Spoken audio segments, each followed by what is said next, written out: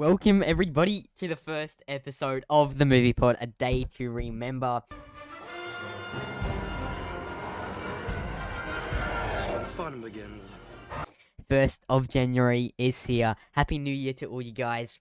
I can't believe we are finally already doing the Movie Pod. I had December all off.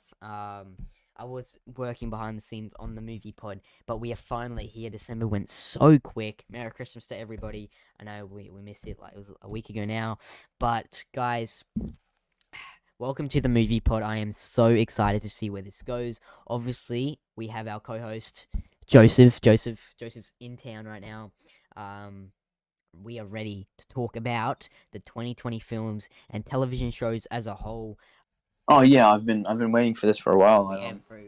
I remember. I'm excited for the movie pod. I'm excited for 2023. Oh yes, 2023 is gonna be a big year for films and television shows. I remember asking you if you wanted to, be a co-host on the movie pod, and yeah, look at this. You started out as a guest on my old show, All Things Podcast. You worked your way up. Now a co-host. One day you take my spot, be the host. You'll do a Erwin Winkler on me like he did to Sylvester Stallone. You'll take my freaking podcast off me, eh? Yeah. But this episode should be a fun one. We will be reviewing all of the 2022 films and television shows. Well, the major ones and ones we think deserve to be in the movie pod in the first episode of the movie pod. We've got Top Gun, obviously, Avatar: The Way of the Water. Got a lot to say about that. Jurassic World Dominion, basically, the Batman, Uncharted, Black Adam, Elvis, Morbius. I remember seeing Morbius earlier this year. Then we got, the TV shows, Book of Boba Fett, Peacemaker, Halo, Moon Knight, Obi-Wan, She-Hulk, Andor, Tales of the Jedi, Dharma. So guys, strap in and welcome to the Movie Pod, episode 1. My name is Isaac. My name's Joseph. Yep. I was waiting for you to come in, and we will be with you guys just after this. Stay tuned, guys. Let's get it.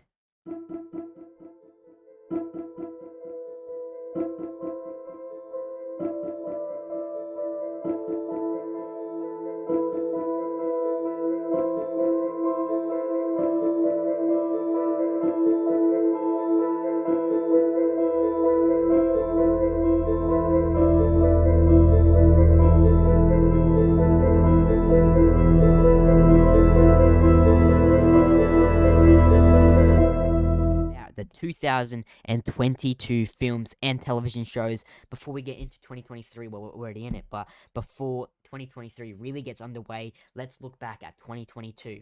Now, let's look at the big major releases for this year, film and movies, we'll get into TV shows later in the episode, and let's look at whether they exceeded the fans' expectations.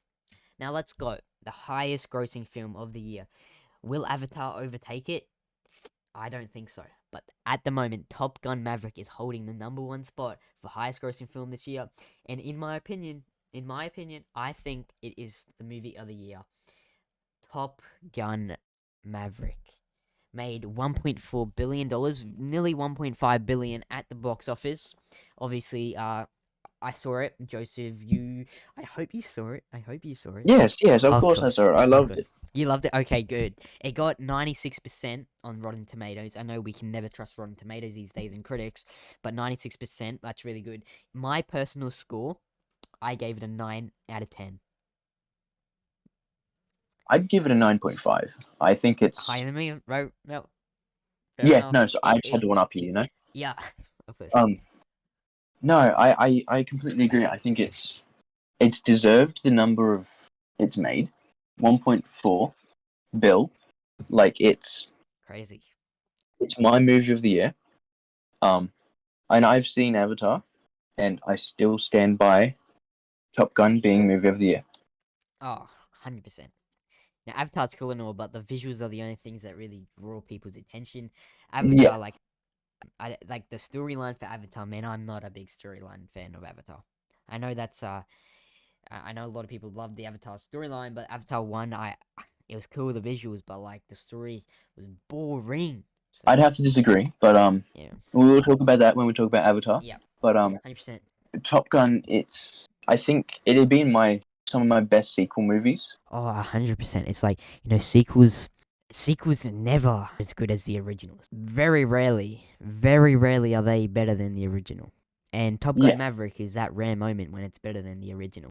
Oh, it's bounds above the first one. They did take a different style of it. If you do remember the first one, 1986, a long while ago, it's a lot more childish and a lot more funny, like gimmicky. Yeah. This one takes things a lot more serious. Like it has its moments and it has its like it mirrors the first one in some senses. Like obviously, like the iconic beach volleyball team. Oh, well, sorry, the beach sports. I don't remember what sports they were playing, but They're playing um, football, was it football? American football. Yeah. Yeah. Like it has its mimics. Miles Teller doing his rendition of Great Ball of Fire. It's in my Yeah. Spotify playlist. Yeah. Like I saw a meme the other day where the one unrealistic thing of Top Gun Maverick is all the young people know the words to Balls of Fire. yeah, I mean I disagree. I know all the words to it, but Never knew the song existed before Top Gun Maverick. come on, I'm you gotta do Gen better Z, than man. that. No, Top Gun Maverick, my movie of the year. I'd say best movie in the last A 5 years. long Like time. chuck Ooh. movie names at me, and I'll still say Top Gun. I Yeah. don't care. I've actually got to kind of agree with you that yeah, Avengers Endgame was great and all that stuff, but like As um as a superhero movie, that's a suit exactly like this is like a cool movie. Like Avengers Endgame, all that like fantasy stuff is cool and all sci-fi fantasy stuff, but really like Top Gun Maverick action, real lifey movie. It hits different and it hits better. I got to agree with you. and I love to see Tom Cruise in this lights because a Uh lot of people huh. don't like Tom Cruise. I'm Yeah, not a massive Tom Cruise fan. I'm a He big fan likes of him. to I like Tom. yeah, he knows that he's good at a lot of things, and it's kind of he comes across arrogant, but I understand people's appeal for him. But I love him in this. Like this is Yeah. out of all Um. of his movies, this is my favorite performance. You reckon? He's obviously gonna get nominated for best actor at Yeah, the how far away are Oscars. we from that? Oscars is February, I believe. So like That sounds next right. month. Yeah. So when obviously we've had already lots of other awards, you know, in December, for stuff, but the Oscars is the real big thing, and Yeah. he's obviously gonna get nominated. Do you think he's obviously worthy of winning it? Do you think he'll win? Knowing Mm, Hollywood, man, I don't know. yeah, I don't know. I feel like there's like he did There's well, but also his supporting cast in the movie also helped him a lot. Like yeah, the reason I that movie is good is because the entire cast holds it. Like they do so well. Every character, Rooster, Miles Teller's character, he's amazing. He's compelling. yeah, Um, like everything in the movie is just tip top. it is. But if I were the person voting for the Oscars, Tom Cruise did an amazing job as the lead actor in this film. But my vote for best actor would have to go to Austin Butler, who played Elvis. Who played Elvis Presley and Elvis, which we'll talk about later. Um, Yeah. but you know, I think he will win, knowing Hollywood in the Oscars. But I don't know. It could be this film no one's ever heard of. That happens a lot too. Who Yeah. knows? Um. He'll get Well, I do nominated. know that Elvis is very 50-50. Some people love Austin Butler. Yeah, Some people I think don't he did agree with it. amazing. Yeah, it'll be interesting. And Hollywood of late hasn't been as precise as No. it feels weird. Like when you hear online about everybody loving so and so, and then somebody completely different wins. It's just kind of Yeah, it's a shock. yeah. So we could always see that. Like Bullet Train, we know that that has had some unexpected fans. Some people hate the movie. Some people are like Okay. absolutely I adore it. wanted to see Bullet Brad Train. Pitt. I never saw it, but I feel like it would just be a copy of people watching on YouTube right now. Yeah, my poster just fell over. You also that. My poster just fell off my wall. Um, but what was this? Bullet Train. I wanted to see it, but I felt like it was I felt it looked like a rip-off version of the train movie Liam Neeson did a while back. But a Yeah. lot of people said that it wasn't, and it was really good. Um, So I don't know. I'll probably watch it. I'll probably end up watching it. But it Yeah, really did look like just a spin off of Liam Neeson's Train movie, and that was an amazing movie. So, but I'll probably end up watching Bullet Train. yeah. But Top Gun, if it has to win at least something like supporting cast, Tom Cruise or any other cast members win an individual, yeah, like an individual thing, then I'd be happy. But it deserves something. I feel like 100%. Even it's like changed the the way score, that we, like the soundtrack, the effects, the yeah, acting, the directing, the cinematography, everything. cinematography. That could be something I can. And also, I It's don't got know so if you much know, but stuff. the things that they had to do for this, none of it was CGI. All of the cast They were members, actually in the yeah, they're actually in the plane. flying. They had Yeah, to set up their own GoPros yeah, in the movie so that they yeah, could film themselves. Like, it's that crazy. There's a clip in the movie. It made it to the movie where one of the characters like hits a bump of like yeah, he hits his head on the top of the cockpit. He hits his head on the roof of it, and it makes it into the movie. yeah. I think I Like saw it, something about that on YouTube or like TikTok. because obviously Tom Cruise, he's very realistic. Like he does all his stunts. So and he is a good pilot. Like he has his pilot license. He has for many years. So he wanted this to be authentic, and the movie benefits from it. Yeah, and I'm glad. Like, um, movies that are more that step away from visual effects and are real. Like, I swear they this look so much better. Yeah, Avatar's all about the visual effects, but that's different. That's a different world. But like, look at Andor. That's all set on Earth, even though it's Star Warsy. It's all none of it is like green screen or whatever. It's Yeah, all real. And that like Andor, I wasn't a big fan of, but it makes it look so much more polished. And I'm glad with Top Gun Maverick, they were all actually in, actually flying. It makes it so much more cooler, realistic. I think that's something that we don't get a lot of lately. Like if you look at good old '80s movies or '90s movies or movies just before special effects, they all like all the great ones. I mean, obviously Star Wars an outlier that has a lot of special effects. George Lucas is before his time, but for instance, Jurassic Park, that was a lot of robots like mechanical dinosaurs. Yeah, and like Jaws as well. That Jaws Yeah, shark Jaws, was that was a mechanical robot. shark. Yeah, And those are the best kinds of movies, especially for they their are. years. Like, yes, they have their flaws, and yes, watching back on it, they're not perfect, but those are the movies that we love. They're iconic. Yeah, So I think having the change from constant special effects in every other movie and TV series, having um like authentic and true cinema, just we need to have more of it. I think because we've had so little of it.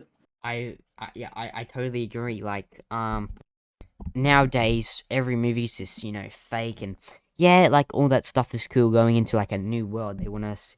But again, like Top Gun Maverick, that the real life stuff without it doesn't need all that green screen and visual effects stuff, because it's one of those movies. But I feel like movies Yeah, nowadays are taken away from that and just utilizing visual effects as much as possible, and that looks like the future of film and TV, which is disappointing. But it does. it's obviously cool visual effects and stuff. It's cool what people can do with it, but it's always nice to have that old iconic how they used to make movies back then. Because they're all But also, iconic films. if you look at movies nowadays, like Black Panther, it has, if you watch it back, it has some wacky CGI. Thor does, Doctor Strange Oh, does. These are Thor. multi-billion-dollar companies, and they can't afford to make good CGI. No, In which Top Gun had it was a big budget, but it wasn't groundbreakingly massive. no. Like that's what I don't know if you heard recently, but the budget for for Fast and Furious 10 that comes out next year, they just put up the budget, and it's like the second or third highest budget film of all time, and Wow, that holy, worries me. That worries it me. does. Maybe it's for the actor's paycheck, because there are some big actors, but it worries me that they with the visual effects, because I really want Fast and Furious to go back to the good old car racing days. Yeah, that's where it's best. Was if It was since this is what we talk about with companies not listening to their fans. Tell me what fan enjoyed Fast and Furious 9, Or more than 8. they would enjoy 2, Tokyo Drift, Exactly. 5, The whatever. original. Like, the whole bank heist in 5, that wasn't special effects. They tied a vault to the back of 2 cars and dragged it through a set. Yeah, that was cool. And Furious 5, I think like one of my favorite Fast and Furious films. It's my favorite. It's the best one. Yeah, my favorite's the original. But That's fair. number 5 is cool as, and no visual effects. When they jump over the bridge, all that really happened. They had harnesses on, but it's not like they're in a green screen studio where they just Yep. jump and then the movie magic makes them jump over a bridge or whatever. Like it's really, yeah, and it's a shame with Fast and Furious lately. They've been taken away from the car racing. It It's is. never been the same since Paul Walker. There'll be an episode coming soon on our thoughts on Fast and Furious 10, bringing back Paul Walker through deepfake and CGI. So stay tuned for that. But yeah, it is a real shame with visual effects are cool. I've got to admit, I play around with visual effects. It's fun, it's cool, but nothing's better than the old iconic real stuff. And that's what makes Top Gun so Yeah, much better than every other movie this year.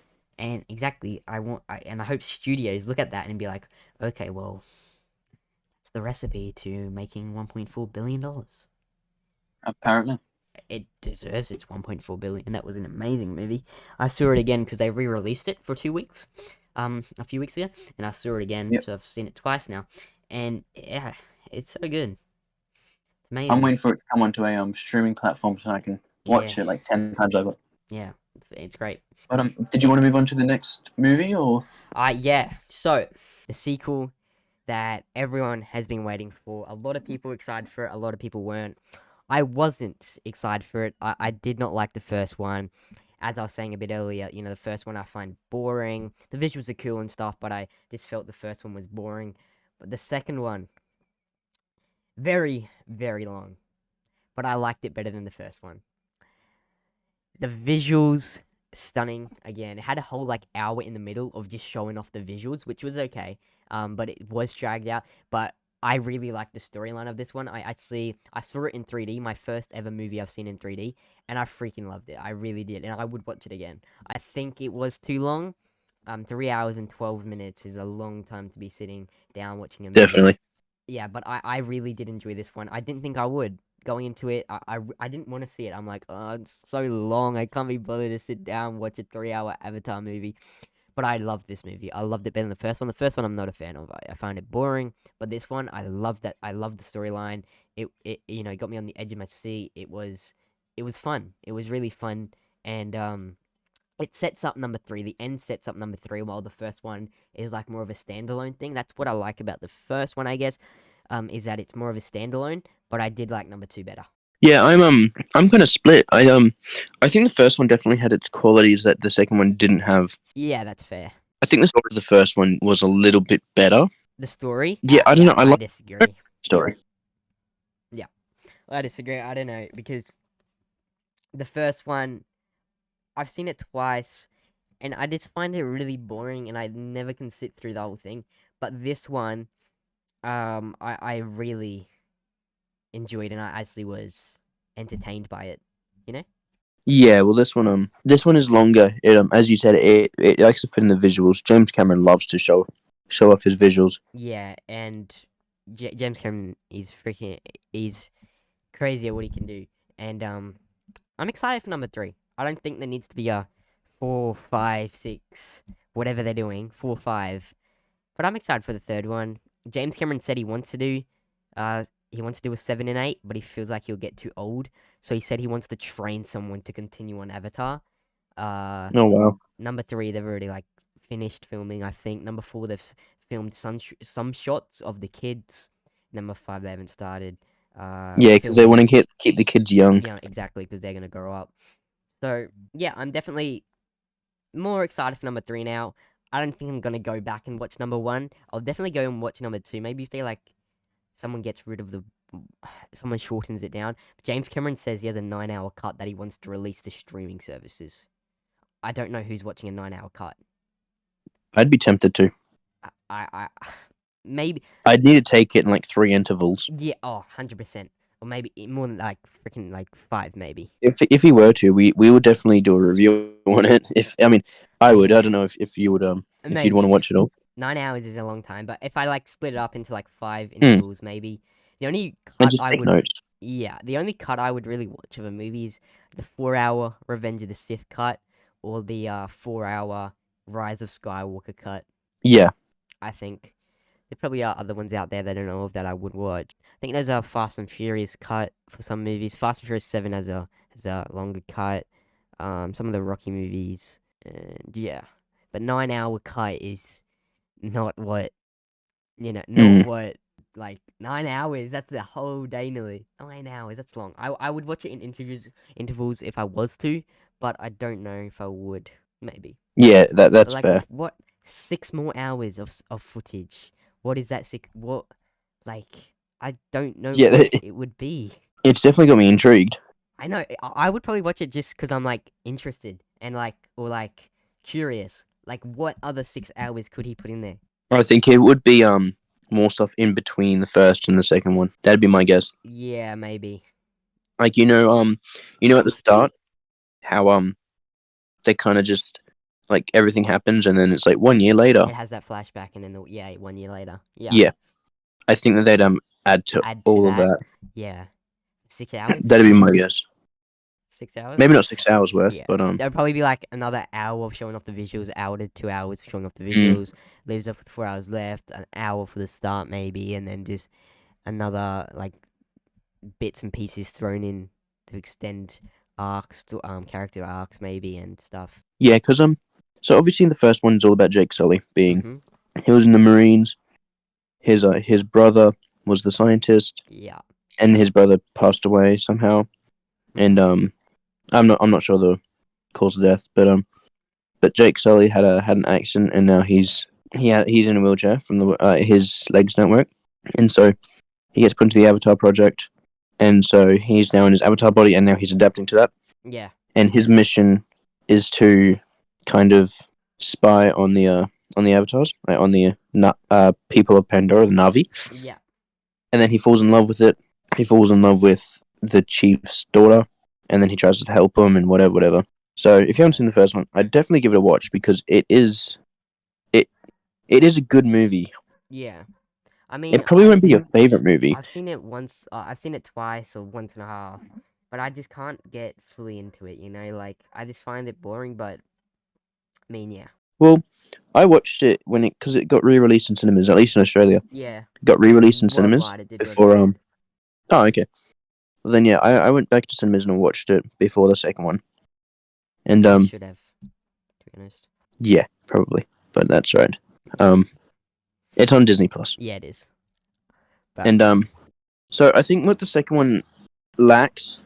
So do you remember in the first one how obviously the tree falls, like the home tree, and then he's lost the trust of the Navi, um, and then so I he has don't to then recall it.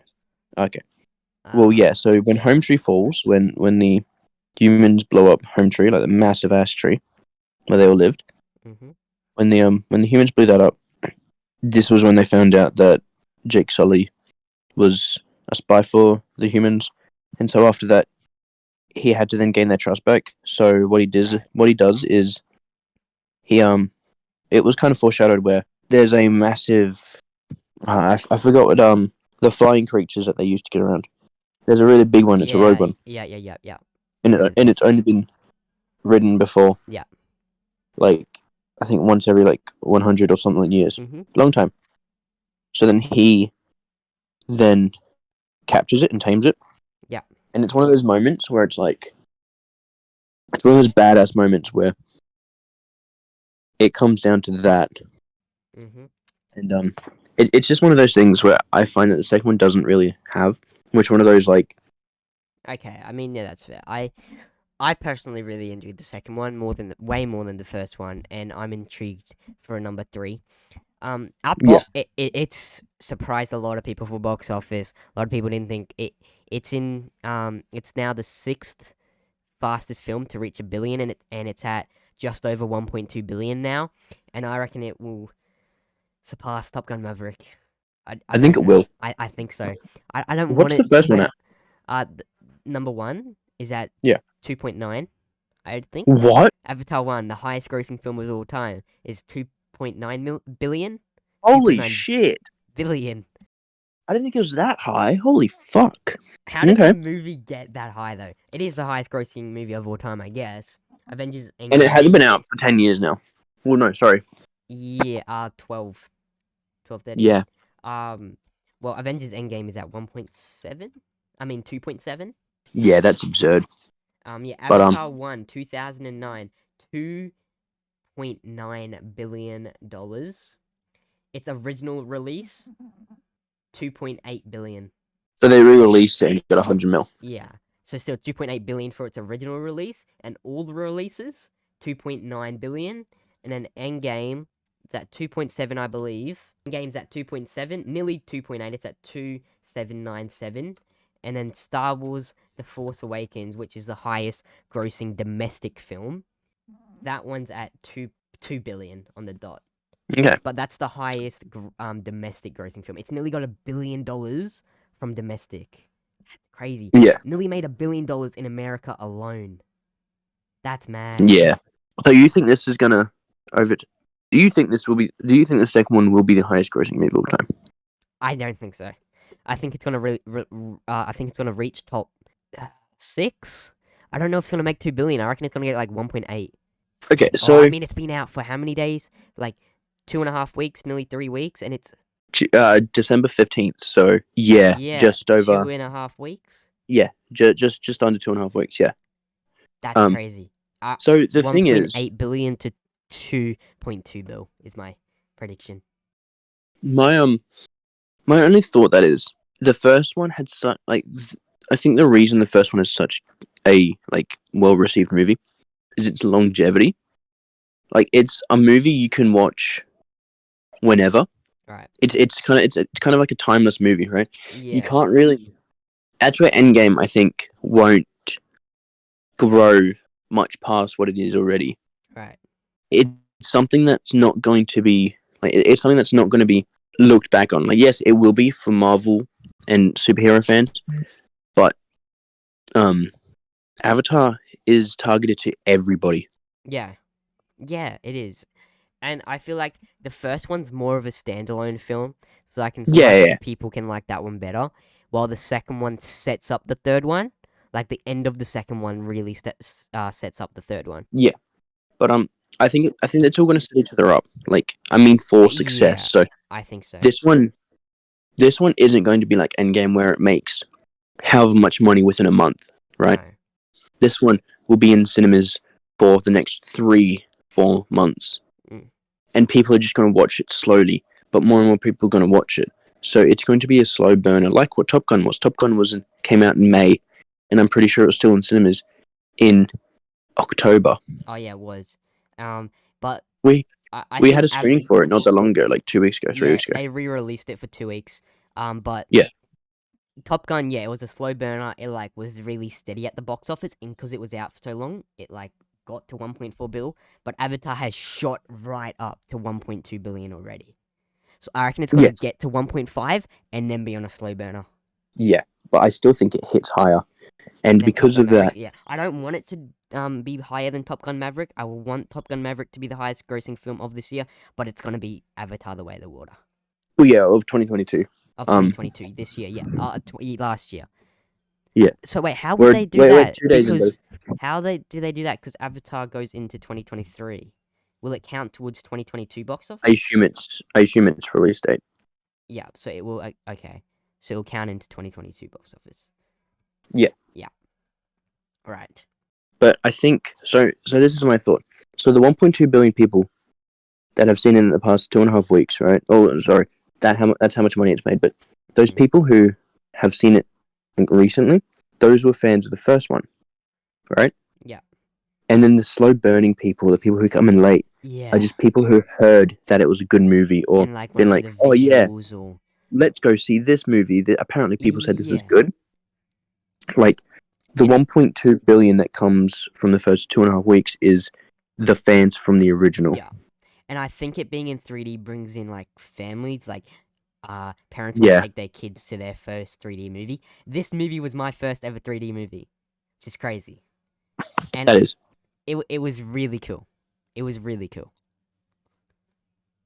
Yeah, it's gonna have a lot of promotion as well. Like Yeah, word they're of the gonna be able to make mouth. toys out of this. Yeah, it needs to make 2 billion to break even for number 2, 3, and 4.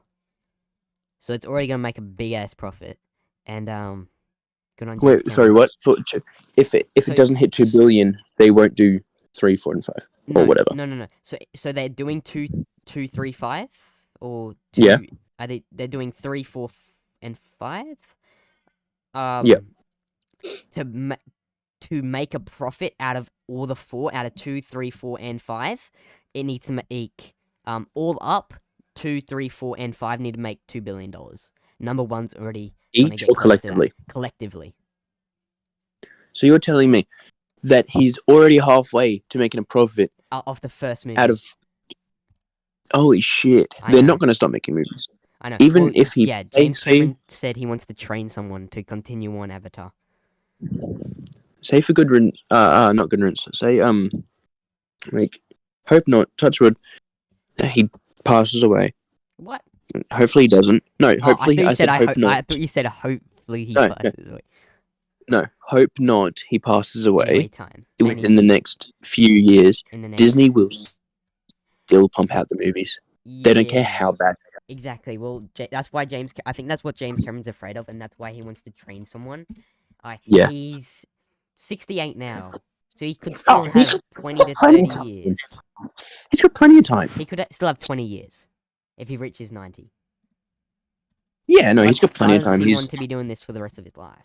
That's why George Lucas stopped, because he didn't want to. If he did the sequels, he would have been so old, and he's like, well, I want to yeah, have a life outside but of filmmaking. But I mean, James Cameron, his whole life's devoted to it. that and And George Lucas wants his having a kid. success. I think James Cameron's success is obviously much larger than George Lucas's, Yeah, at least on a financial standpoint. I think so too.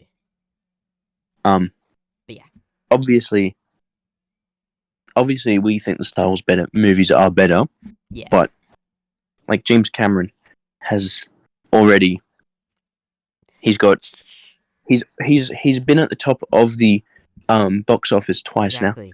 First Titanic, time for Titanic, yep, Avatar, and then for Avatar. 2009, and this one could get there. It has potential It to does. be. It does. I agree. But yeah, I agree. And at the moment, it's a big success. A lot of people have been hating on it, but bro, it's made over 1.2 billion, and it's only been out for 2.5 weeks, 3.5 weeks. So good on James Cameron. And I actually really did enjoy this film. Yeah, no, I do. I need to rewatch it, but what's your rating of it? Rating, I would give it out of 5. Yeah.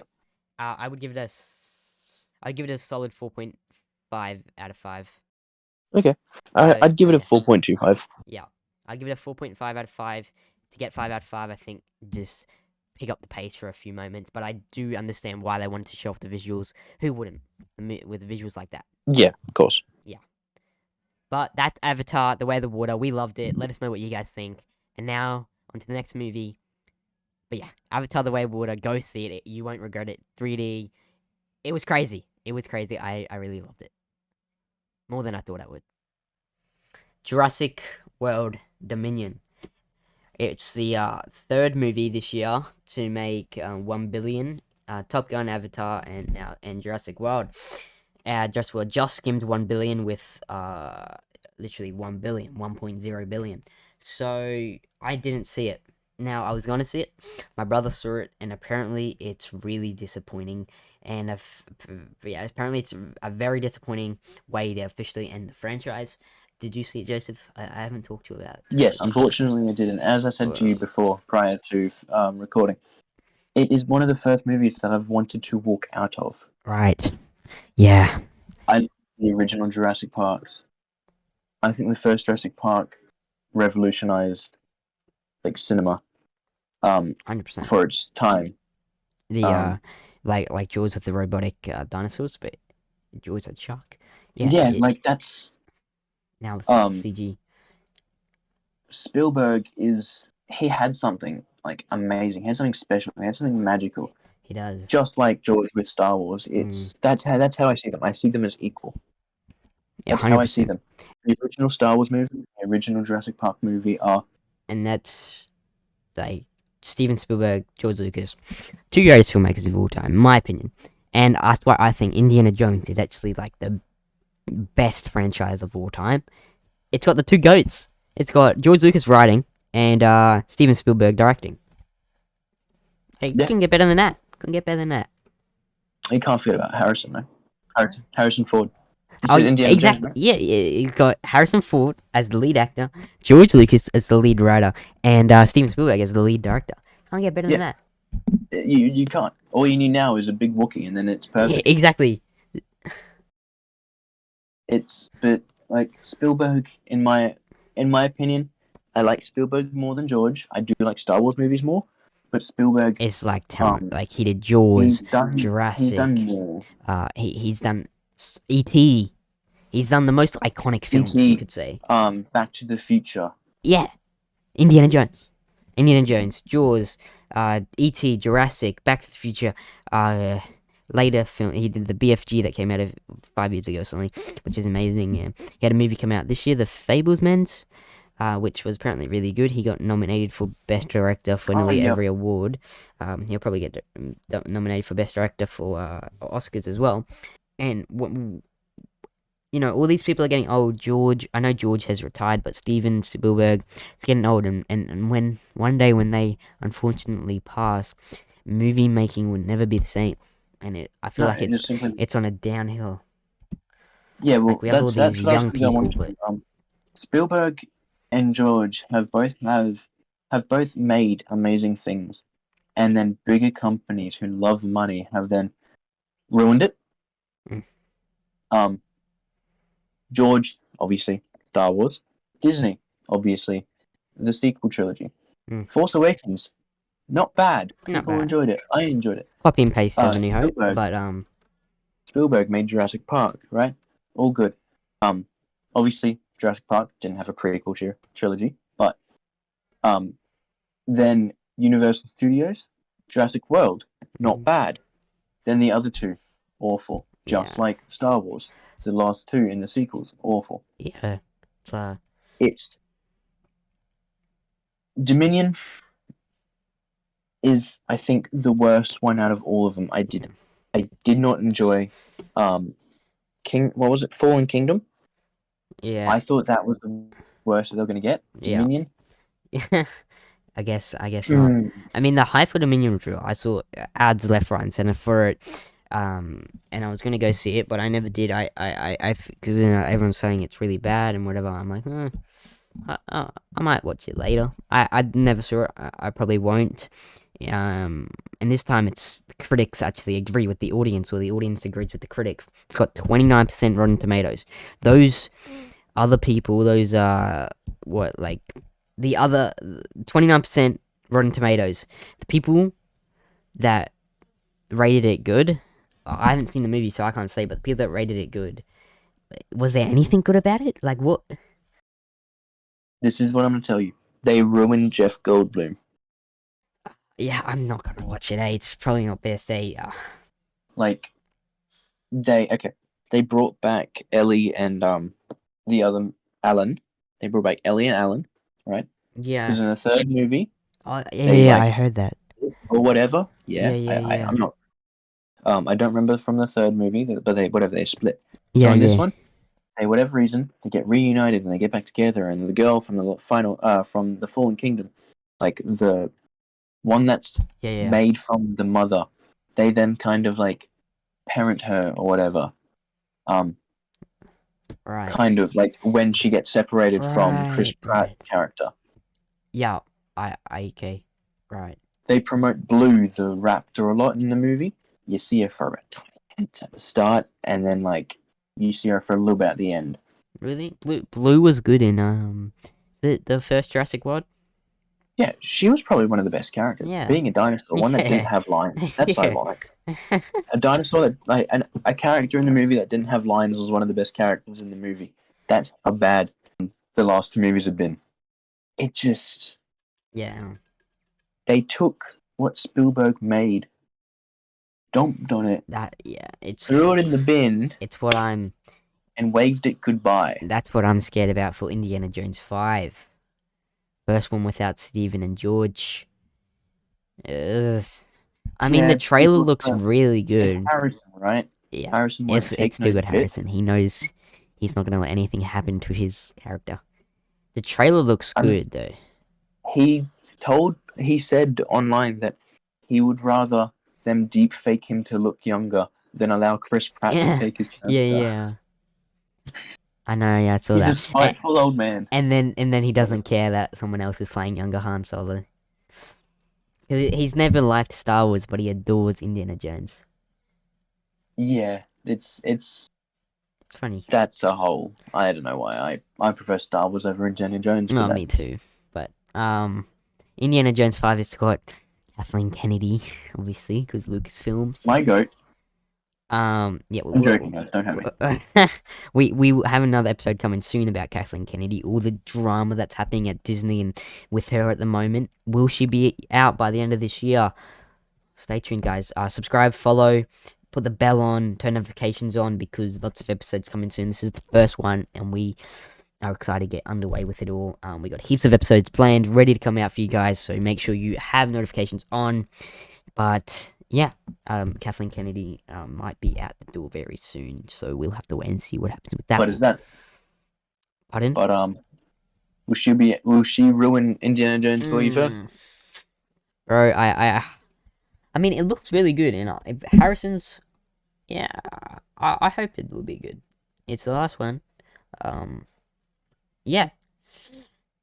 But That's the difference that I see between Harrison and Mark Hamill. Is that if Luke was in Harrison, like if they did what they did to Luke's character to Mark Hamill, if it was different, if the roles were reversed, I don't think Harrison would take that shit. No way. Well, Last Jedi had its 5th anniversary. It had its anniversary like mid-December or like a week ago, and someone tweeted on Twitter to Mark Hamill at Mark Hamill, after 5 years of The Last Jedi, have your thoughts changed about it? Do you enjoy it now? Because when it first came out, he said he didn't like it, and it's not his Luke Skywalker, it's Jake Skywalker. And then he comments and says, no, no, no, no, no. So he really still doesn't like it.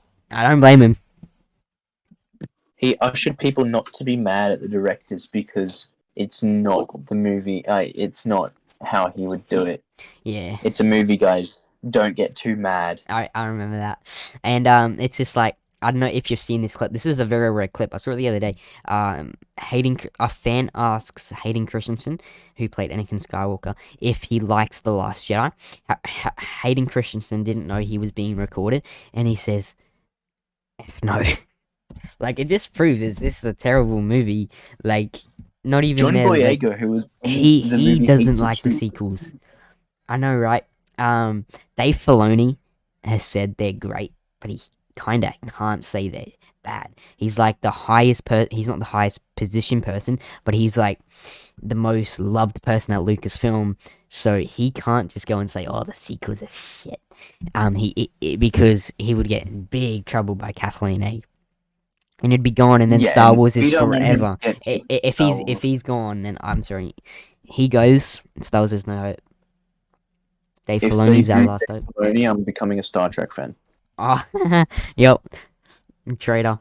But no, I that's again something else I want to talk about in a future episode. Dave Filoni and is planning a big endgame battle in the Mandoverse. Like, as he gets towards the end of the Mandoverse with, the Ahsoka show, Skeleton Crew, Mando show, Boba show. He's going to have like a big endgame battle with Thrawn as the boss, and it's going to be really cool, so can't wait to talk about that as well. Yeah, it's very interesting. Some leaks have came out, so we can go over those leaks. So guys, make sure you look at all this epic stuff that's coming out from us soon, okay? So make sure you have the bell on. Make sure you followed, subscribed. I know I hate saying it, but guys, I just want to entertain you all, and I know this stuff is going to entertain you all. So if it does, please stay tuned. But now moving on, I think Yeah, so guys, all I'm take away, if you'll take away anything from this, don't watch Jurassic World if you enjoy the originals, because eh, I'm sure Fallen Kingdom has ruined it already. So if you want to have good memories of big dinosaurs, and so yeah, just don't watch this movie, please. I mean, obviously you can, and if you form your own opinion of it and you enjoy it, cool. But why? yeah. I mean, guys, you can have Explain. your Just opinion, but explain, please. let us Yeah. know why. Like that's what we're letting you know why. Well, I haven't seen it, but Joyce was letting you know why he doesn't like it. So if you like it, let us know why, and we can have a friendly agree to disagree If you argument. change my opinion, congratulations, Yeah, because it's like very hard to. we would rather enjoy stuff than not enjoy stuff. So if you love Obviously. it, then we're jealous of you guys for actually loving something that we don't like. We obviously would like to like something than dislike it, Yeah. But I don't think I'll end up seeing it. Yeah, I've heard way too much bad stuff about it, and I don't think it's worth it. Audience reviews are at 3.2 out of 5. What would you rate it out Ooh, of 5? 2. A solid 2. It has its slightly good moments, but it kind of just breaks Right, everything that Spielberg made. Like, it kind of just backtracks on it. just like the sequels. Exactly. That's why I like comparing it, because they just kind of, whatever Spielberg made, they kind of like, oh, yeah, we're changing that now. Yeah, So, yeah, like, it has that's its moments. It has its cool big dinosaurs that look yeah, really good. The action scenes, great. The storyline in itself, the dialogue, some of the acting, even, it's just kind of like really I'm gonna watch this in mute. one of those movies. Yeah, I don't think I'll see it. But yeah, that's what Joseph takes away from it. I really don't have anything to say apart from the stuff I've heard, and obviously I've seen all the other Jurassic Worlds and parks, and this being the worst one, I don't really want to watch it and ruin the whole franchise. So Yeah. now another one. Um, I think Jurassic World. Okay, Joseph says it's bad. So guys, Joseph knows everything. Okay, hey guys, we can't watch it. We Please, if you feel free to try to change my opinion on it. Let's know, guys. I don't love being wrong, but I do love movies. So if you can give me a Yes. fresh set of eyes on it, Yep. I'll rewatch it with your guys' opinions, and I'll see how I go. Okay. Guys, you can comment if you're watching on YouTube. You send us a DM on any of our socials, or you can email us at themoviepod@gmail.com. And let us know your thoughts on all the things we're talking about. But now, another 50-50 one. A lot of 2022 was really 50-50 with movies, 2022 was pretty bad year for film and TV. Yeah. 2023 is looking good, though, which we will get into next episodes. But Doctor Strange in the Multiverse of Madness, just short of 1 billion, made 955 million. We both saw it, and I forgot. We'll start with your Did opinion. okay? I thought it was I thought it was quite good. It gets confusing with all the multiverse and all the multiverses and stuff. It gets confusing. And then again with the visual effects is a bit wacky, especially the post credit with his third Indeed. eye. That's like jiggling around, like that's really wacky. But I think it was a solid movie. Not the best MCU movie, better than the first Doctor Strange. I thought it was pretty cool, and I would probably give it like a 3.5 out of 5. It was average. I've got to say, it was average. Multiverse stuff gets confusing, and sometimes it gets dragged out. But I felt there wasn't really a moment where I was like, I want it to end. Some of the Wonder stuff was pretty. I felt like it was more of her movie than Doctor Strange, and I've seen that a lot online where people say, "Oh, it should have been her movie." You know, but I'm 50-50 with it. It's not a terrible movie, nor it is a great movie. It's not my favorite Marvel movie, nor do I hate it. It's like I'm in the middle, you know. I'm torn between both sides. Like there's some stuff that's really cool, like the multiverse. It's got cool as aspects, and so much cool stuff could happen in the multiverse. But then there's like it can get really confusing, and then I'm not really a fan of of the multiverse and like time travel, within film franchises, except if it's Back to the Future. But it's like with Star Wars with the World Between Worlds. I'm not a huge fan of that. I know Dave Filoni created it, and it was. I know it could be utilized to redo the sequels. It could be pretty cool, but we will see what happens in the Ahsoka show with the World Between Worlds. But yeah, the multiverse and all that kind of stuff. It is cool. Don't get me wrong, but I'm not the huge fan of it. I I agree that it's 50-50. Like I'd probably put it at like a 2.5 to a 3. Definitely had its moments, Yeah, but like I completely agree with the fact that it's a Wonder movie, not a eh, Doctor Strange movie. He has very little character development in the movie, as yeah. in the only thing that It's like changes he's in the him side character. is his like him. The only thing that we see him go through as a personal hardship is his love for Christine, in which And wanting to, go in the multiverse to get her back. yeah. But the difference is, if you watch, say, other Avengers movies or whatever, Tony still has problems with Pepper, right? Mm-hmm. Cool. Cap still has problems with his missus. I forgot her name for the life of Um, me. Carter.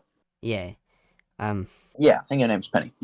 Um, like him going through hardship with her. Thor, little bit less with Natalie Portman's character Jane. Jane Foster. Yeah, but Doctor Strange. I'm not gonna lie, I forgot he had a love life, Yeah. He's like and not. so He's like not really like to me in the Marvel universe. He's not really. You know how I found out about Doctor Strange? how's that? Um, Infinity War. no, no, no. You would think so. When the first Marvel collab in Fortnite was Doctor Strange. This was 2020, I think. Doctor Strange came to Fortnite. 2018, 2019, little bit of 2020. I was a Fortnite freaking god. I was addicted to that game. Everybody was. Especially 2018 and 19. I freaking, bro, that game was my world. Amount of times I got in trouble playing that late at night by my parents. That game, and now looking back on that game, like now Fortnite is it's like just got like chapter 4 or something. Like, yeah. Apparently, it's pretty good. Oh, nah, Fortnite won't be good unless they take us back to season 2, the OG. But yeah, that's how I found out about Doctor Strange. He's like, Yeah, we're very weird. yeah, I know. He's like not that main. Like you think of Marvel. Yeah, someone says Marvel. I think of Spider-Man, Iron Man, Thor, Captain America, Hulk. Doctor Strange does not come to mind. Yeah, for at least his love life, like Exactly. and that was my problem with That the movie. was He his biggest hardship was like on a personal and character development way was overcoming his love for her and whatever, and Wanda on the other spectrum being like, yeah, I gotta save my kids. Like the way that they portrayed it was that it's going to be like this big revolutionary movie in which we're going to get the new worlds, we're going to get the multiverse, going to get all this stuff added on. But it's just an extension to WandaVision, which is okay. I didn't love WandaVision, but it had its ups. yeah. It was cool, but it was also yeah. Doctor Strange, it disappointed me more so because I was hyped to see it evolve the MCU, in which it didn't. I feel like Loki did that more. Loki carried on to the next phase of the MCU more than Doctor Strange did. Yeah, I would say it's a movie that's really cool and all, but I don't think it's it really explores the multiverse a lot. But that's the thing with Marvel. That was good with Wakanda Forever. It stepped away from the multiverse.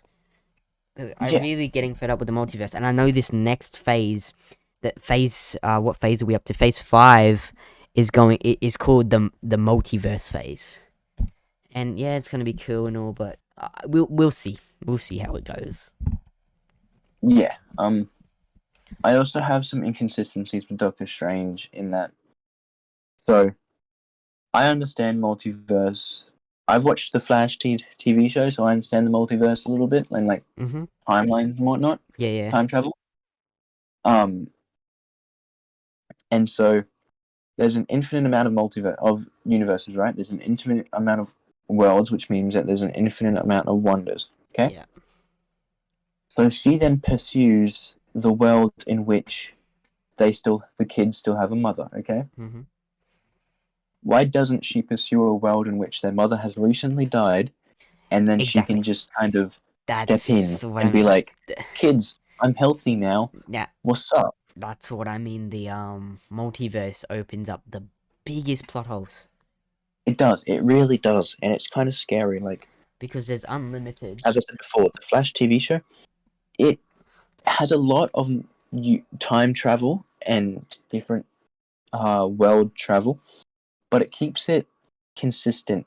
More like mostly, there's a little bit, but more often than not, and that's what I'm afraid Marvel are going to do. They're playing with time, and it'd be okay if they kept consistent with their directors and their writers, Mm. but they're chopping and changing it freely. I love Sam Raimi. Someone's going to. He directed Multiverse of Madness and did like the Yes, OG Spider-Man. the So I original love him, Spider-Man.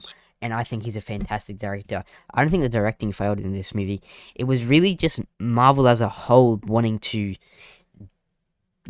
push that, like push the multiverse in the MCU. Yeah. But And then, if you look at the end of it, not much has changed. They go back yeah, to their universe. exactly. It's They like have that one movie new that character in which the I forget her name, but the little girl who can punch holes in reality. yeah, I don't know with that, but she's the only difference now that we have in the entire movie. yeah. There's That's one single resolution: is that now she is under the exactly. care of Doctor Strange. That's it. That's what I mean. Like it's like the pointless movie in the MCU. Yeah, it was cool, but I feel like it just came out to fill to have a Marvel movie out and make a quick buck. It only made $1 billion. That's crazy. Not even Black Yeah, Panther: for a Wakanda Marvel Forever movie. is gonna make that. It's sitting at like 800. Yeah, it's like I don't like how they treated Wanda's character. I Mm. don't like what they did with um was it 616's Earth, where they just killed everybody. We get introduced to these new characters. We get like we learn about them, and they just kind of like, oh yeah, Yeah, Wanda's like, yeah, okay, I just fucked up this Illuminati, the best thing in this world, and she didn't even break a sweat. yeah, Now they ruined power scaling for the MCU. Now that they have Captain America as like the Falcon, he's getting paired up with Wanda, being like, yeah, I'm here by the way, guys. You know, it's yeah. It it's like they wanted to do a Doctor Strange sequel, so they're this like yeah. it.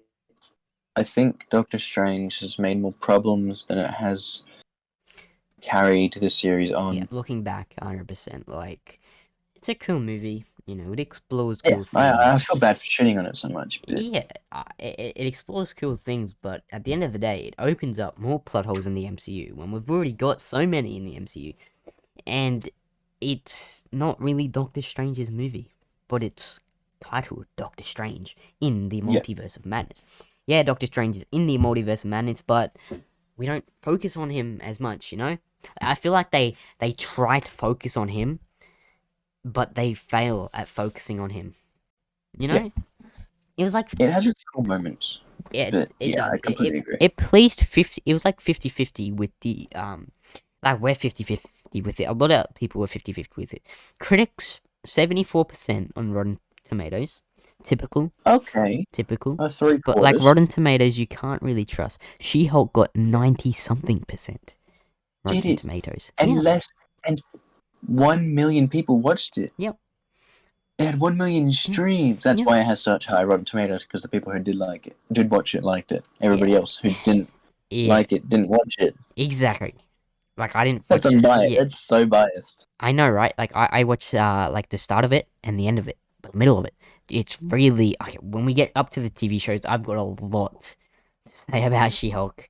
But Rotten Tomatoes, like I can't really like. It's really Rotten Tomatoes is really like you can't trust. y- like Yeah. when a movie comes out, the Rotten Tomatoes always come out first because the critics set the movies first. And I'll always look at the Rotten Tomatoes before I go see a movie. I don't know why, but I do. And then they just, I feel like critics watch something totally different to what we watch. Like, it's just unbelievable. The Last Jedi is the second highest Star Wars film. First is Empire Strikes Back. Last Jedi second. Yeah, The Last Jedi is great. Like, Hey, wait, hey, wait, hey, let hey. me finish. Hey, hey, hey, hey. Let me finish.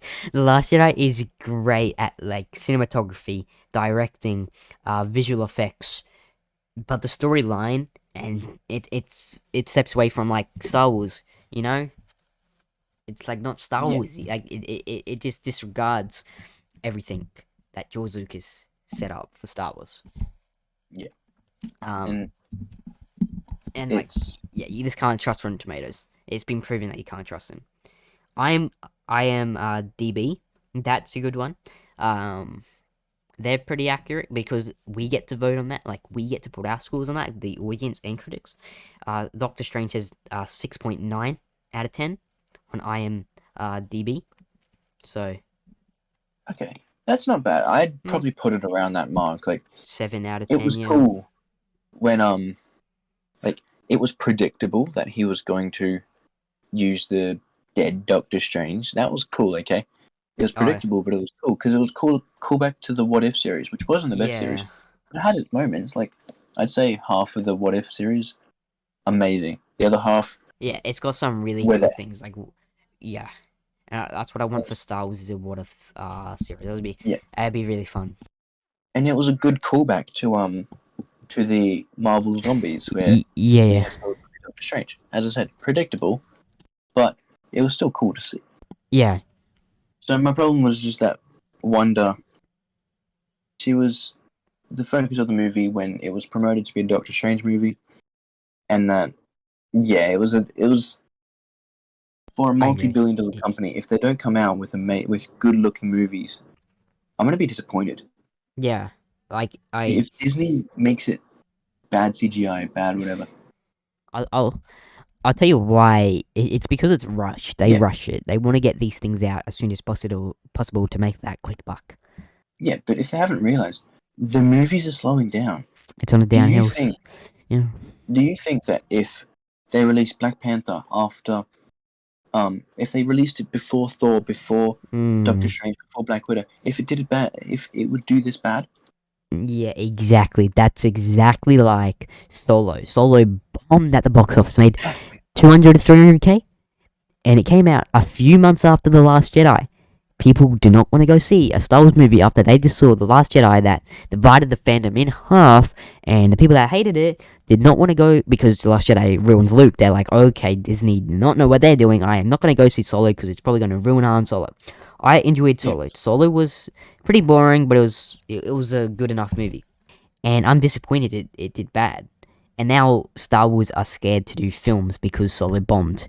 And what gets me is Kathleen Kennedy said Solo failed because there was no Harrison Ford deepfake. No, it didn't. It came out a few months after The Last Jedi, and The Last Jedi sucked, and it divided the fandom. That's my opinion, guys. If you love The Last Jedi, good for you. Let us know why in the comments, and we'll have a healthy discussion. Yep, I just gotta keep saying that now because social media nowadays, you say one little thing, and you're gotta be really Yeah. careful because people can.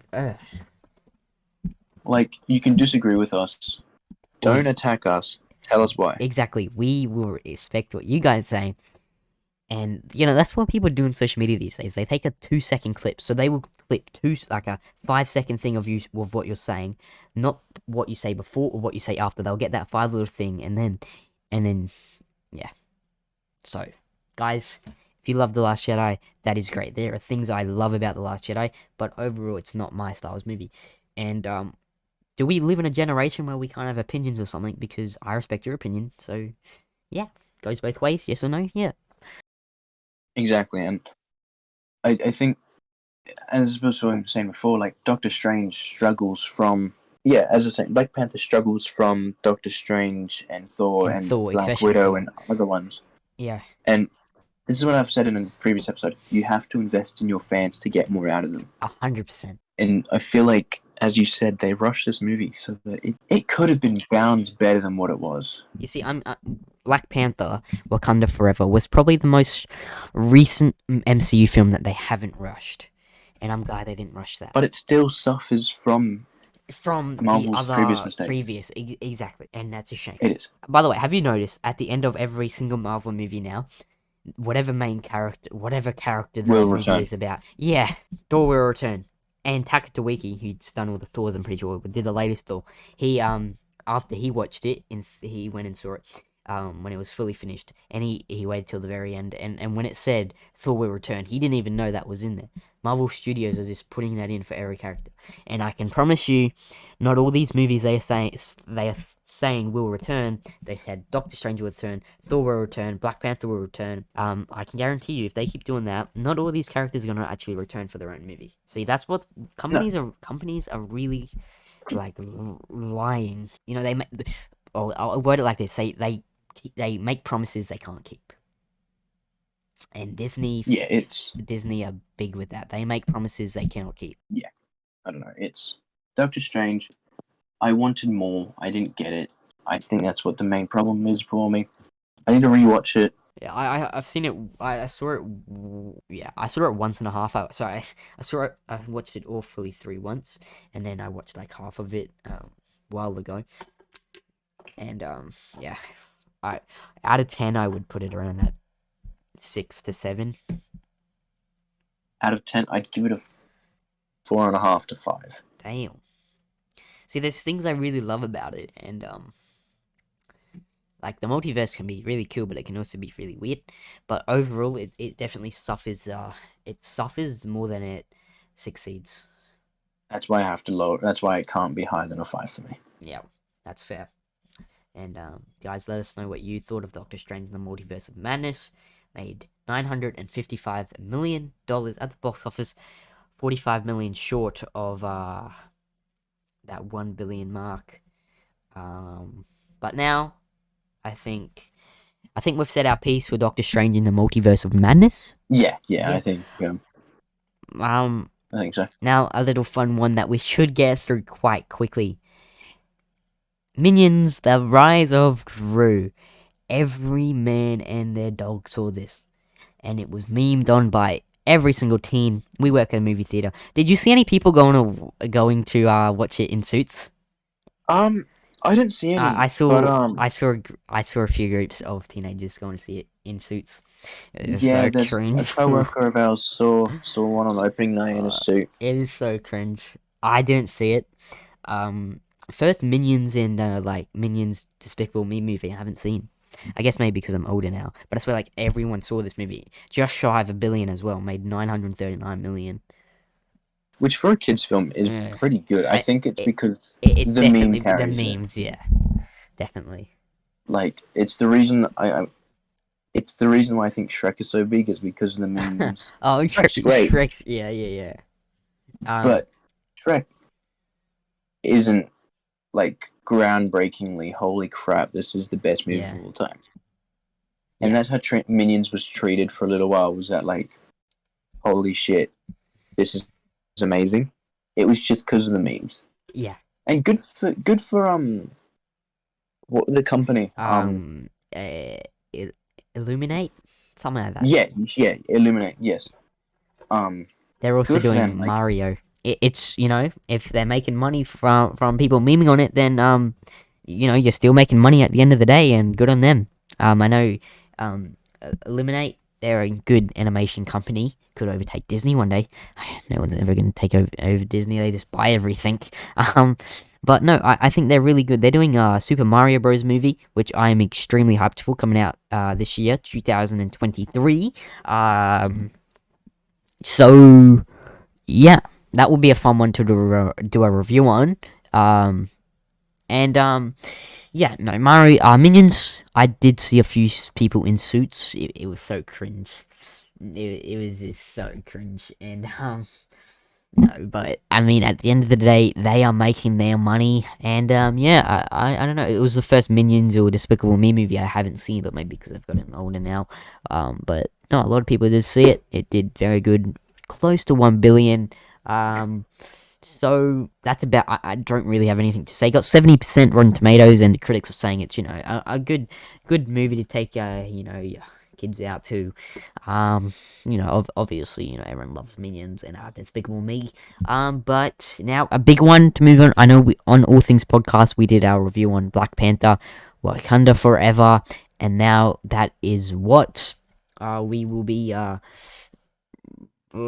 we've already done a big review on it, and all our All Things Podcast episodes are still up. So if you want to listen to our review, you can still listen to that. But we'll touch base on that. But we are going to have a little break where we're halfway through all the movies. We've already been recording for an hour, so that's great, and I'm really happy where we are going with this episode, and it should be much more fun to come. But Black Panther: Wakanda Forever. Stay tuned, because that's what we have coming up next. Phenomenal music movie. So guys, stay tuned, and we'll see you guys. Well, technically for us, we're gonna be taking like a little 20-minute break, get some food. But for you, we'll be back literally in 2 seconds. Like literally, you're gonna hear our voice like right now. Yeah. Welcome back, guys. I hope you had a good little 2-second break. We sure did. Yep. Quick little break. Yeah. So just as we said before we left the break, we're getting on to Black Panther: Wakanda Forever. What are your initial thoughts going into this? So we've talked about this on All Things Podcast before, when that ceases to exist. But the episodes are still out if you guys want to listen to our full review on Black Panther: Wakanda Forever. But I know we've talked about it a lot, but it was very emotional while still conveying typical MCU themes. With action and excitement, but it was very emotional, and it really did give a good last send off to Chadwick Boseman. Yeah, I mean, I agree. It's as you said before, we've spoken about it in length before. Previously, good episode. One of our highest It is highest on viewers as well. on All Things Podcast. It has over 10K views. It's our highest on YouTube, not our highest on like Spotify, but on YouTube it's got over 10K. Episode 29 of All Things Podcast. And just letting you guys know, all of my All Things Podcast episodes are still out there for you guys to listen to, but there won't be any more All Things Podcast episodes. All Things Podcast is now the Movie Pod. We're basically just rebranded. But yeah, our full length episode for Black Panther: Wakanda Forever is over on All Things Podcast, same channel as this one. If you just scroll down, it'll be there. But yeah, as I said, it's very emotional while still conveys the typical MCU themes.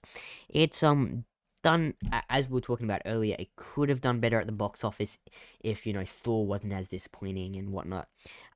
It's made 800 million so far. Which, by the way, isn't bad. It's very good. Less than Doctor Strange, more than Thor. It's the first Black Panther made 1.3 bill, 1.4 bill.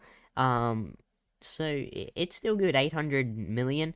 I thought it would have done better. I thought it would have got into the 1 billions, but 800 million is still very, very good. It did much better over in the States than it did here in Australia, but that's like every movie now. Yeah.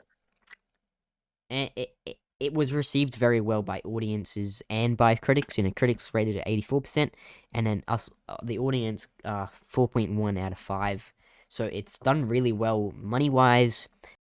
Yeah, the reviews clearly show that it was the stronger side of the MCU this year. Oh yeah, definitely. But I mean that yeah, the reviews show that it wasn't the fault of the movie for it not getting as well in the box office. Yeah. If everybody watched it, then obviously it would have done a lot better. And it's not the reviews that have said it's bad. It's clearly previous Disney movies that are the reason that it hasn't done as well. Yeah, exactly. Like when you're coming off the backbones of Thor, Doctor Strange, Black Widow, Eternals. I know some people do like. Kind of coming off the back of also No Way Home. Yeah. No Way Home was just. I mean, it was great. All Spider-Man movies do good. Everyone loves Tom Holland. Oh, mostly everyone. I know actually a lot of people don't like Tom Holland actually. Yeah, that's like a lot love him. Episode. Yeah, like a lot love him and adore him so much, but then there's so many people like. Let us know in the comments if we should do a every Spider-Man movie ranked. Oh, 100%. Yeah, let us know, guys. But Yeah, coming off the backbones of especially Thor, the last MCU movie before Wakanda Forever, 800 million is definitely good.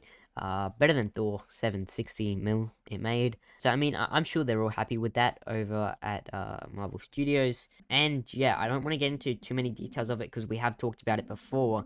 And if you do want to listen to our review on that, I'll link it down in the description so it's easy for you guys to find. Quickly going over, it's emotional. It has emotional themes, lost themes, while it still carries the action of the MCU. It was very cool. Namor was the highlight for me. I really loved him, and I hope we get like a solo Namor project. That would be really cool, like a backstory. Yeah. I know we got a bit of it in Wakanda Forever, but it'd be really cool to go in depth. He was a sick ass character to me. His introduction was really cool. Him coming out of the water, little wings on his ankles. It was really really cool to me, and overall I really really enjoyed it. Yeah, I think agree. sorry, I think when we first reviewed it, I said I liked it more than No Way Home. I watched No Way Home the other about 3 weeks ago now, and I I take that back. I like No Way Home better than Wakanda Forever. I just I know that they're both great and they come close together, but I would say No Way Home over Wakanda Forever. They're very different movies, and No Way I think Home is this it more of depends on what mood you go into it. Like No Way yeah, Home. exactly. Yes, It's it has a more sad ending, but there's a lot it's of really fun. fun and yeah, Yeah, with Black Panther, it is very it's somber. It it's is more very sad. serious. Yeah, Yeah, exactly. And yeah, it's a very good movie. Probably its best MCU movie since No Way Home, in my opinion. easily. And yeah, it did good. Well, it was at theaters, still is in theaters, obviously. And it shouldn't be in for much longer, and it'll go to Disney Plus. But they've made their good money off it, and they're all happy with it. And it was a good movie. I I saw also it struggle twice. to dislike it because of all the Of hardship that they had to go yeah, through whilst filming. Like between exactly. COVID and Chadwick's passing, Like the it was a lot to it was a lot for everybody to handle. yeah, and So I don't blame them for it anything. was a lot. It was like much more real with the emotion because the actors were really Yes. close with Chadwick, and yeah, and like the little tribute they did for him at the end and the start was really nice. Yeah. The actress who plays the sister, Shuri. Shuri, she she did a little interview about how she found out about Chadwick, and she got an email that she read, and it said my condolences. She didn't know what it was for, and then she got a text message from her marketing team telling her, asking her if she wanted to say anything about Chadwick, and then she called him, and he didn't pick up, and then that's how she found out about it, and like That's terrible. because it just goes to show how, and then like you can see all of them talking about Chadwick, they're distraught, and it kind of like it's mirrored in the movie. You see they're not crying for T'Challa, they're crying for Chadwick. Yeah, exactly, and that's what it makes it real, and it connects with the audience more because we're fans of him, and it was obviously when did he pass? 2020. 2020, Yeah, yeah. Like yes, it's not the most polished movie, it's not the best movie, but but the amount of stuff he had to it go pays through homage. and like change and yeah, they definitely did a good job. Yeah, And Ryan but Coogler is amazing, yeah, as you said before, there if you want a full long review of it, go watch definitely. the full video, and you'll get a much more in depth look at it. But I think we'll move on to the next one. Yeah. Yes, that's right, guys. Our Wakanda Forever review, everything linked down below. We'll link it down below for you guys, so it's easy. But yeah, we talked about a lot of that, in one of our All Things podcast episodes. But moving on. Yeah, the Batman 2022. Now, I know it's this movie is very, very mixed, but getting right into it, I loved this movie. I loved the Batman this year. It was a really different feel for a Batman movie. It was my favorite comic book movie this year. Made nearly 800 million at the box office. Good for DC. Uh, I really hope they do the Batman too. I really love this one. Robert Pattinson, not the best Batman, but I really liked how this movie is set like 1 year after the Yeah, the Batman's he becomes first the year Batman. of being the Batman, and so he's really rusty and not that greatest, and I really like that. I really Yep. liked the Riddler. He was really interesting, really crazy. We get the little Joker cameo in jail, Yep. which is cool. So maybe we can get backstory to see how he got in jail in this universe. Number two is going to be hella interesting with him. But what did you think about it overall? I mean, I think I mean, I agree with you being that it was the best comic book movie of this year. Yeah. But in fairness, the competition wasn't hard either. No, Um, that was only really it was diff- there was Love and Thunder, Multiverse Madness, Wakanda Forever, and then the Black Shazam, Black. Adam, Oh no, sorry, Black Adam. Yeah, Black Adam. Yeah, I think it's a step in the right direction for Batman, considering. Although I love Ben Affleck as an actor, I don't like his um, Batman. I like yeah, DC regardless. yeah. So I definitely think this is a step in the right direction for Batman, and I think it benefits off the back of the 2019 Joker Mm, movie. I think so too. We know we're getting Joker 2 next year, 2024. Hyped as hell. Batman 2 better happen. James Gunn better not do anything. I don't even know I don't think he has his control over power. that. Well, he's the head of DC, so he can do anything for DC. Ah, okay. So surely he just leaves Matt Reeves alone and lets him. Yeah. Well, you think so, considering how unpopular it is, and then Yeah, when James Gunn chooses to, he can do the multiverses thing. yeah, exactly. Could go back to the old DCU. Hmm. Jump around the different Batman universes, Joker universes. Yeah. I mean, it was good, but as I said to you before we were starting recording, I don't think it's as good as the Dark Knight Dark, trilogy. no way. Dark Knight trilogy is something else. Hmm. Dark Knight trilogy is, I think, the best trilogy in all of comic book movies. That's a bold claim. I'm claiming it. I reckon the Dark Knight trilogy is the best trilogy in all of comic book movies. I think you should Superhero, superhero comic book. Yeah. superhero, yeah, superhero comic book movies.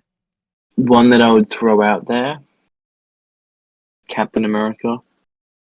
I Dark, don't think it holds up, but I think that's its next best thing. yeah, nah, Dark Knight passes that.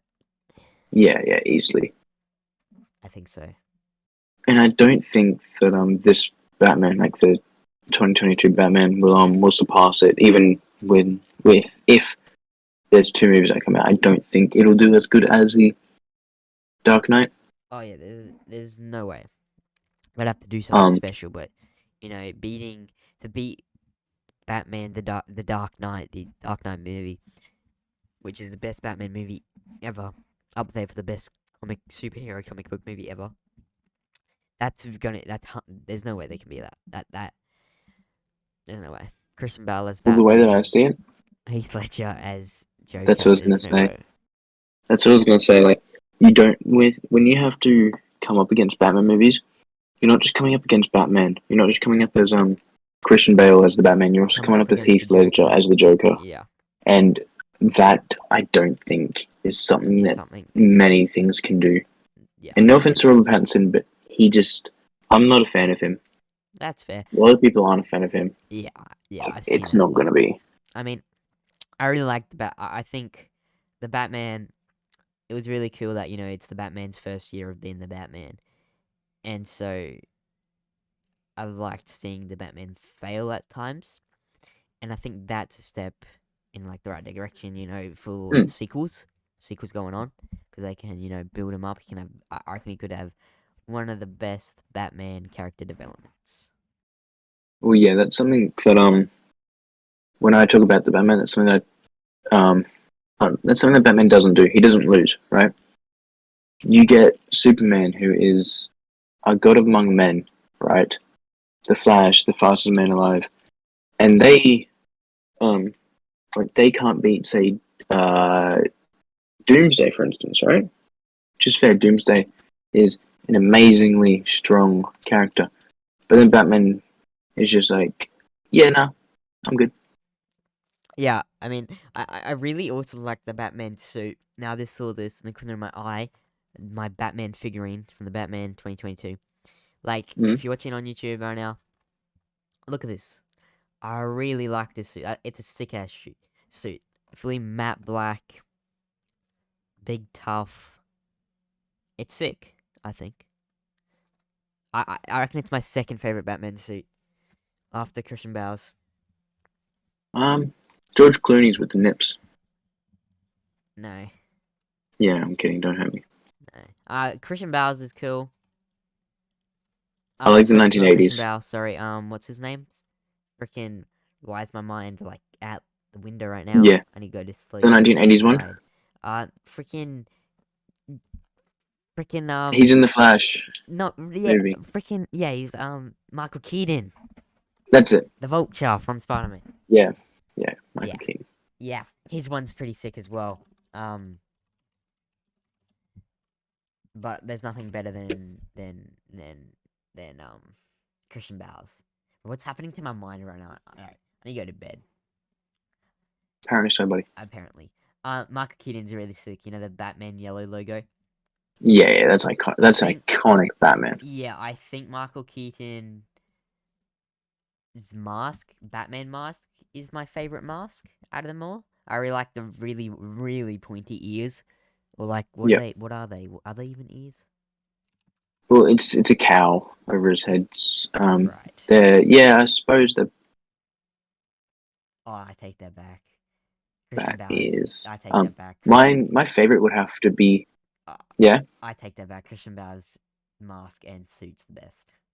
yeah. I'm gonna go a little bit off here. I'm gonna come in from left field. Arkham Knights. Oh, sorry, Arkham City's Oh, Batman suit. yeah. Arkham City, specifically City. I feel like Arkham Knights one has too much like metal plating on it and stuff. It just feels a little bit too high tech for me. But Arkham City, your favorite?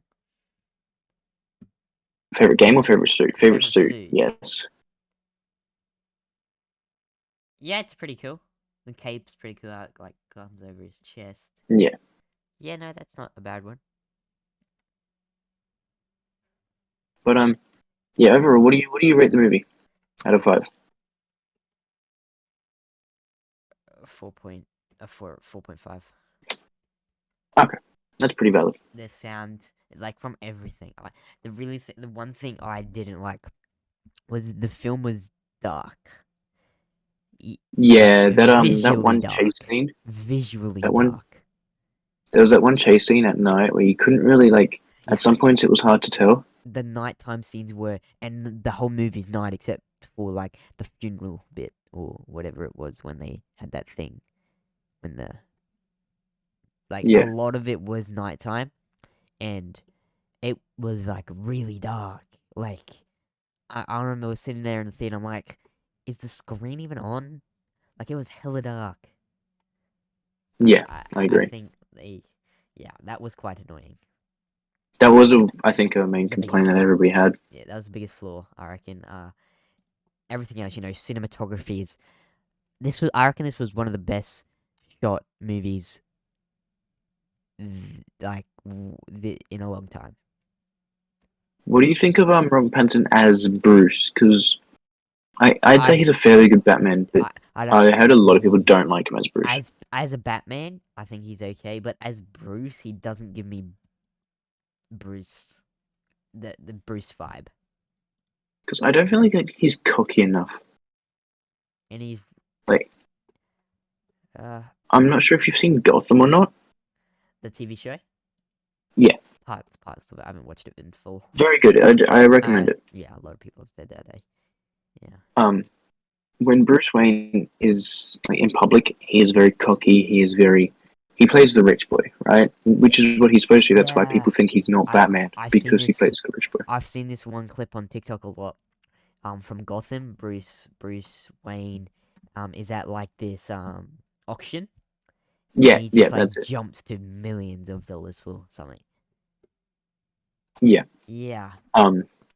That's how Bruce Wayne, like at least like in the comics and in the TV show. Yeah. Like the old TV, like the Brave and the Bold. He plays a cocky, arrogant. Yeah. Billionaire, right? Yeah. And that's the reason that people. And I mean, they portray it really well in The Dark Knight as well. That's why people don't believe that he is the Batman. Yeah, I think yeah, I would agree with that. I don't think he's the best Bruce. As Batman, he's a really good Batman. But it doesn't Hmm. give me Bruce like vibes. He doesn't give me the Bruce feel. Is Yeah. Gotham part of anything? Is it part of the DCU or the No, old so technically Gotham is owned by Fox Studios. That's why they only have some of the Rogue Gallery. Like they don't actually have a Joker, but Cameron. I always forget the last name. The guy who plays Carol Kestis, Cameron Yeah, Cameron Monahan. Monahan. Yeah, something Doesn't like he that. play the He Joker in it? he plays a Joker, not the Joker. He plays a character that's based off the Joker because Fox don't have the rights to the Joker. A little bit confusing, but Right. so they have the Riddler in there. They have it's been a long Alfred. time. Yeah, Alfred there, Uh, Penguin, Simon Grundy. James Gordon. Like I'd say, yeah. Like they have a Catwoman, Poison Ivy. Uh, They have a fair bit of the why Rogue is Gallery for Cameron Batman. Monahan's character Jeremiah? Jeremiah. He has two. So he Yeah. has a twin brother. It's really weird. The Does he last season, play not my both? favorite. Does he play? Yes, yeah, because one dies and the other one's his twin Right. brother or something like that. No, the other one he doesn't die. He staples his face to his face. I don't remember. It's been like 3 years since I watched it, and I've only seen I'm like, one watch what of the it. hell are you saying right now? Yeah, no, Oh, I don't remember. But yeah. Alfred Pennywise, Alfred in the show, Did you probably just the say coolest Alfred? character. Did you just say Yeah, Alfred Pennywise? yeah. Oh Right. mate, no, he is a badass in this show. There's a Court of Owls in the show, Yeah. and they take Bruce in like I think season 4, and they're holding one of the the cops have like James Gordon and his partner. I forget his name. He's famous in the comics. Like he's well known in the comics. Yeah. Who? Um, Wait. Who? Gordon's partner. Uh, I can't think of the name, but Harvey. Oh, Harvey. Harvey, Harvey. Yeah. not Harvey Dent. No. No, Harvey Bullock. Yeah, that's it. They so they have one of the leaders of the Court of Owls, or like one of the higher ups in the Court of Owls, and so Alfred walks in, like James, like Gordon's talking to her, and Alfred walks in, and like he's just being real like, aggressive, and then she's like, "Good cop, bad cop," like real original, and he's like, "See, that's the thing. I'm not a cop," and he stabs her in the hand with a pen, and he's like, Right. "I'm the butler." And I'm like, "Holy shit!" I want to get around to watching it one day. You really should. I think Alfred is the best part of it, though. He just goes ape shit on some people too, Yeah. like Yeah. because they're attacking Bruce, and he just goes fucking ape shit. It's hilarious. Yeah. It looks really good. Clips I've seen of it. But yeah. Sorry, I went a little tangent there, but that Bruce that's shown in the show, well, he pretends to act like that. Yeah, I think that's one of Robert Pattinson's for Weaknesses. Yeah. flaws. Well, not Robert Pattinson. Oh, I mean, I can't see him. I've seen him in a few things. I can't see him being like that. I could be wrong. Maybe he can, but I don't see it. do you think his appearance is a good Bruce Wayne? Hmm. Like, I does he think, look like Bruce Wayne? yeah, I I think don't he, know. I think he looks the most like Bruce Wayne out of Michael Keaton and Christian Bale. To be honest, In my mind, black he had hair. like that man has a very narrow face. Yeah, I mean, maybe not his face structure, but his hair definitely. Yeah. Okay, fair enough. Yeah. But the Batman was a highlight for me this year, or last 2022, and I'm hyped for number two. I'd say it's in my top three favorite movies of 2022. Top Gun Maverick, and then it's top two, and then it'd go the Batman, and then Elvis, and then Avatar. I think. Yeah. Yeah. Uh it's hard to judge. I think it's I think it'd be my fourth. Yeah. Um obviously Top Gun, then Avatar, then Black Panther, then Batman, I think. Shoot, Black Panther. I don't Damn. know, this year's Black been Panther's kind my of fifth. Ah, that's so yeah. high. Yeah. I don't know. This year kind of has like 2022. all the movies that come out. Oh, sorry, yeah, last year. I'm still getting used to it. Only a few days in, Still buddy. getting used to the year. Yeah, it's going to take me a while to start running the date properly on things too. Oh yeah, crap. I just did that. It takes me to like March. It does. My brain Yeah, delays stuff. yeah, Yeah. still in holiday mode. Yeah. But this year has. Oh, sorry, again. Last year has Yeah. had. We literally We're just just. talking about it. Oh, that's Last funny. year, 2022, had. I think Top Gun Maverick was the standout year. No, standout for the year. But then everything Yeah. else was kind of like on par. Yeah. Nothing else really stood out. Like people will argue Avatar. Again, I need to rewatch it to decide.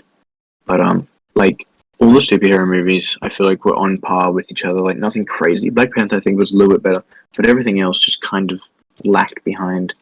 All Love and Maybe it was Thunder was just a total stupid thing, which we'll get into yeah, soon. Eh. yeah. I think this year was better for maybe TV shows, Oh, except April. nah.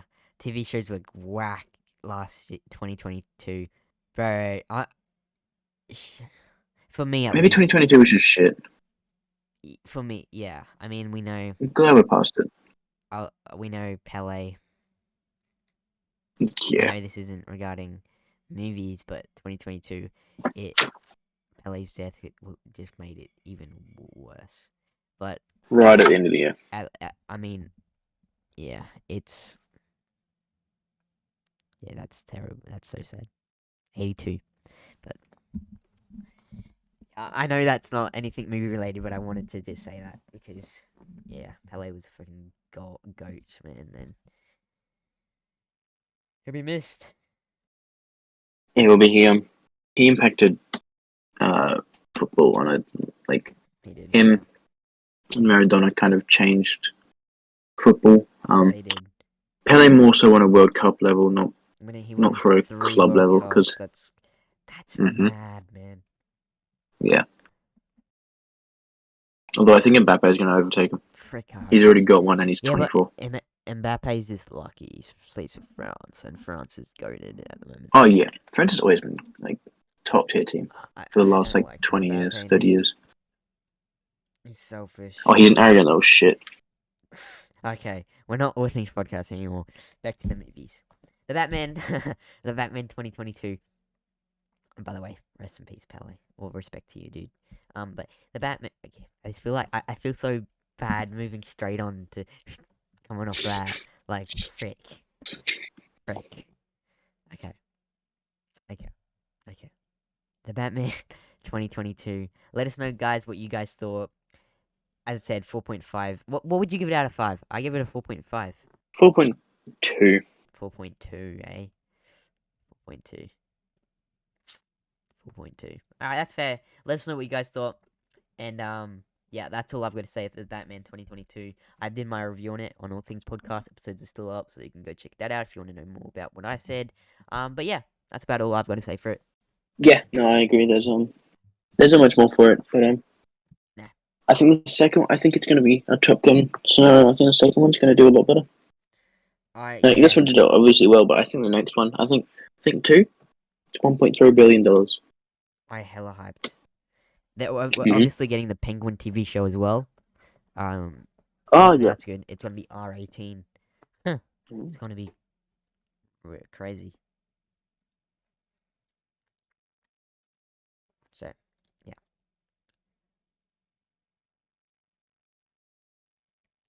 You there? Yeah. Yeah. Sorry. No good. But yeah, guys, let us know what you thought, and let's move on to the next movie. That's all I gotta say is that you done.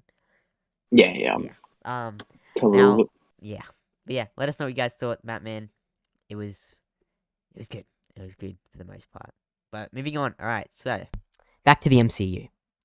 Thor: Love and Thunder. Now, oh gosh, made 760 million at the box office, and it was a total joke. It was a total joke.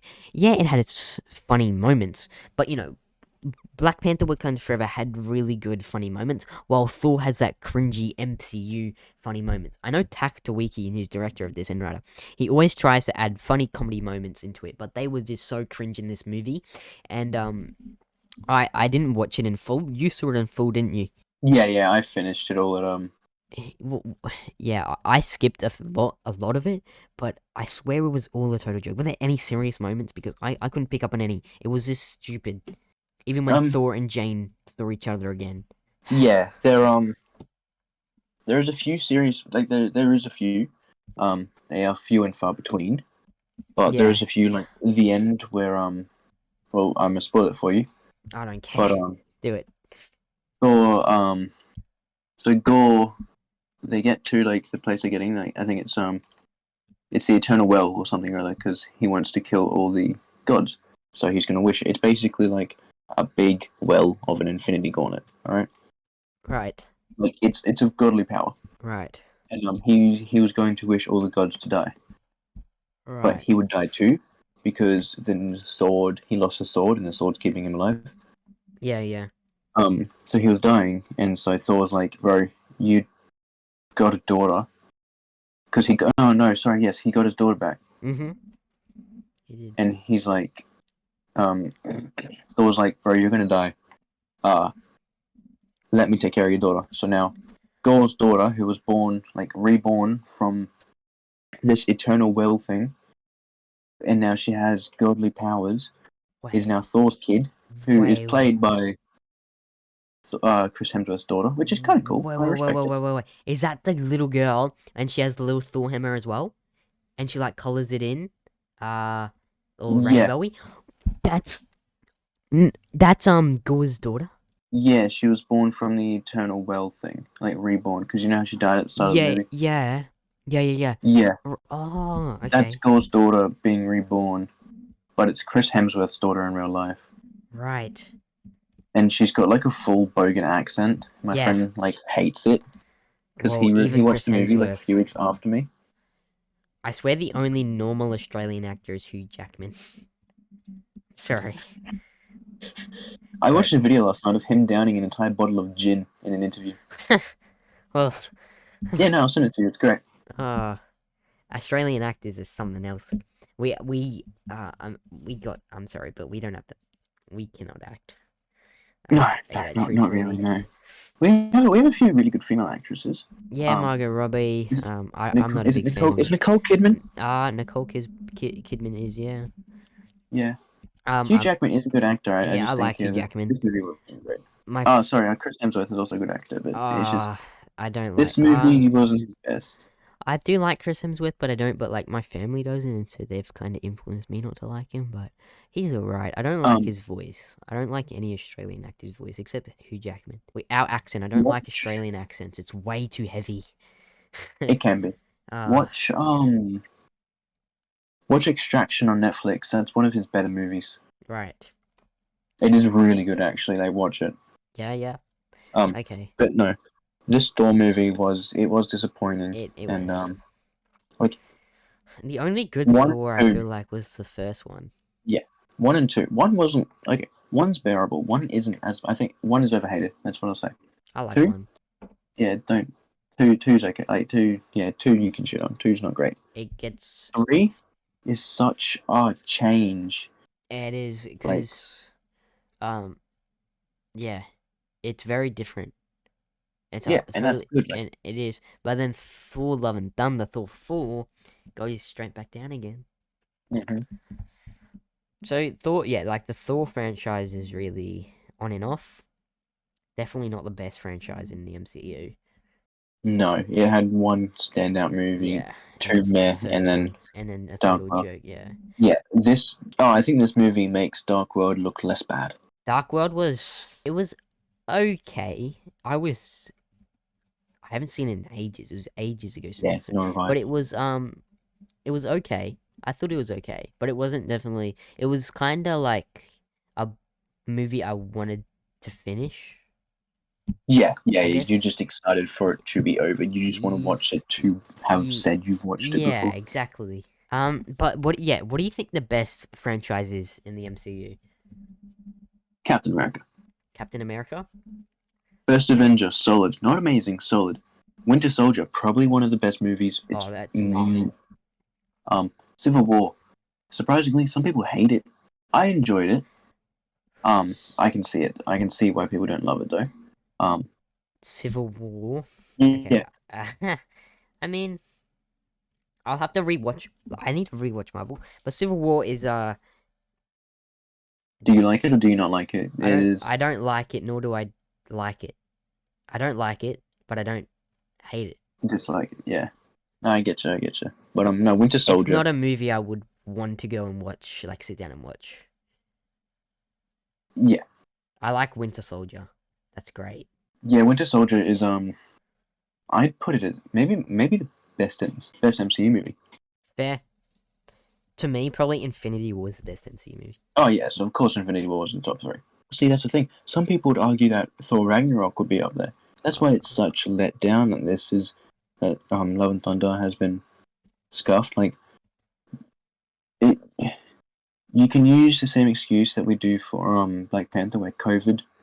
And yes, I'm sure that had an impact on everything. Yeah. But again, Disney is a multi-billion-dollar company. Right now, Disney is the biggest filmmaking. They own everything. Like the biggest They're the companies. biggest entertainment company in the They world right own now. Pixar. So Disney owned Pixar, 20th Century Fox, Marvel, Star Wars, Lucasfilm, freaking, like literally like even individual things. Like they own The Simpsons now. Fox lost all their rights to The Simpsons. Did you hear about that? Yeah, everything. Yeah, Fox lost all their right to The Simpsons, and now Disney own all of it. Wow. Okay. So what would they own next? Like freaking DC. There's a lot to talk about DC. That episode coming soon. Oh my god, DC right now. James Gunn. Holy man, it's crazy. Yeah. No, it's But we this is will what I mean, guys. save that. 2023 is going to be exciting. It will be. It will be because a lot of the big films are being finished because of like COVID. They got delayed, and so 2023, all the big films are like finally coming out. Yeah. But yeah, Thor, Love and Thunder. Total joke. It somehow has 64% Rotten Tomatoes, and I don't think that's right. It should be lower. When I haven't seen Jurassic World Dominion, but that's in the 20s. What's better, Thor or Jurassic World Dominion? Thor: Love and See, Thunder or Jurassic World Dominion? I know they're very different, but like if you had to watch one or the other, um, it's hard to say because Thor is such a letdown. yeah, Jurassic World, it's also such a but the one like Fallen Kingdom was also bad. So I didn't expect anything crazy good. yeah. So it's really hard to say. But right now, I'd rather watch Dominion, but that's only because I watched Thor not that long ago. Right, fair enough. I mean, the parts I've watched of Thor: Love and Thunder, I don't ever see myself watching Thor: Love and Thunder again. It's just so so bad. I'm sorry. It is like the humor in it. Like Nah. yes, Chris Hemsworth's Jack. We know, but Zeus. See, that's the thing. That's what I don't get with this media lately, like shows and stuff. Marvel doing it all over the place. Having multiple different gods mixed together, like in the past year, we have seen Norse gods being Thor, Loki, Yeah, Greek gods being Zeus and everybody there, and then we also have Egyptian gods in Moon Knight, which is cool. Like that's great, but just like when we see Thor, he's this magical 1,500-year-old man. If you told me 10 years ago that we would Yeah. have had the entire, all the biblical gods up there in Marvel, I would have believed you because of the comics, but I wouldn't have liked it. Yeah. I feel like it's just getting too much. There's too much different characters, and they ruin like Zeus is an old drunk who just like womanizes these girls Yeah. and Eh. lazy and not a warrior, and yeah. Yeah, and it's like with Gore, you know, Christian Bale coming in. Christian Bale is so talented, and I was so excited for him to be in the MCU. But they like really wasted him. And like Gore in the Gore the God in the comics, he's so cool. And I feel like like Marvel is now just taking their cool comic characters and bringing them into live action and just totally destroying them. It's like Scar in She-Hulk. He was so cool. And then in the comics, he was so cool. It was such a badass, strong, big thing. And then in and then in She-Hulk, I'm sorry, but what the hell went wrong there? I understand they probably want to do some development with him throughout a film or a TV show. I understand that, but they could have done a much better job. Yeah, and that just seems to be They can, characters, I think. yeah. And like, Ever since like Stan Lee's, e- yeah, ever s- ever since he's like passed, it's like the comics are just being disregarded. yeah. It's a shame. But like on Christian Bale, he's such an S tier actor. Like Yeah, when you think of big time actors that you want long term in a movie, you think Christian Bale. yeah, He's proven he can be in superhero movies. yeah, Um, yeah. clearly, Exactly. like The Dark Knight. Literally played the most iconic Batman. Yeah, like yes, maybe Patterson could overtake him for the best one. I don't know, man. Yeah, the Batman was great, That'll but come down. That'll come down to people's opinion on him. yeah, But and they waste him on a character like Gore, yeah. which is fine. But they kill him off in his first movie. I know, and it's just like it. Like an actor as big as Christian Bale, Exactly. we were so hyped, and we guess unless we get a Gore prequel, we won't ever see him again. Christian Bale, That's the like if they MCU. give like Denzel Washington a throwaway like side character, Yeah, Tom exactly. Cruise like Oh, a exactly. little comedian. Like if they gave Tom Cruise like the It's like a comedic side relief in a role. movie, Yeah, that's how it feels. Like Christian Bale is a top tier actor who has proven himself time and time again. Sorry, what did I say? Did I say Tom Cruise again? Christian Bale. Christian. Yeah, Like he deserves to be so much better. 100%. And And yeah, but I don't know MCU right now. See, like there's this stuff in the MCU I choose not to watch. Because yeah, like same. the MCU's like it's good because of the variety of stuff. It's got so much stuff for everybody. You know, it's like so big that yeah, it's a little superhero-y, but like it's kind of like different genres. I guess like Thor, Love and Thunder, comedy, and then you have more action ones or and like the special they released on Disney Plus, Werewolf by Night. That's like a kind of little like a horror, like Yeah. that's like the good thing about the MCU. But yeah, Yeah. But I don't know if you've watched Moon Knight or not, no, but that is in like it has some really intense parts. Like it's yeah, funny, but psychologically, because Moon Knight in the comics, he's got like yeah, he's fucked up in the head, right? yeah, yeah. And the show portrays that He's really like well. yeah, he's like 100 million So personality types. yeah, so it's kind of what's shown in um in Disney that they have the caliber to do these things, Yeah, but they kind of just it's what Disney are getting. It's what Star Wars are getting better at is that they're keeping their people who make the money. They're keeping the John Favreau's. They're keeping the Dave Filoni's, right? yeah, With MCU, they're kind of just chopping and changing and being like, "Here, we like you. You did a small little thing. Like, good on you for giving them a shot. Everybody deserves to have a shot." But when it's such finite changes or small little mistakes can alter everything, it's kind of like, do you want to be gambling billions of dollars on somebody who doesn't Like, you know what I mean? Yeah, exactly. I agree. And it's just I don't know. It's This isn't on Taika Waititi because he's proven himself. yeah, like that's in my opinion, I used to like him, but I feel like he adds way too much comedy to stuff nowadays, and that's why I'm scared for him to do a Star Wars film because well, we know he is. Yeah, I can't remember the movie that it's called, but he plays in it as the big bad German guy with the mustache. I don't I know can if picture it, but I don't know the film. I can picture what something character. Rabbit. I can picture it, but I don't know the film. Yeah, Yeah, he directed it, but he also stars in it as yeah, the big bad German guy from World War Two. yeah, Like, but he makes obviously it's good to make fun of the big bad German guy from World War Two because it's him. yeah, But it's also like he hasn't proven to do a lot of serious stuff lately. Thor had its serious moments, and that was the best parts of it. yeah, and That kind of just wasn't around in this movie, and I feel like it was needed. Thor's character development. A movie ago, Thor was depressed and obese, and now he's like, yeah. I don't. within a 30-second montage, he's fit, and He he's like, has I'm like that good. little jumping stars, and then it just fades to him being having a six pack again. Thor just does a few jumping jacks, and boom.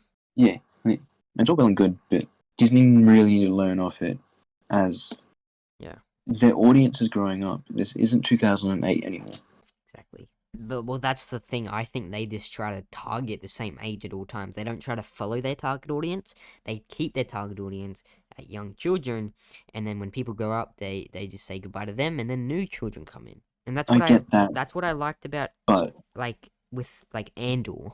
It was more adult, even though I didn't like Andor in the end. It was much more adult, yeah, and it yeah, felt good. that was the best part of it. Yeah, And like some of the best stuff about but I mean, I Marvel right now is that it's a yeah, little bit more serious, like yeah, Moon Knight, but like Loki. yeah, like it. I don't feel like they're just targeting at kids though, because like you watch She-Hulk, that's got some inappropriate moments. Yeah, but She-Hulk I think focuses more on being a woke show, which is okay. 100%. Bring awareness to things awareness needs to be brought to. But they try too hard. They She-Hulk they tried too hard to have like the Yeah, female lead, and that's great. I don't care if it's a male or female lead, but the fact that they're trying, just if you want a female lead, just have a female lead. yeah, Stop. You're trying that hard that it makes it obvious. You know yeah, yeah. Don't overdo it. exactly. But yeah. Thor, the MCU needs to grow up, 100%. not to an absurd extent. And this is where I think if Deadpool Oh is yeah, Deadpool Deadpool again. in the Yeah, MCU, Deadpool will do amazingly. yeah, If it doesn't change from what it used to be, like obviously I expect it to change, but if it doesn't take away from Deadpool as a character and they let him be what he like, if they let them do Deadpool the way that Deadpool should be done, it'll be amazing. It could get like it could be yeah, bounds better than anything we've gotten since Endgame. yeah. Exactly. And like Deadpool, I can't wait. I'm most excited for Deadpool for the next thing in the MCU. To be honest, I Yeah, reckon I can't think of anything Guardians else, of the to be Galaxy honest. 3, yeah, I can't wait. But Deadpool 3, man, it's gonna be so good. Yep. Long awaited. Oh, very. And Big Boy Hugh. Yeah, yeah, yeah. It's gonna be crazy. But ending Thor: Love and Thunder, what would you give it out of 5? At a 5, Out of 5. I'd give it a 2. I can't watch it again. I would give it. See, I didn't watch the full thing. I skimmed through it because it makes me frustrated. So I would give it like a 1. I've never. No, I've given a film Yeah. a 1 before. Yeah, like that is just man, and that's our opinions, of course. Yeah. We'll see what happens next with Thor. We'll see. Yeah, we'll see what happens next. But I've said what I wanted to say. I didn't. I really think Yeah, I've got it's nothing a else to total say. joke. Yeah. So now this one I'm gonna get through quick. Fantastic Beasts: The Secret of Dumbledore made 405 million. I didn't see it. Did you? You didn't know? I planned on seeing it. I've watched all the Harry Potter movies. I've read the Harry Potter movies. I understand the difference. They're 60 years apart. Harry Potter took place in the 1980s. These took place in the 1920s, 1930s. I've watched half of Crimes of Grindelwald, and then I did not watch Secrets of Dumbledore. Bro. Um, I, a few reasons. One, because Johnny Depp gets replaced. I'm pretty sure he does because of the whole Amber Heard thing. that's such bull. That's just such. They better not do that to Jack Sparrow, I think I heard that they offered him like 500 million to come back. but he won't, cause I don't know. Yeah, no, they Well, they were chucked him gonna out the window. replace him with Margot Robbie, female Jack Sparrow. What a surprise! I mean, I'm that's sorry. fine as long as they do a good job. I don't know if Margot Robbie will, but It I doesn't do matter if they stand do by a that. good job though. It's like the fact that It won't be. they're doing it in the first place. Yeah. Just leave the franchise alone. I hate it when they try to drag. I hate it when companies try to drag out film franchises for an extra buck. Yeah. Cough, cough. Fast and Furious at the moment. Sad to say, but no, I love Fast and Furious. Yeah. It's sad to say, but it'll end on a good note. I do think that I didn't hear a lot of it afterwards. I don't know. I didn't hear if it did Yeah. good or bad. I mean, 402 million. 405 million. I guess did good. Don't know what the budget would. It wouldn't have been over 400 mil. So, I mean, it's got 46% Rotten Tomatoes, 6.2 out of 10 on IMDb, and 3.2 out of 5 audience. So, I mean, About another not 50-50. Yeah. One of those things where it's like Star Wars, but it's a much smaller fan base. Yeah, like people are shocked when I say I've never watched any of the Harry Potters. I've never read any of the Harry Potter books. I've never seen Fantastic Beasts or whatever. Like, I've never watched Harry Potter ever. I do recommend it. As Yeah, everyone says I should, but I don't know. I just never been able to get into it. no, I get you. It is I think once you do though, you will enjoy it because Yeah, that was like me with the Fast and Furious. People like I've always heard of the Fast and Furious, but I never watched it. The first Fast and Furious movie I saw was Hobbs and Shaw, oh, I'm so sorry. and then I know, and then I just for some reason I just watched them all and I freaking loved it. I don't know why I started watching them, but I think it was when I got into cars a lot, when I started going to like car shows with my mate. I just watched Fast and Furious 1 and I absolutely loved it. Then I watched 2, absolutely loved it. I watched it in chronicle order as well. So I watched Tokyo Drift before 7, after 6. Yeah, I just loved it all. And then when F9 came out, I didn't like F8, Fast and Furious 8. Yep. My least favorite Fast and Furious movie to this day. Fast and Furious 9 again was really stupid. I don't like how Dom has a brother, but Fast and Furious 10 I'm really, really excited for. Yeah, no, I agree. I don't like Dom's brother, but I do like John Cena because he's Yeah, I a like John fucking meme. He's funny old guy. Yeah, I like John Cena. He's Secret of Dumbledore. It is on my watch list. Yeah. This one I think we're just running on the critics. yeah. This one, guys. But, Critics say it lacks much of the magic that drew audience into the wizarding world many movies ago. that's what I feel like this entire series has done. Like, Harry Potter has this magic aura around it.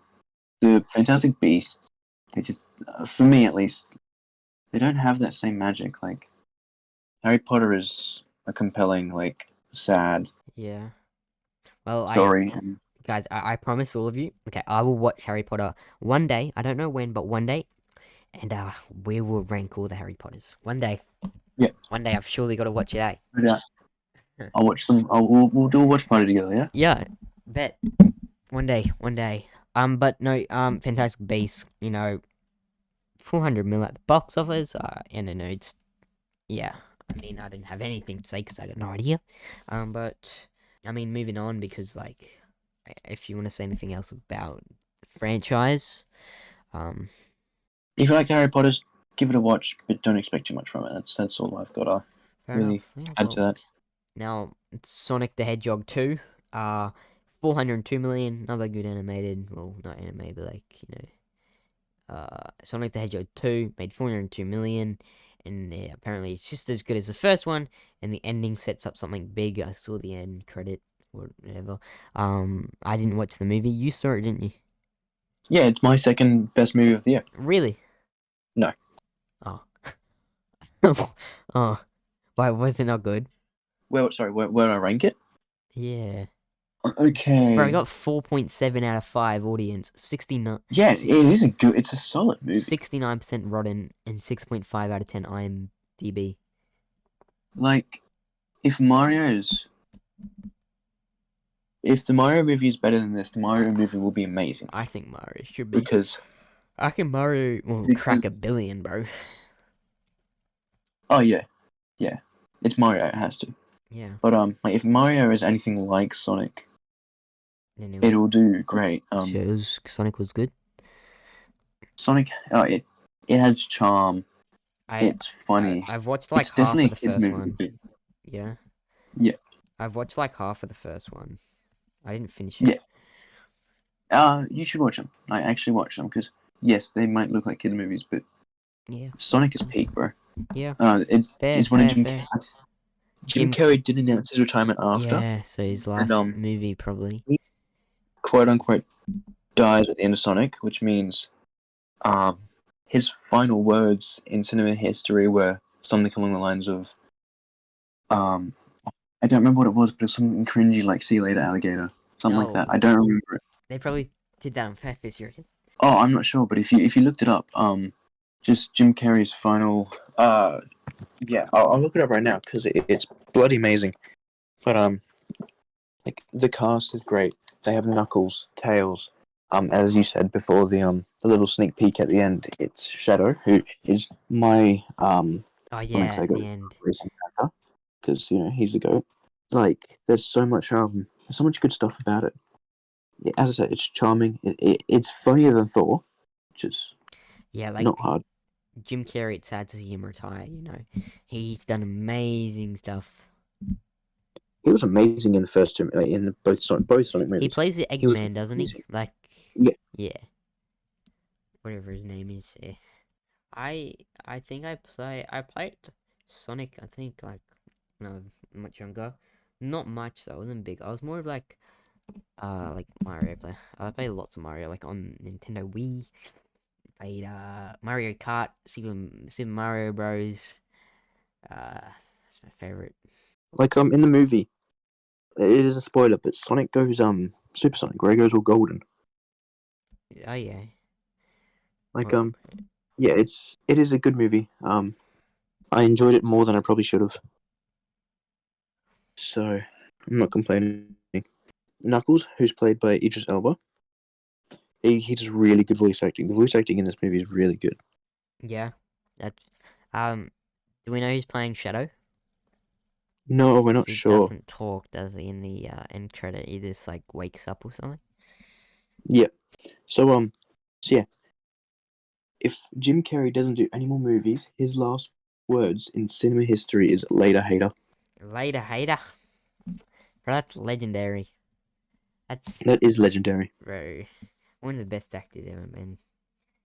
Oh yeah, easily. He's done Liar Liar. He's done so many good movies. Something like The Grinch. He plays the Grinch.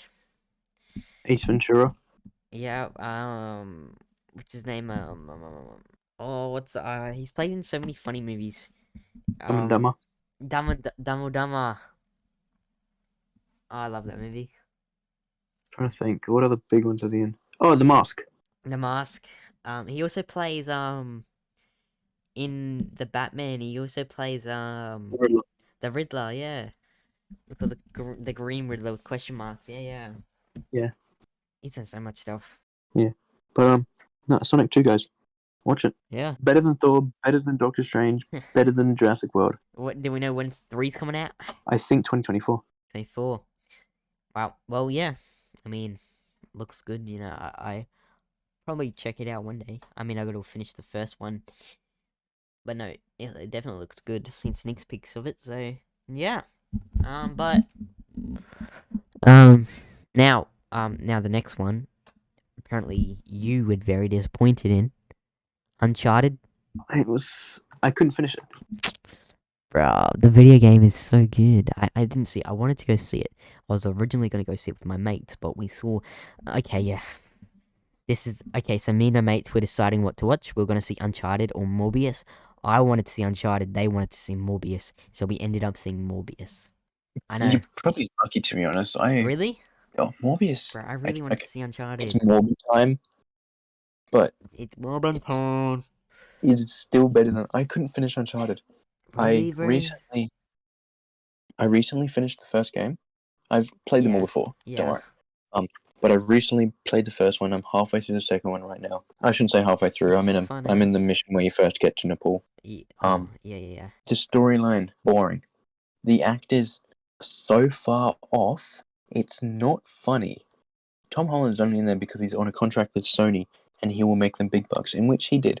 Good job. Yeah. He is nothing like Nathan Drake. Nothing. Was Mark Wahlberg good in it? No, he's so much worse. Really, dude? Damn, that's sad to hear. Solid. It's Solid it. is so cool. He's such an old wisecracker. Dude, it Mark made Wahlberg is so annoying in it. And I really. like Mark Wahlberg. Me too, dude. Most- It made 401 million at the box office, and 41% Rotten Tomatoes, which is lower than we all expected, I guess. 6.3 out of 10 on IMDb, and 4.1 out of 5 audience.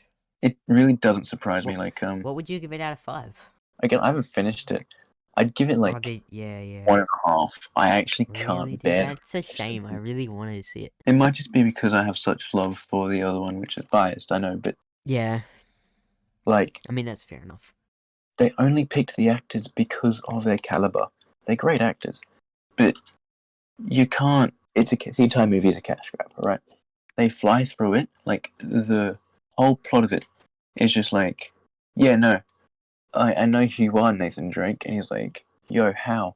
He's like, I know your brother, and it's like another half an hour later, he's like, oh yeah, you know my brother, hey, Oh, how? that's a And shame. like the foreshadowing is so obvious, it's not funny. Really? I haven't finished the movie, and I assume that the brother's like involved in the end somehow. I know I could be wrong, but Bro, that's a shame. I really wanted to see it. I don't know. I was. Yeah. yeah, no, I watched half of it. It's just completely unbearable. Which, yeah, as you said, is a shame. Yeah, But I think it's a casting choice. My friend and I, we did a fan casting for I forgot who we picked, but it was completely different. Did you Tom Holland? Like ages ago when he had an interview ages ago before he played Spider Man, and he got asked questions, and he's like, they got asked who's your favorite Marvel superhero. He said Spider Man. Now he is Spider Man. Someone asked what's your favorite video game. He said Uncharted, and he was in Uncharted. He like predicts all his future. Yeah, Yeah. Do you like Tom Holland? I don't mind him. There's been some stuff around the media about him, like he wants kids and stuff already. He was like gonna quit the Spider-Man role because he wants to have a family. He's dating Zendaya. Yeah. You know Tom Holland my cousin. Oh yeah, yeah. Yeah. I thought so. Yeah. Same last name, so obviously related. Yeah. Yeah. Cousin Spider Man, dude. Crazy, eh? Oh yeah. Yeah. Andrew Garfield better. I mean, you're not wrong. Again, guys, let us know if you want us to rank the Wait. Spider-Man Yeah, movies. 100%. We'll definitely do that. That'd be fun. But no, I love all the Spideys. Yeah, funny there was Funny Uncharted was good as it. That's why I love No Way Home because we got all Spider-Mans in one scene. That's just crazy, dude.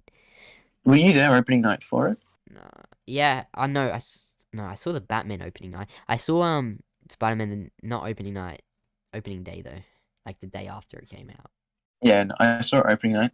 You don't understand how loud it was when Andrew Garfield jumped out of that portal.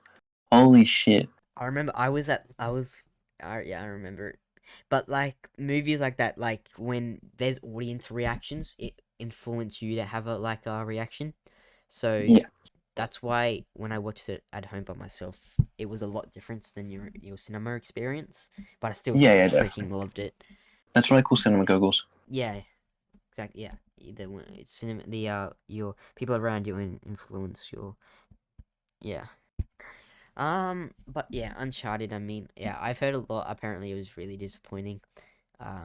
But yeah, And another disappointing one now. I mean, it wasn't disappointing, nor was it good.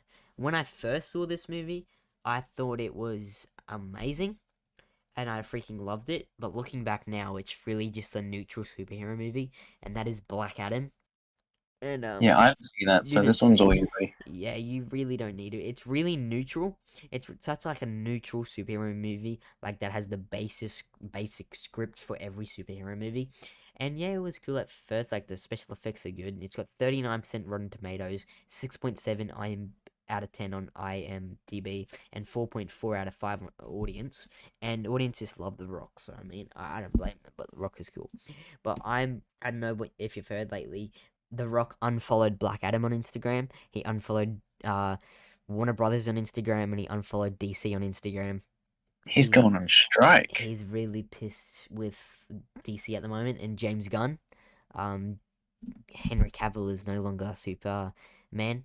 The Rock fought so hard to get Henry Cavill back as Superman. He gets him back. James Gunn comes in here, says, "Oh, bye, bye, Henry Cavill. You're no longer Superman. I'm rewriting a Superman movie, and you aren't Superman." And The Rock apparently really pissed, and don't blame him. Like I'm excited for DC's future. I feel like because DC is a mess at the moment. Well, the DCEU is a mess at the moment, and James Gunn Has been for a he's while. rebooting. Yeah, he's rebooting it all, and it's a brave move, but at least I mean, at least he's doing it. Because when you Yeah, look at the statistics, the standalone, like Black Adam only made 384 million. It needed to make close to 600 million to break even. so it was Yeah, 300 million behind. yeah, exactly. And when you look at the stats, standalone DC films do much better than DCEU films. So like the Batman this year made nearly 800K. That's not part of the DCEU. The Joker 800 one million. point something. 800 mil, yeah. DC, the Joker, 1 point something billion, 1.2 or something. That's not part of the DCU. But then, you have Aquaman that made like 1 billion, but no, all the other ones really only make 300 or 500. Yeah, which it just goes to show, like, DC, they can make good movies, as you just Yeah. listed. Clearly, The I mean, okay, DCU's not working. if there's anybody to save the DCU, it's going to be James Gunn. Yeah, I mean, I wanted Dwayne, I don't know. I Like, feel so bad for Dwayne, for The Rock. He works my so thing hard. is, he's such a high caliber character, actor, sorry. And Yeah, Black I Adam, know. like, yes, Black Adam is big, but Black Adam isn't.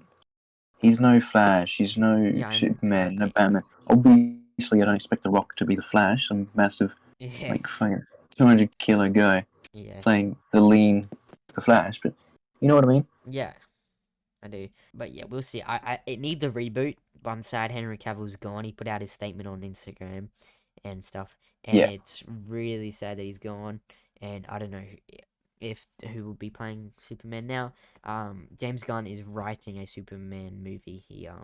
So that will be the first thing he does is a Superman movie. He's writing it. So that just proves a president of a company can write a movie.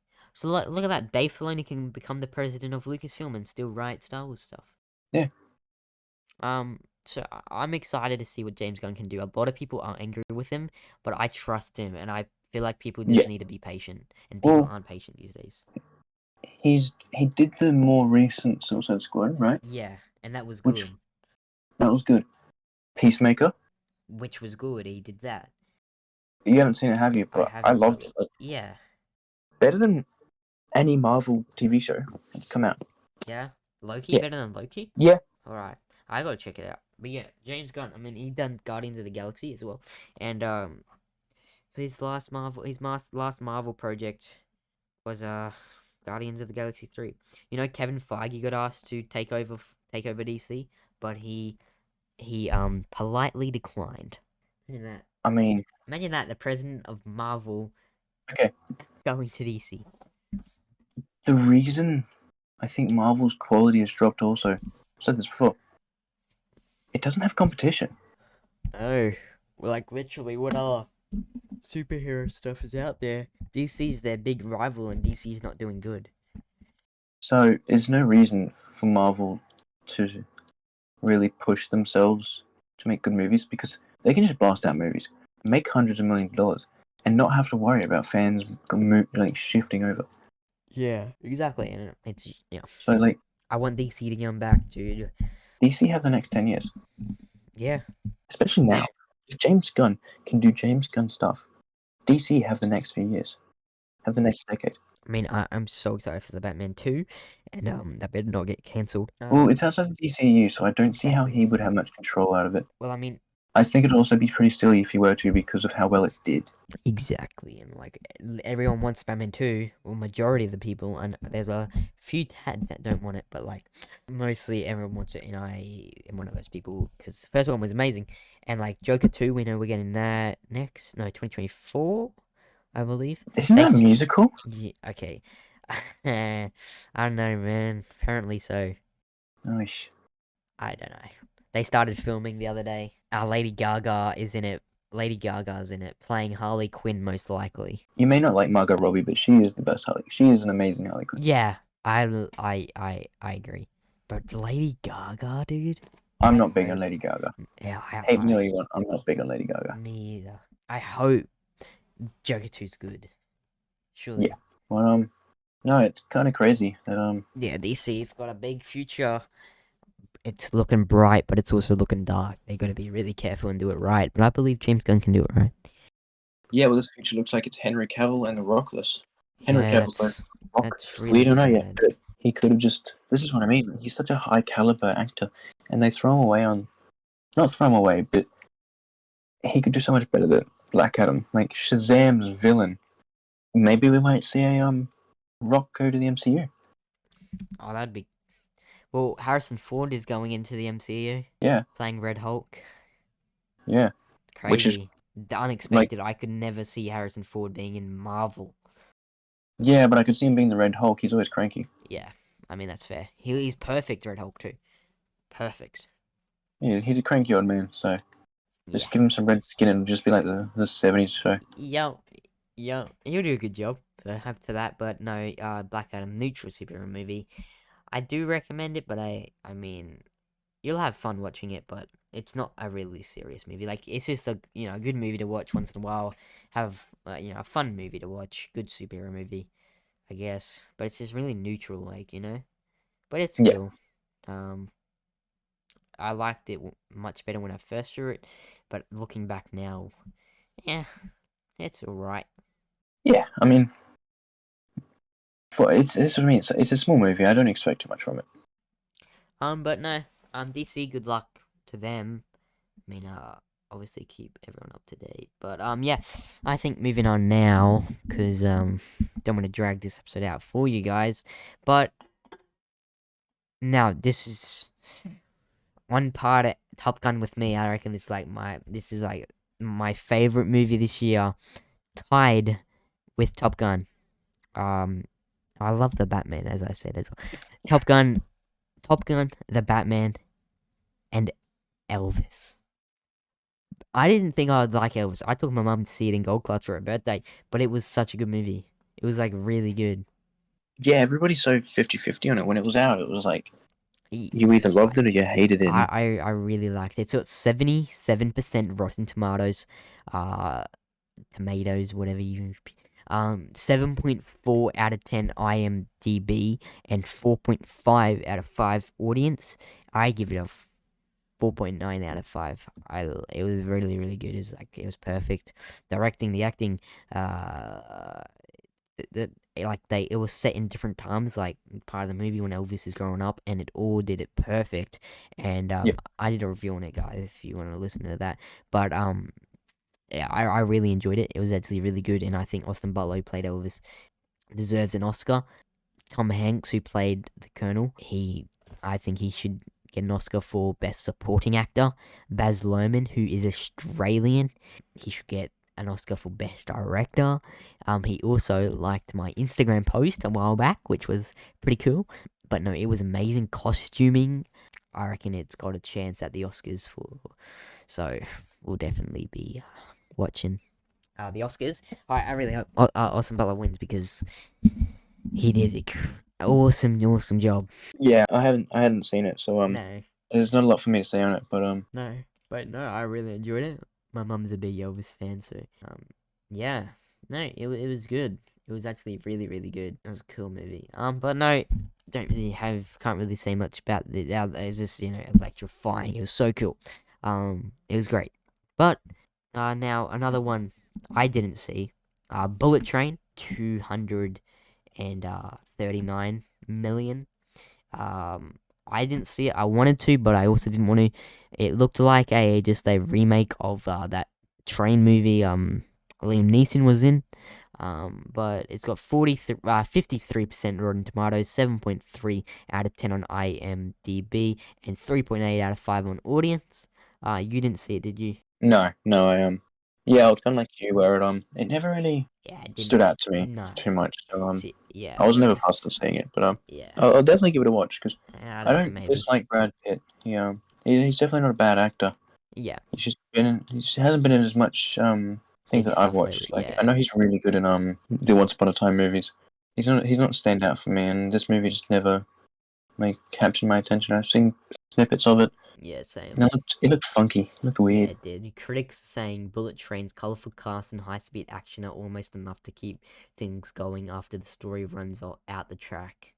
So Uh, I guess that the story builds up and then crashes, and the only thing keeping it going is the action and the cast. One of those kind of movies. yeah, But I don't know. I might check it out maybe one day. I just say I don't know. But yeah. Lightyear, now another flop this year, 226 million. After Toy Story 4 did very well, Lightyear I thought would have done much better. It apparently was really bad. It absolutely flopped, and it looked terrible. It actually looked really bad. And I feel bad for Chris Evans. yeah, me too. I mean, it got 74% Rotten Tomatoes, 6 out of 10 IMDb, and 2.7 out of 5 audience. So I don't know what all you guys think of it, but I really don't know anyone that really even saw it. Like, no one saw it. 220 million. Disney, another flop by Disney. What a shame. Yeah, I mean, it's kind of like I'm a very big Toy Story fan. Me Um, too. Yeah. and I stand by the fact that the fourth one was a cash grab, and I feel like Yeah. this one is too. But it Like failed. Bad cash grab. all it is just so they can make toys. Yeah. Yeah. That's all it is. And then the merchandise is really where their money is at. It's not like all the other movies that they do small stuff on. Yeah. Like outside the trilogy, it's just to make toys. They get more money from making toys than they do Then the actual movie the itself. movie. Like Cars 2, that was purely so that they could push out as much toys as they could. That's the only reason Did that you Cars like 2 was the Cars way 2? it was. No, it's awful. Don't talk to me if you say that. Oh god. Oh no. Do you like Cars 2? Cars 2 is my favorite Cars movie. Goodbye. Go back and watch them all. Do me a favor, go back and watch them all. Bro, Cars 2's good. How about Cars 3? Cars 3? Cars 3 didn't really like. It goes Cars 1, it goes 1, 3, 2. 1 was good, yeah, but like 2's the best. Like, I'm sorry. I'm I sorry, don't but know if you're like, trolling yeah, it me, gets man. away from the racing, but like the spy stuff is cool. Like, Mater and like the what's his name? The freaking F1 car. Yeah, yeah, you freaking cool guy, bro. I don't care. Cars 2, best Cars movie on earth. Go back and watch them, and we'll do this again. Okay, I will. Guys, We'll do if a you want, Cars put in the review, guys. comments. We'll rate. We We'll will rate do all a the Pixar ranking of movies. Cars movies, okay? I'm gonna go watch them actually, and we're gonna do rank them because I'm sorry, Cars We 2. can do Pixar movies. Yeah, yeah, bro. Cars 2 in my heart is the best Cars movie. And same with Toy Story. Toy Story 2 is my favorite. 3 made me cry. 3 was the Traumatized me big as a child. bear, the big freaking scary bear. He was scary. The big purple bear. He always scared me. Yeah, no, that Cars. Sorry, Toy Story 3 traumatized me as a child. Oh, I love Toy Story 2. It's in my top 4 favorite animated movies of all time. what is your favorite animated movie? Favorite animated movie? Like, just Right. straight to it. Ratatouille. No, Toy Really? Story 2. Toy Story 2. Toy Story 2? He goes Toy Story 2, Cars 2, Ratatouille, Zootopia. They're my top 4. Yeah, I forget you're a different time than me, Yeah, exactly. but all of them are wrong. Bro, what's yours It is top 4? How to Train Your Dragon 1 is the best animated I movie of all don't time. like How to Train Your Dragon. I don't like that. Alright, guys, this is the last time I'm coming on the show. Yeah, episode 1, and we're done. The movie pod. Sorry, guys. Yeah, it was a great run. 1 episode, but like I just can't deal with this guy. He likes How to Train Your Dragon. Yeah, this guy has been It kicked is off the the best movie animated pod. movie. I'm sorry. No, I did not like it. Guys, let us know in the comments which is the best. It's so.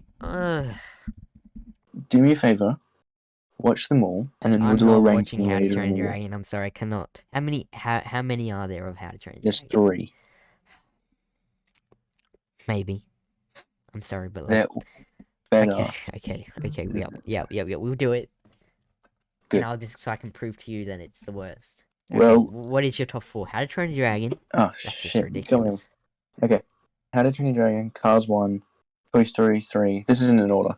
Yeah. Oh, if you wanted an order, How to Train Your Dragon, Toy Story 3, Cars 1, and then Frozen. No.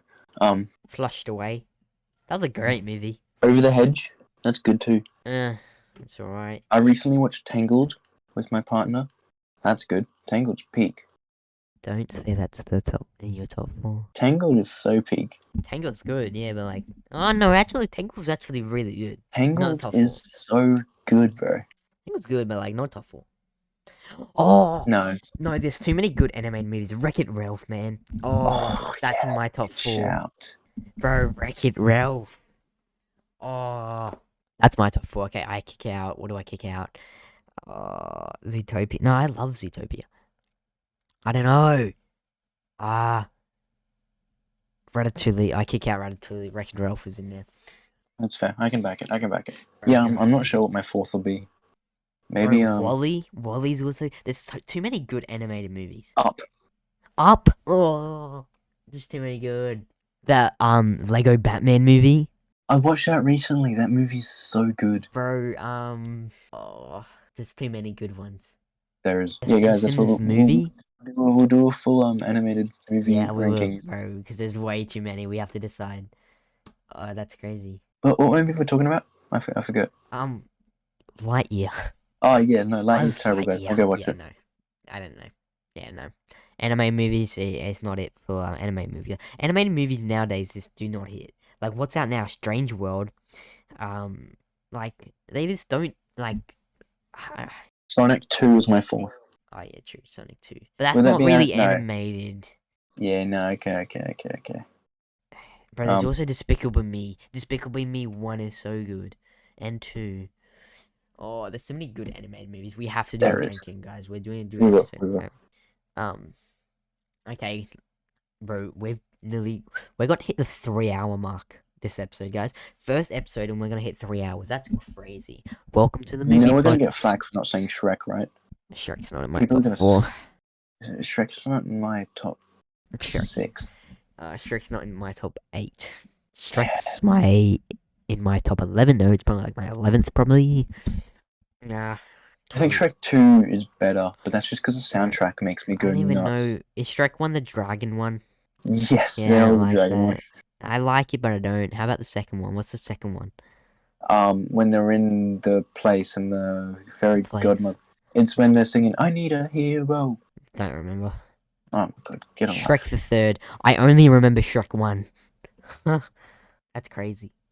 Bro, Don't worry guys, he's gonna watch as much animated movies as he can. I won't be a little kid again. Bro, anime Yeah. movies were the best. Simple. Yep. Yeah, Lightyear, cash grab, not worth it. No. And, okay, no more animated stuff. Okay, Smile. Okay, we got him. Like, okay. Smile. We went from Lightyear to Smile. Lol. Oh, no way. We went from animated movies to Smile. Okay, Smile, $215 million at the box of highest grossing horror film Bad. this year. It was apparently Yes, really bad for horror. unexpected. I did not see it. I wanted to see it. My mates went and saw it, but I had gastro, and I unfortunately missed out on seeing it. I actually really wanted to see it. I definitely wasn't scared. No, I'm not scared of freaking horror movies. I'm only scared of paranormal stuff. Okay? This When is Halloween... paranormal. Okay, guys. I promise you, Oh, it is paranormal. Well, Oh, it's an evil entity that possesses people when they kill each other, when they kill themselves and stuff. I'll watch it one day. Basically, Okay. the premise of the movie is that this thing takes over your mind. You kill yourself in front of somebody, give that person trauma, and that entity takes over that person. Why are they smiling? Because, okay, what is it called? Like I overanalyzed it as, because it's based on trauma, you're hiding behind your smile. Oh, is that like what you came up with, or was that actually the reason? That's what I came up with. Fair enough. Because like you see people smiling at you when you've seen something traumatic. Huh. So, and then then you are Right, smiling at other right. people while you're killing yourself. So like you're hiding your trauma behind a smile. Right. I don't know. All right, guys. When October comes around this year, October 2023, we will do a horror movie marathon, and we will like rank all horror films. Like, okay, I'm really bad with horror movies, so this is gonna be awful. best time, buddy. No, I can do like gory, people in masks don't scare me, but paranormal stuff. Like, I can't watch The Exorcist, freaking Paranormal Activity, The Nun, The Conjuring. They freak me out. I can't do paranormal. Which stuff. Terrified too. What the frick? Oh, I can do that. They Just a didn't bit of even show gore. that at some cinemas. I know it didn't go to a lot of theaters. I'll watch that, sure. Just a bit of blood, Yeah, I'm not. just a bit of gore. It's all right. But People Smile, passed it was out. good. I didn't watch it properly Why didn't? because, as I said, because I'm not good with horror movies.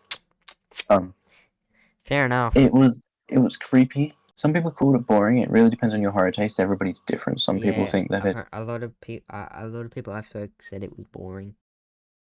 it really depends on your horror taste. Fair. Yeah. This one's very messes with your head type Oh, yeah, I don't like those. horror. So But also, I feel wrong trying to judge it because I haven't watched a lot of horror movies. So fair enough. I mean, bro, I'm gonna get you to watch every single horror movie. You're gonna become a horror movie freaking lover. I doubt it. But yeah, if you guys like mental warping, mind fucking. I don't know why you would horror like that, but if you like that, good on you. Yeah, it's not it's not obsessively gory or over the top. No one's getting their mouths taped to other people's butts. That's Fair. Human Centipede, if you didn't know. Fair. Yeah, so Smile, yeah, I mean, I'll watch it probably one day, yeah. Not by it's definitely myself. worth a watch. I can't watch horror movies by myself. No. No, okay. I got so many stories. One day we should have a story time horror movie session, I got so yep. many horror movie stories. You gotta get the flashlight and all black and just on your face. Yep.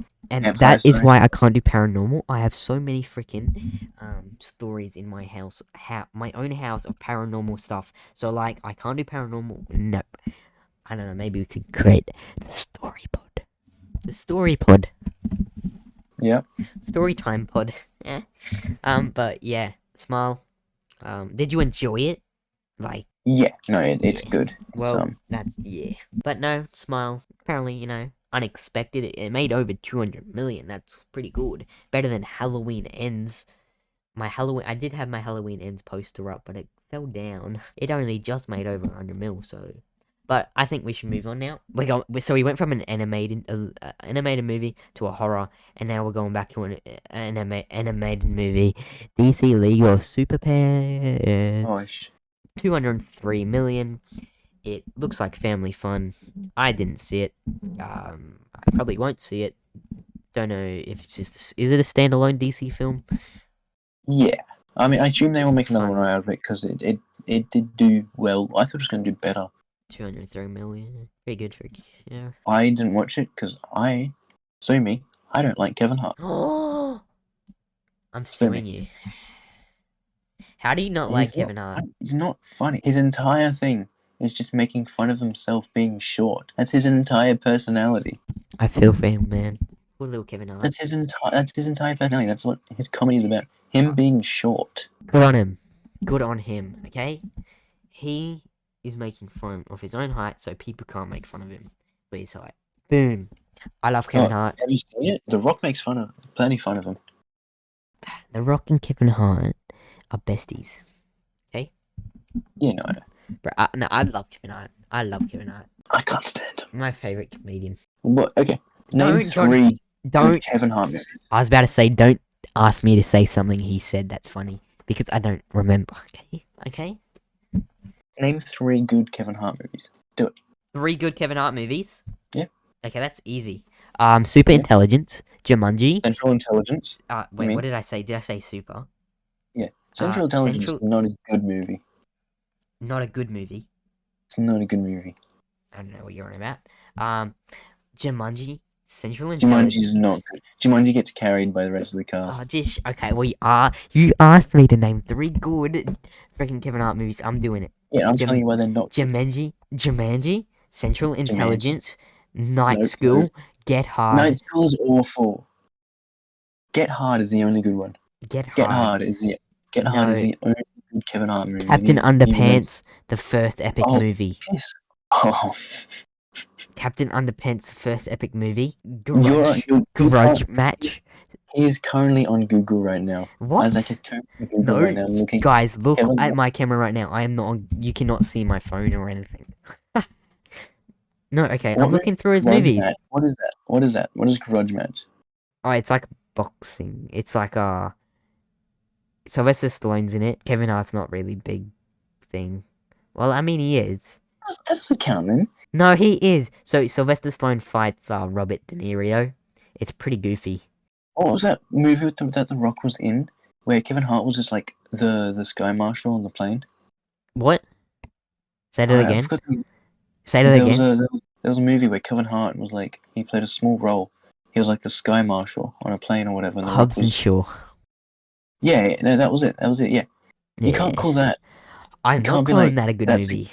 No, I know. But I'm just saying you can't call a movie good and then be like Kevin Hart's in this. When he gets like not even half an hour of screen time. Ride Along is also good. Oh yeah, no, sorry, it's not With Ice oh, Cube. Yeah, okay. Okay, so that's 2 you've agreed to. Ride Along and Get Get Hard. Hard. Okay, Ride Along. Night School is good. Night School was It awful. was fun. It was awful. Central. How do you not like Central Intelligence? I'm sorry, you're just saying that. There's No, no way. Genuinely, I've watched it once and it was There's- so bad How, man? because he's like that's what I mean. His entire personality is that he's small. That's his entire comedic relief throughout the entire movie. He's small. He's smaller than The Rock. When they're at the bar, when they're at the bar, he tries saving the seat. He's like, "Nah, bro, you're tiny. I'll fuck you up." The Rock comes out of the toilet, be like, "Yeah, bro, I'm massive. I'm gonna fucking kick your ass." It's the entire movie is that he's weak, little man, can't do anything for himself. Same in Jumanji. He's a backpack guy. He's a backpack guy. He gets killed by a rhino, whatever it is. A hippo. Was it? Yeah, sorry, no. Like, he got eaten by a rhino. No, bro. Okay, Jumanji in Central Intelligence, Jumanji the Next Level, and Jumanji Welcome to the Jungle. Night School, Get Hard, Ride Along, The Grudge Match, Scary Movie 3, Scary Movie 4. How much was he in that though? I don't know, just like a little cameo. Okay, the scary movies are good. They're fun movies, but I don't think he's in them. Soul Plane, Snoop Dogg's in it.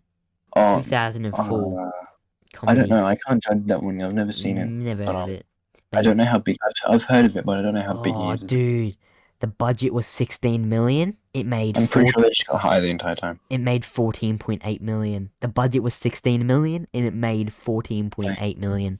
Whatever. How does a Snoop Dogg movie only make 14 million? Because Snoop Dogg's True. I mean, yeah, he's a rapper. I know that, but like, wouldn't everyone love Snoop Dogg? No. I was gonna say he's a sellout now. He just does stuff from Menu Log That was whenever he two. does. Yeah, I know, but that was 2004. But you see what I mean? Kevin Hart is can't stand Kevin Hart. No, I love Kevin Hart. I'm gonna get Kevin Hart on the movie pod one day. Yep. Yeah. Yep. And you two are gonna have a debate. He's gonna Sure. tell the funniest jokes, and you're gonna laugh at them. I've watched even some. I've tried watching his specials. I've literally looked up on YouTube Kevin Hart funniest moments. I watched the entire thing without laughing. Okay, 'Cause everybody, he's just everybody needs boring. to clip this, post it all over social media, and tag Kevin Hart, and we're gonna get his attention, and he's gonna make Joseph laugh. Yep. Okay. Okay, that's gonna happen. How did we start talking about this? Freaking DC League of Super Super Pets. Pets. End of story. Kevin Hart is the best. Bye bye. Chris Rock is the best comedian. Oh, Chris Rock's a good one. Chris Rock is my favorite comedian. Have you, He just simply is. Maybe not what of are good late. white comedians? What are good comedians? Robbie Williams. Um, Robbie Williams is my favorite actor of all time, and yeah, not my he's favorite good. comedian, but my favorite actor of all time. He's good. Poor Robbie, miss him, eh? Robbie I Williams. do. Good Will Hunting is my favorite movie. You haven't seen Have it, you have you? seen no, I haven't. Have you seen You should. Bicentennial Man? Oh, You have to watch it's my that. crush. You have to watch that. That is a great movie. Sad. It is a great movie there. Patch Adams. Patch Adams. Have you seen it? No. Based on a true story. He's a doctor, but he heals people with laughter. Oh yeah. Oh. It's based on a true story. He opens his own clinic. Oh yeah. Yeah, no, sorry guys. DC Super Pets. Get used to us getting carried away. Yep. But yeah, DC League of Super Pets. Family fun. Watch it with your little kids, guys. Yeah. Have a great time. Anyway, we're nearly there. Nope. I know what happens in Nope. They just say Nope all the time. In the Yeah, no, I trailer, have no they just go idea, Nope. It made 171 million. It got 82% Rotten Tomatoes, 6.9 out of 10 IMDb, and okay, it got 82% Rotten Tomatoes and 2.8 out of 5 audience. Yeah. Critics must love it. Audience must hate it. I don't know. What is it even horror? Was it a horror movie or like a thriller? I think it's It was a thriller. Yeah. I forget the actor's name, but he's in a few movies. Is it? I forget the name. It's J Peel. It's something. Yeah, like I know Jordan his John. face. Yeah, I can picture it. Yeah, I know. He's a really good director. He did a recent horror movie Right. before Nope. Right. But yeah, it made 171 million. I mean, critics are saying that it's admirable for its originality and ambition, even when it reaches its grasp. Nope adds spectacular to Jordan Peele's growing arsenal. So apparently, critics liked it. They say it's good. But no, don't. Yeah, I don't know what it's about. They say Nope. Now Morbius. Oh, Morbin time. Morbin time. 167, and it flopped hard. 167 million. 15% Rotten Tomatoes. 5.2 out of 10 IMDb, and 4.1 out of 5 audience. Because us audience, we freaking loved it. We got Sony to re-release it in theaters. We loved it that much. Did we love it that much? They re-released it in theaters for us, and it absolutely flopped again. Everyone just memed on it, and they actually believed us that we liked it. Okay, but I watched it. to be real, when it first came out, I liked it. Yeah. I actually liked it when it first came out, but I watched it again, and I swear, the first time I saw it, I was watching a totally different movie. Somehow I liked that movie, but I watched it again recently, and what the hell, how did I like that movie? I'm sorry, but like, I definitely watched a different movie that day, because it is terrible. Yeah, no, I don't know what you were talking about, buddy, but I don't know. I watched it every night, and it was just from the get-go. It was so. It was a while all ago over since the I've seen it. place. It was all over the place. Yeah, I think the first hour of character development for Morbius, very good, right? It was great. Like, we learned a lot about his character and everything. But then kind of like the villain was just like, yeah, we're like besties and whatever, but you're not turning me into a vampire, man. So I hate you now. Yeah. I don't really know, man. Like, well, probably. I don't.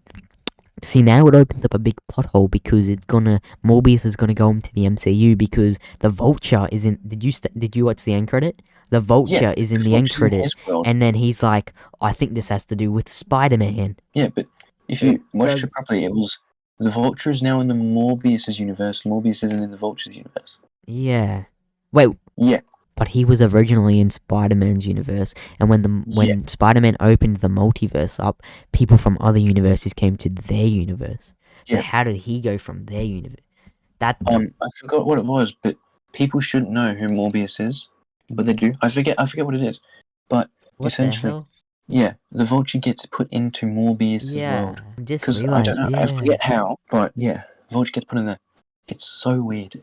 Damn. I'm just realizing that. What the hell? I don't. No one wants them to continue on Morbius, but they kind of have to now. They just They they just put themselves don't in really. a big hole. They just dug themselves a hole. I mean, they gotta do something, but Yeah. I mean, I don't know. It wasn't that bad. Like it had its problems, but to be honest, I think it's in comparison to a lot of other things we've talked about tonight. It's not the worst, which is kind of worrying. bro. That's what. Yeah, that is. So yeah, Yeah, Morbius. I don't know, man. Like I mean, I think if you're the best way to watch it is drunk with your friends, unless you're under the age of drinking, then do not drink under the age. me, not good enough. Yes. You're influencing me to drink and watch Morbius. That's not good. Yeah. No, it's not that bad. Like Yeah, what rating would you give it? Morbius. Yeah, Out of what? 5. The first viewing, I gave it a 4 out of 5. Just wait, I'm not done. First viewing, 4 out of 5. Second viewing, 2.5 out of 5. I'd have to give it a 2. Yep, fair enough. No, yeah, I'd give it a 2 out of 5. Not 2.5, that's too high. Just realizing, yeah. Too high. 2.5 out of 5. That'll be right. Yeah. Yeah. Yeah. Yeah, but I don't know. They're gonna have to do something now with the Vulture. Who knows? Moving on, I guess. Morbius made 167 million, and short under that was 165 million by Ticket to Paradise. Didn't see it. More for like older people and parents who apparently it was funny. Got 57% Rotten Tomatoes, 6.2 out of 10 IMDb, 3.4 out of 5 audience. Critics are saying Ticket to Paradise may not send viewers all the way to the promised land, but those reunion for a pair of megawatt stars is still is a good time. That's what critics are saying. Do you have anything to say about it, or we can move straight past that because apparently Yeah, this is a no, fun I mean, comedy. But yeah, now we got the Black Phone made 161 million, still better than Halloween Ends. That is sad. The Black Phone and Smile both made more than Halloween Ends. Damn, I wanted to see the Black Phone. no, I didn't get around to it, as I said. I'm not big on horror movies. Yeah, apparently it was pretty good and like unexpected. I wanted to see it. It got 83% Rotten Tomatoes, 6.9 out of 10 IMDb, and 4.3 out of 5 audience. Probably see it one day. Now continuing with the horror movies, Scream 5 made 140 million.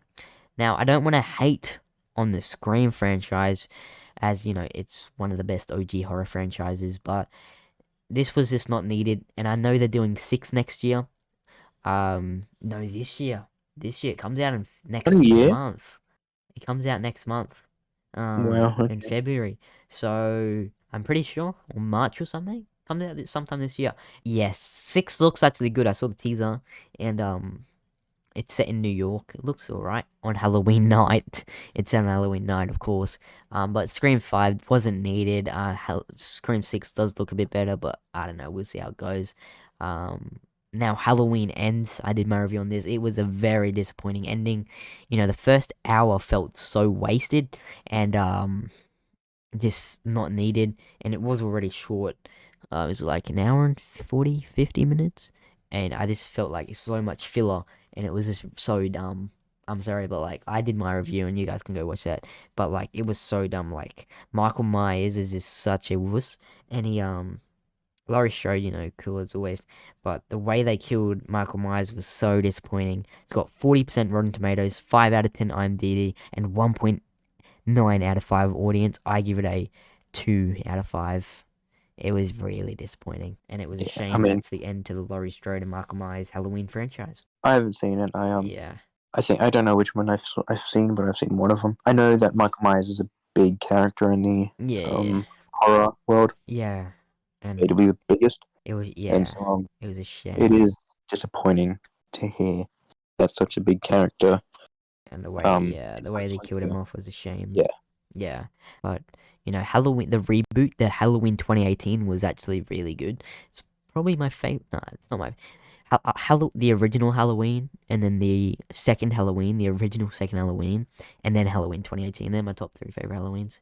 But yeah, it was just really disappointing, and it really did not do good at the box office. Only 104 million.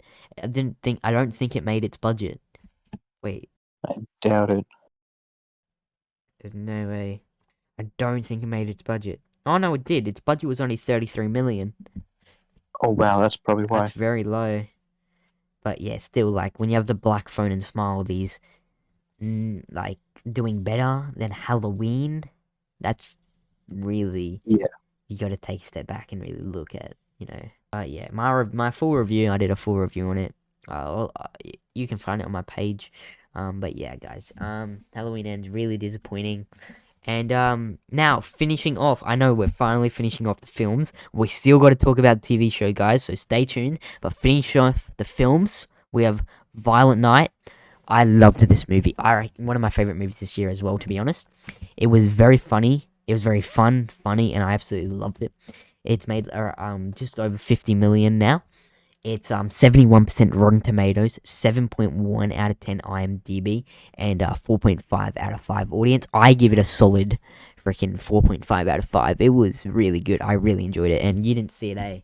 No, I haven't yet. I really want to. When I saw it, I definitely recommend it, man.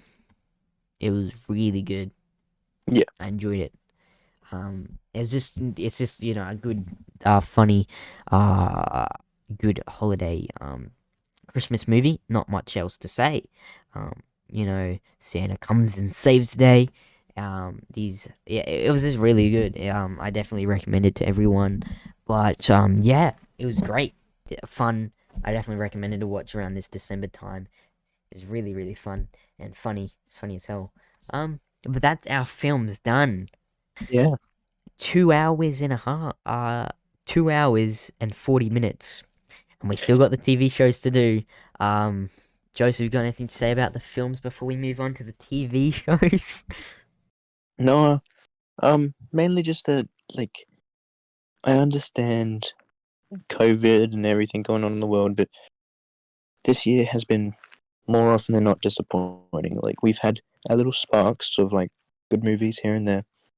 Yeah. But, This year, 2022 was, a lot of studios just wanted to get movies out after the pandemic Yeah. to make their buck back. But 2023, this year, 2023 is going to be much better. I reckon it's like big releases from February till December, like every few weeks, and I am hella excited. March is a big year. Yep. So much stuff. Mandalorian season 3, Creed 3, Mario at the end of March, and there's stuff in between. My birthday turned 16, so I can get my L license, my learner license. Yeah. Guardians of the Galaxy. Yes, sir. But no, guys. We're gonna take another little break, just a 2-second break for you guys. But for us, we might take like a 5-10 minute break. And stay tuned because we got lots of TV shows to go over. From the Book of Boba Fett to Halo to Stranger Things to Obi-Wan Kenobi to She-Hulk to the House of the Dragon to Andor to Dharma to Wednesday. So stay tuned, guys. And we will see you guys just after the intermission break. Stay tuned.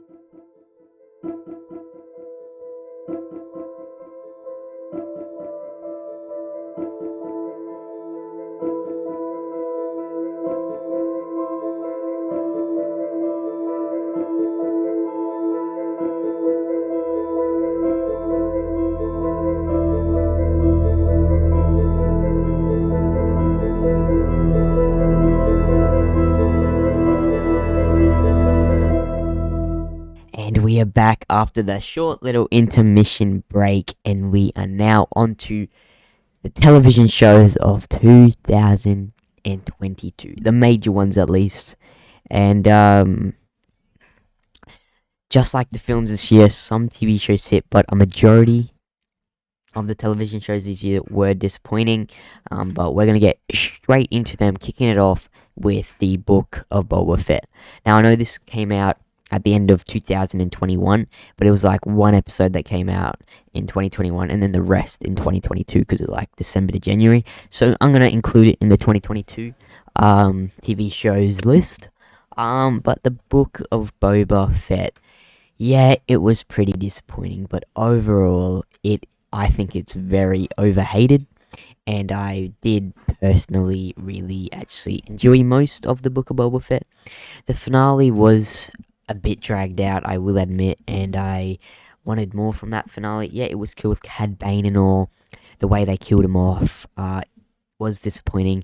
I believe he's not dead, but that's an episode for another time.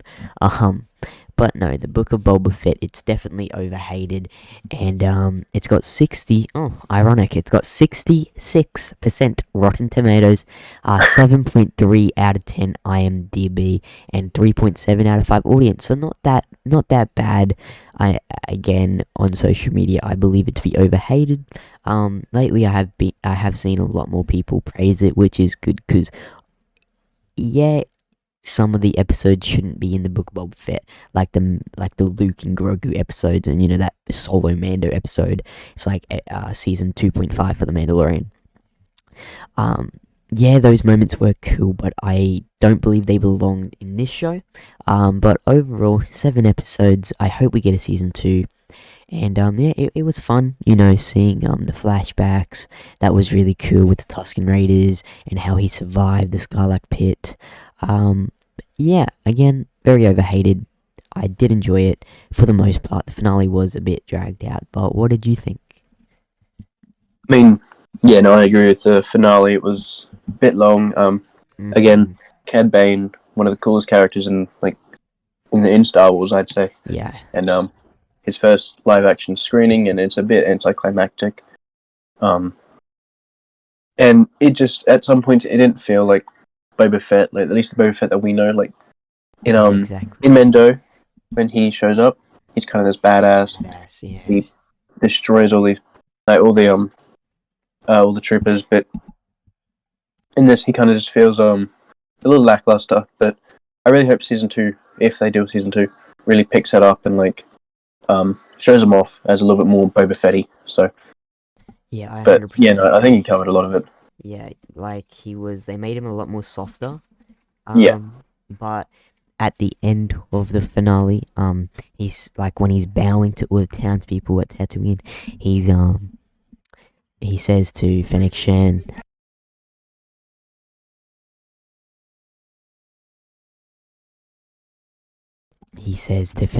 that this isn't the life for him, and so season 2, if they do it, it should be a lot better. Jon Favreau, who was the overall producer of this show, said that he just wanted to try something different with Boba, and he believes he did go a bit too soft. Okay. And Tamara Morrison as well, who plays all the clones, Jango Fett and Boba Fett, says that Boba Fett was definitely way too soft. So season 2, I'm sure that he'll go back to his badass ways, and looking forward to it if they could do it. Season 1 was meant to include Han Solo, but Harrison Ford wasn't up to it. They were going to do the deep fake like they did for what they're doing for Indiana Jones 5. So maybe season 2, they could do the deep fake for Harrison Ford, which would be cool because Han Solo is the reason Boba ended up in that Sarlacc pit. He hit his jackpot. So yeah, it'd be quite interesting. That would be pretty cool. Yeah, 100%. But no, summing it all up, the Book of Boba Fett was fun, cool, and I enjoyed the ride. It was, fun watching every episode each week. Some were really slow, but those middle episodes of Mando and Luke and Grogu, they were amazing. I know it's Boba's show, but can't get past that. And the Order 66 scene was really cool of Grogu. But as a Boba Fett show, it did lack Boba Fett elements, but I'm sure season 2 will be much better if they do it, or they might just cover Boba Fett's story in The Mandalorian. Who really knows? Season 2 was apparently leaked by Spanish Star Wars or something, so I don't know. I'm sure it probably will happen one day. So yeah, overall I'll give it a 7.5 out of 10. 7 out of 10, something like that. Yeah. I'd give it a 6. It was just a Yeah, little bit that's fair. lackluster, and as a Boba Fett show, having like obviously I appreciate seeing Luke, Mando, Grogu, all that, but different time, like Yeah, exactly. I agree. it had no place being there. Um, as cool as it was, it just didn't fit, and I felt it was a little forced. But besides that, like the characters are cool. As I said, Cad Bane live action, amazing. Just got rid of him a little too early, but I 100% agree. I'd give it a Yeah. 6. Yeah, that's fair. That's fair. That's definitely fair. But the Book of Boba Fett, yeah, I think we've summed it all up. Um, I know this episode has been going pretty long for you guys, so moving on to now a DC show. I have not seen this. I know you have, Joseph. Apparently, it's really Yep. good, and I have to watch it. Peacemaker. Yes. What's so Yes. good about it? A little bit of everything. It's not. John Cena as a whole is a very funny actor. Like he Yeah, knows how to. Have you seen the Suicide Squad movie? I have. Yes. Yeah, he kind of maintains that character throughout the entire thing, and it really just Yep. works. And I think it's a breath of fresh air, and all the Marvel TV shows are very kid friendly. Right. Yeah. I mean, I've heard so much good stuff about it, and I will 100% have to check it out. It's got very good reviews. It's got 94% Rotten Tomatoes, 8.3 out of 10 IMDb, and 4.7 out of 5 audience. And obviously, it's James Gunn, who's currently rebooting the DCEU. And yeah, Yeah, I mean it has been a while since I've watched it. I've only watched it once, and that was when it was releasing. But no, I rate it very highly as a TV show. I'd probably put it up there for the superhero TV shows. Like for me, it'd be on par with like The Punisher right, and yeah, the first few seasons of Daredevil. Like really good TV show, but it's also like it's an adult show. It's not something to watch with yeah. kids. I mean, Um, it's good that, it's highly praised because at DC at the moment, not a lot of their things are being praised, so it's good they yeah. get something good. Yeah. Yeah, no, definitely. Like it's something I'd definitely rewatch. Do you know if a And season two's I used happening? to think I'm gonna do a season 2. Yeah. I'll definitely watch it one day.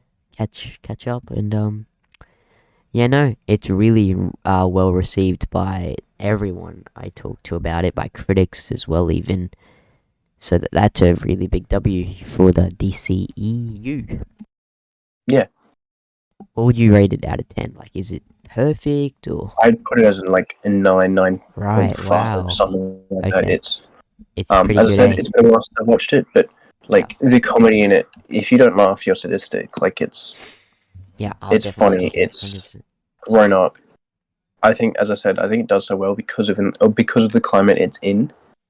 Like its competition is things like at the start of the year, it was like One Division or Hawkeye, which very kid friendly. Obviously, One Division's a little more dark, but Mm. just stuff like that. It worked really well for what it was trying to do. And James Gunn apparently came up with the idea of it in a shower. Fair enough. Yeah, and but like they have little cameos. Like I think Amanda Waller is in it a little bit. Oh wow. Okay. At the very end, we see like the Justice League. A little bit of Justice League, like we see Ezra Miller's Flash, we see Oh damn. Jason Momoa's Aquaman, Okay. I'll definitely check it and out. yeah, when they're all walking away, like Peacemaker just finished it, like John Cena's character just did it, like Damn. saved the day or whatever, Yeah, and then he tells Aquaman to go that's fuck cool. another fish. That's cool. I'll check it out. Um, Yeah. Peacemaker's the only DC EU show, isn't it? Pretty sure. Yes, They're I do behind. believe. Yeah, like compared to Marvel, they really don't have anything. No, but quality over quantity, Yeah, really. yeah. I was about to say, Like 100%. the Yeah. quality is, I. The only thing I can think that holds a candle to it is potentially Loki, but it's also just completely different styles. So it's like yeah, you won't find a Marvel show like this. No, and it's got that unique taste to it, which is good. And Yeah. I'll check it out, 100%. But yeah, Peacemaker. After I catch up and we both catch up with everything DCU, we could do like our ranking of DCU, and yeah, just let us know what you guys want to see. But I think moving on to next television show, you done with Peacemaker? Yeah. Well, Halo. Now this one is very very mixed. Apparently it was very cool, but it's like 50-50 with the fan base. It's got 70% Rotten Tomatoes, 7.1 out of 10 IMDb, and 3.5 out of 5 audience. Apparently it was cool, but again, rebooting a video game, it's not going to be the best. And I haven't seen it. Did you check it out? No. Yeah, no. I don't think I will I watch it. hadn't heard anything about it, to be honest. Yeah, no. It wasn't that like popular, I guess. Apparently it is being renewed for season 2. Okay. I never really played Halo. I played Halo a long time ago. I played one of the Halos. I can't remember, but I wasn't a big Halo player growing up. Yeah, no, I was a bit the same. I just Yeah, kind of just messed around with my friends, like in the like split screen mode, just yeah. playing around. That was about it, really. Yeah, same. So apparently it's cool, but yeah, I don't know what they would get out of a Halo show.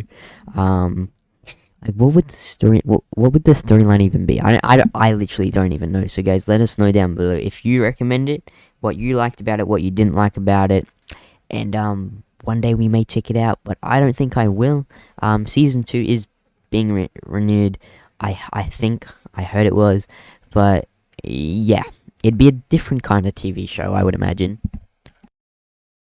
It'd be like Yeah, no, it's like I'm sure Halo most has a games to video campaign. game shows don't do that. Yeah, like what's The Last of Us is coming out very soon, and that was originally a video game, and it's a TV series of The Last of Us is coming out very soon. So that'll be interesting. It looks good. But Joel is being played by Din Djarin's actor. Yeah, so Pedro Pascal. Djarin's actor. Got it. Yeah, That's yeah. it, Pedro Pascal. Yeah. Yeah, forgot about that. So, it looks cool, but we'll see again, video game adaptation. So, yeah, no, Halo, let us know if you watched it. And, yeah. Now, on to another one I didn't watch. Joseph watched this. Surprisingly, I didn't. Moon Knight, apparently it was alright. Typical weak MCU series, but Moon Knight, what? I wanted to watch it. Apparently it's cool with, Moon Knight's different personalities and whatnot, but what did you get out of it? It was good. It yes, it has its own Disney-fied Yeah. part of it, but no, I really do think that it was one of the better shows that they came out with. Like, yes, some janky CGI which you shouldn't expect, which That's really a big shouldn't be Marvel in there project with now, Disney. Yeah. It's a shame. A little bit of wacky acting, but not too much. Like, the show is about Moon Knight. He's more famous in the comic books. This is his first live adaptation, and so he's got split personality disorder, and one of his personalities is like a hitman or so he has the powers of an Egyptian god, which gives I think it's the god of the moon or the night or something or other, and he protects some stuff. I don't know. It's been a while ago. Haven't watched it twice. I've only watched it the one time. It was good though. I would give it a watch. Yeah. And it definitely will get a season 2, I think. Yeah, I think. But yeah, I think it is. I might give it a watch. Apparently, it's cool with these personality switches, but yeah, it does. It is a little bit dark. Like, it has its dark moments. Yeah, it's a lot. It is more violent than a lot of other Disney shows. But it's simple Disney. Like, it's the same formula for it all. And how does I think that's where the shows struggle from it.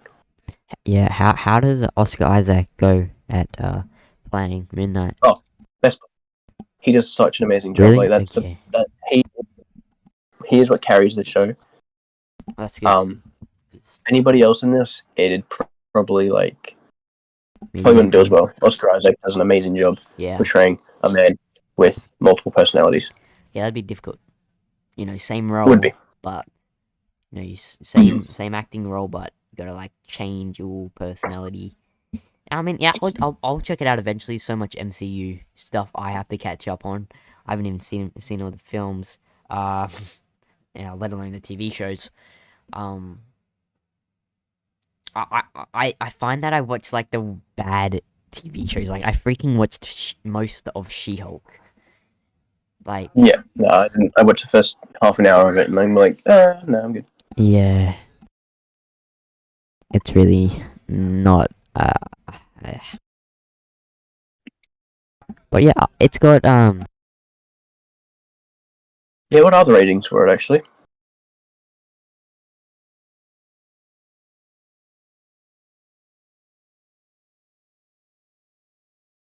Yeah, Yeah, sorry, I'm just telling my brother and sister to shut up because they're so loud. Could you hear them? nice. No, I couldn't hear them. Okay. Um. Yeah. So the ratings, it's got wow, it's got good ratings. 86% Rotten Tomatoes, 7.3 out of 10 IMDb, typical, and 4.6 out of 5 audience. That's pretty good. Yeah. What did you get? What would you give It it is out of 5? it is one, as I said, it's one of the better Disney shows. Like I Yeah. put it, I'm a big Loki fan. Yeah. I like TV show fan. I'd probably put the second behind that out of all the Marvel shows. Okay. Better than One Division. I'm not a fan of One Division. Yeah, I don't like to start, but it gets better. I haven't even finished it, so I mean, Yeah, one it is day. it is important to the MCU, but Yeah, I'm not a big fan of it. I've never been a big fan of Wanda. yeah, it's fair enough. Like I don't like her in Doctor Strange Multiverse Madness, so Yeah. yeah. So I'll check out Midnight, and yeah. I mean, it looks cool with all his like personality changes. That seems like cool, and I'm sure Oscar Isaac did a phenomenal job at that. So Midnight, let us know what you guys thought, and now. Are you done with Moon Knight? I got nothing else to say because like I didn't even watch it. Yeah, no, that's about it. It's definitely worth a watch. Yeah. It is good, I'll check it out. but it has its small problems. Like as I said, like it looks a little janky Yeah. in some like CGI fights or whatever. Yeah. I mean that's typical Uh, by Marvel nowadays. which is really disappointing because you'd think with the amount of money that they make, yeah, they'd like invest more all into their that. movies make close up to $1 billion, and you know just take a little bit more time to get that CGI and visual effects on point. You'd think, but apparently not. Yeah. I mean they focus on putting stuff out and then giving us quality. It's what Yeah. Hollywood is nowadays. It's a shame, but it is what it is. The fastest dollars are the best dollars. Apparently so. Now another one that I started watching, but I stopped watching. Star Trek: Strange New Worlds. Apparently, it was cool. But to be honest, I don't feel like it's needed, and like they should just leave the great original franchise alone. Because like everything nowadays is getting a reboot. Like every single OG good original movie or TV show or franchise are getting reboots, and it's frustrating. Like, just leave the like OG thing. Ferris Bueller. I don't know if you've ever seen it, but Ferris Bueller's Day Off. Yeah, I've seen it. That's getting a freaking reboot. They're making a remake. It's just like not needed. Like, just leave all the OG good stuff alone, and make new stuff. Are they do they really not have any more ideas nowadays to come up with original stories? It's kind of Well, frustrating, but I think they're just afraid to make a new idea something new. because it hasn't worked previously. So now they're afraid to actually come up with an idea. So their best idea is just to milk an IP. Yeah, it's a shame, but apparently, well, looking at these ratings, 99% Rotten Tomatoes, 8.2 out of 10 IMDb, 4.5 out of 5 audience. That's some good ratings. Yeah. So I guess it was very good. I started watching it. I watched first 15-20 minutes of the first episode. Yeah, it looked cool, all the updated graphics and like visual effects. It looked great. But not my cup of tea. I've never been a huge Star Trek fan, more of a Star Wars fan. But I mean, I don't feel like it's needed. It looks cool, but seriously, just leave the original franchise alone. And but I mean, if you like it, you like it. Um, and yeah, I don't know much about Star Trek. Have you ever watched it? No, I've never. I don't think I've watched anything of it. It came on the other Yeah, night on the TV. I was sitting in the lounge room, and I'm like, oh, okay. I clicked it off, but yeah. I've watched bits and pieces, never a full thing. So yeah, yeah, 99% Rotten Tomatoes. That's good, but I don't that is. believe it has many reviews. So Hmm. yeah, I actually hadn't heard of it until yeah, I you brought brought it up. yeah, um, I didn't even know about it until like word of mouth. So yeah, Star Trek Strange New Worlds. Did you see it? Let us know down below, or email us, or send us a message on any social media and let us know what you thought. Um, moving on to Stranger Things season 4. Everyone seems to love this, except me.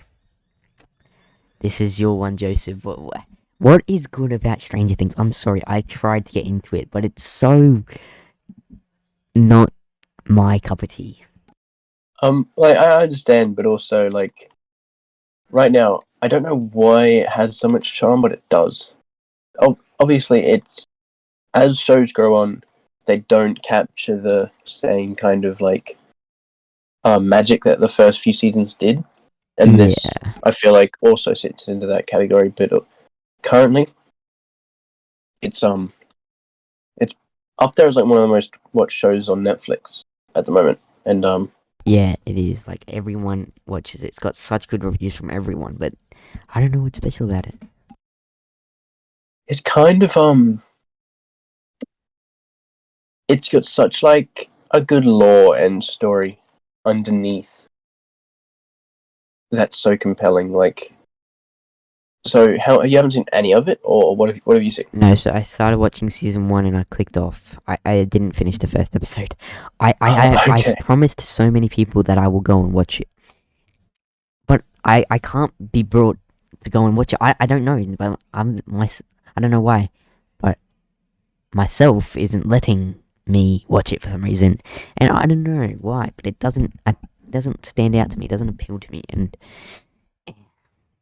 I've tried. It it's not the to me. It's not the storyline that's the best part of it. It's the characters. Like, Oh yeah, I see a if lot you of are people going on about the characters, and if you ask a Stranger Things fan who their favorite character is, it's going to be between like these three. I'm going to name three people, and these three people will be in most people's top three. So Steve Harrington, obviously, Eddie from the most previous season, and also Dustin. Like those are mostly people's favorite characters, yeah, and there's a reason why. Like these are great characters, and it's not just them. Like there's a lot of characters that are amazing. Like 11 is a good character. Mike, Noah Schnapp's character, who I'm blanking. He's um I've forgotten some of the characters' names, but like there's a lot of that those are the best. Like child actors are hard to come by. Good ones, I mean. And these yeah. kids portraying an There's a lot of 80s young people in A. show, like, yeah, doing an 80s show. Like Caleb McLaughlin's character, um, they're all just really good. And whatever they're doing in the show, which is kind of a horror thriller type little thing, that's how it started out at least. Um, I don't Yeah, know, it's just so compelling. It is a very compelling story, and everybody seems to love it. But as I said, it's a lot of the characters. Like yeah, Hopper. They don't seem to do wrong, and yeah, we just seem to care about all the characters. And it's really good. Yeah, It's I've really good seen a how a the lot of Duffer that. Brothers do it. Yeah, I mean, I don't know. I've tried checking it out a few times. First time I checked it out was when season 3 came out, and the hype was all about that. And then Mm. what season came out this year? Season 4. Or Yeah, and then I tried again, but because everyone's talking about it. But again, it didn't stand out and appeal to me. So, I mean, maybe one day I'll catch on to it. Um, I don't know what it is, but it doesn't. I don't know. I don't know. I mean, yeah, no, it's got to be good if everyone freaking loves it. yeah. I don't know what you can't I don't know. I've like about tried, it. but It's like, weird. yeah, I don't know. I've tried, but it just, yeah, It is hard to explain what captures the fans so well. Like as I said, yeah, for me, it's the characters. All the characters are so good. I don't have like there are very few characters in which I don't like. yeah. I mean, So when so many people love like a movie or television show, I'm usually part of those people that love it. Like when 90% of people, well, say like 95% of people love a TV show or movie, I'm usually part of that 95%. Rarely am I part of that 5% where I don't like it. But yeah, for Stranger Things, I just am, and I don't know why. I've tried, but the genre, it can't be the genre. It's what, thriller? Yeah. yeah. It's not Maybe it's horror, because but there's so yeah, it's many, thriller. like, yeah, I couldn't tell you. I'll force myself to watch season 1, and then I'll give like a season 1 review or something one day. Yeah, What do you give it out of 5? I Is it? give it a 4.5. Oh, that's what its average is. I mean, that's strong. Yeah.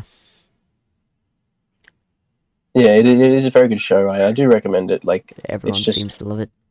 somehow every time they introduce a new character, it turns into everybody's favorite character. Like season 3, it was Robin.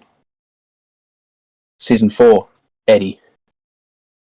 Like, it's just whatever they do, Yeah. somehow it's right. And like, yes, it's not a crazy, incredible, holy crap, this is groundbreaking storyline, but they do well no matter what.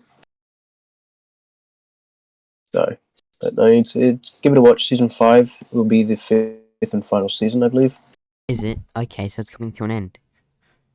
Uh, apparently they don't want to. It's good though. I kind of like glad they don't want to just rinse it out. Yeah, that's fair. I Cash grab don't. like the Death I feel like Brothers that's. are really good. I feel like that's starting to happen with Cobra Kai. No, no, never. Cobra Kai for life. Cobra Kai never dies. I forgot. Yeah. Definitely. Yeah. Stranger Things season 4. I didn't watch it. Take me a while to get up to season 4 if I do end up watching it, but It'll take you that long. it, Be about a week. okay. I mean, There's only 6 epi- episodes per season. what? 6 episodes. That's short. Yeah, Are they but they're long like episodes? 40. Like, yeah. Okay. Yeah, they're 40 minutes to an hour long. So a good week of not doing anything, and you'd get through it all. Okay. Okay. Yeah. I mean, yeah. You done with your? Yeah, Yeah. there's not much else I can say about it without Yeah. No. spoiling it. Yeah. I mean, yeah. But this leads us into. uh Never have I ever been this disappointed in my life. Take a guess. Oof, I'm blanking. The most Oh wait, hyped show of my life. yeah, no, I've got And it. I've got it. I've got it. what is it? What is it? What Cobra room? Kai season 4. No, I'm kidding. It's Obi-Wan No. Kenobi. Yeah, Obi-Wan Kenobi. What the hell went wrong? Like, Lucasfilm, come on. You give Andor this high budget, and you make Obi-Wan Kenobi the most anticipated show in a very, very long time. A freaking fan film budget. It looked like a fan film. It did not look professional. Did not look like it came out of your production studios. And the story was whack, and it was woke, and I've said so much stuff about this, and I don't want to get into detail now because I don't like hating on it, because it's Obi-Wan Kenobi and Darth Vader, my arguably two of the greatest characters in all of cinema. Darth Vader, arguably the best villain in all of cinema. I hate hating on it, but Deborah Chow, Kathleen Kennedy, Joby Howard, whatever his name is, no disrespect. But what went wrong, guys? Like, why didn't Dave and John do this? Like the flashbacks were so disappointing. We could have had Clone Wars flashbacks with Ahsoka Tano, in Clone Wars era, of course. The freaking Obi-Wan show starts with Reva as a little kid training as a Padawan, youngling, and then she gets stabbed as a kid by Anakin Skywalker during Order 66, and then again in episode at the end of episode 5, which was a great episode, mind you, great episode. By the way, that is great character development. Like that is good mirroring and whatever. But like she survives. She survives both. That does not make sense. And episode 6, great. I loved that fight. But what? And like, hello there, and Qui-Gon. But Reva still being alive after being stabbed again. How the hell did she get to Tatooine? She was freaking wounded. No one came to help her on that planet where they were on. It was just, I don't know what it was about the show, but the camera lens even was like fuzzy, and the cinematography was shaky. The pacing wasn't that great. The visual effects were, what the hell? The landscaping felt like Earth. That like elite, that in episode 2, that planet they go to, whatever it's called, like it's got like LEDs or whatever. Planets. Yeah, that was a pretty cool planet.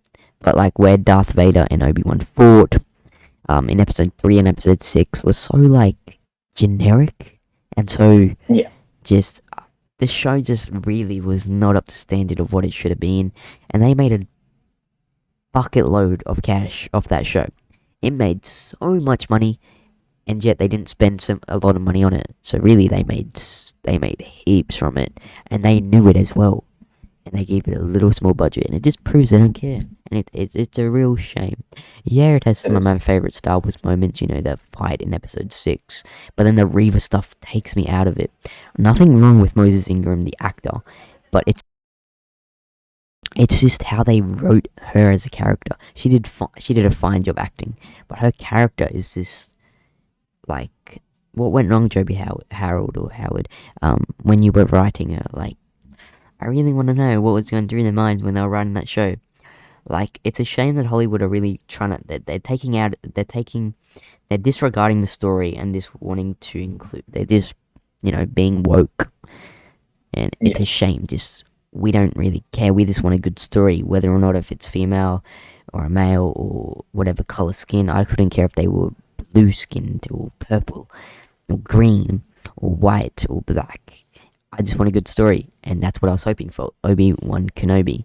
But unfortunately, it really failed, and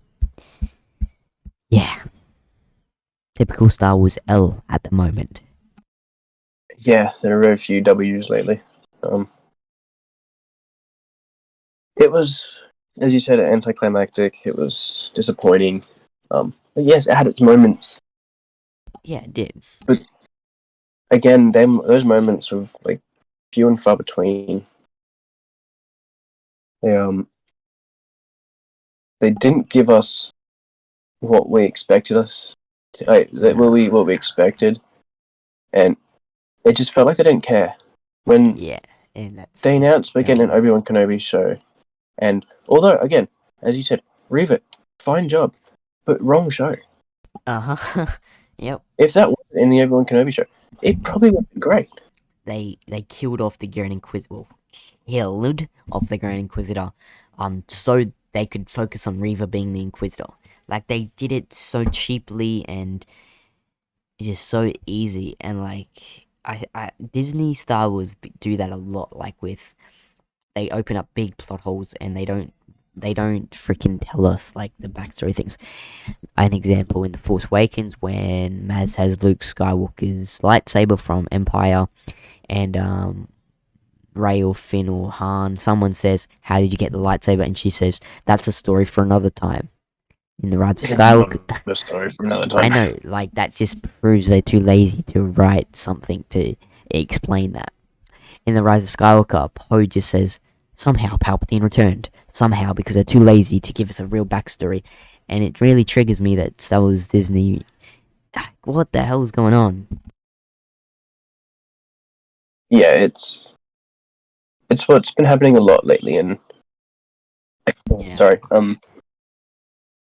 I don't know, just I think having a legend character like Obi-Wan Kenobi, who is maybe one of the like I'd say probably people's favorite character. Like majority of people, if you took a poll of 100 people, I'd say Obi-Wan Kenobi wins that.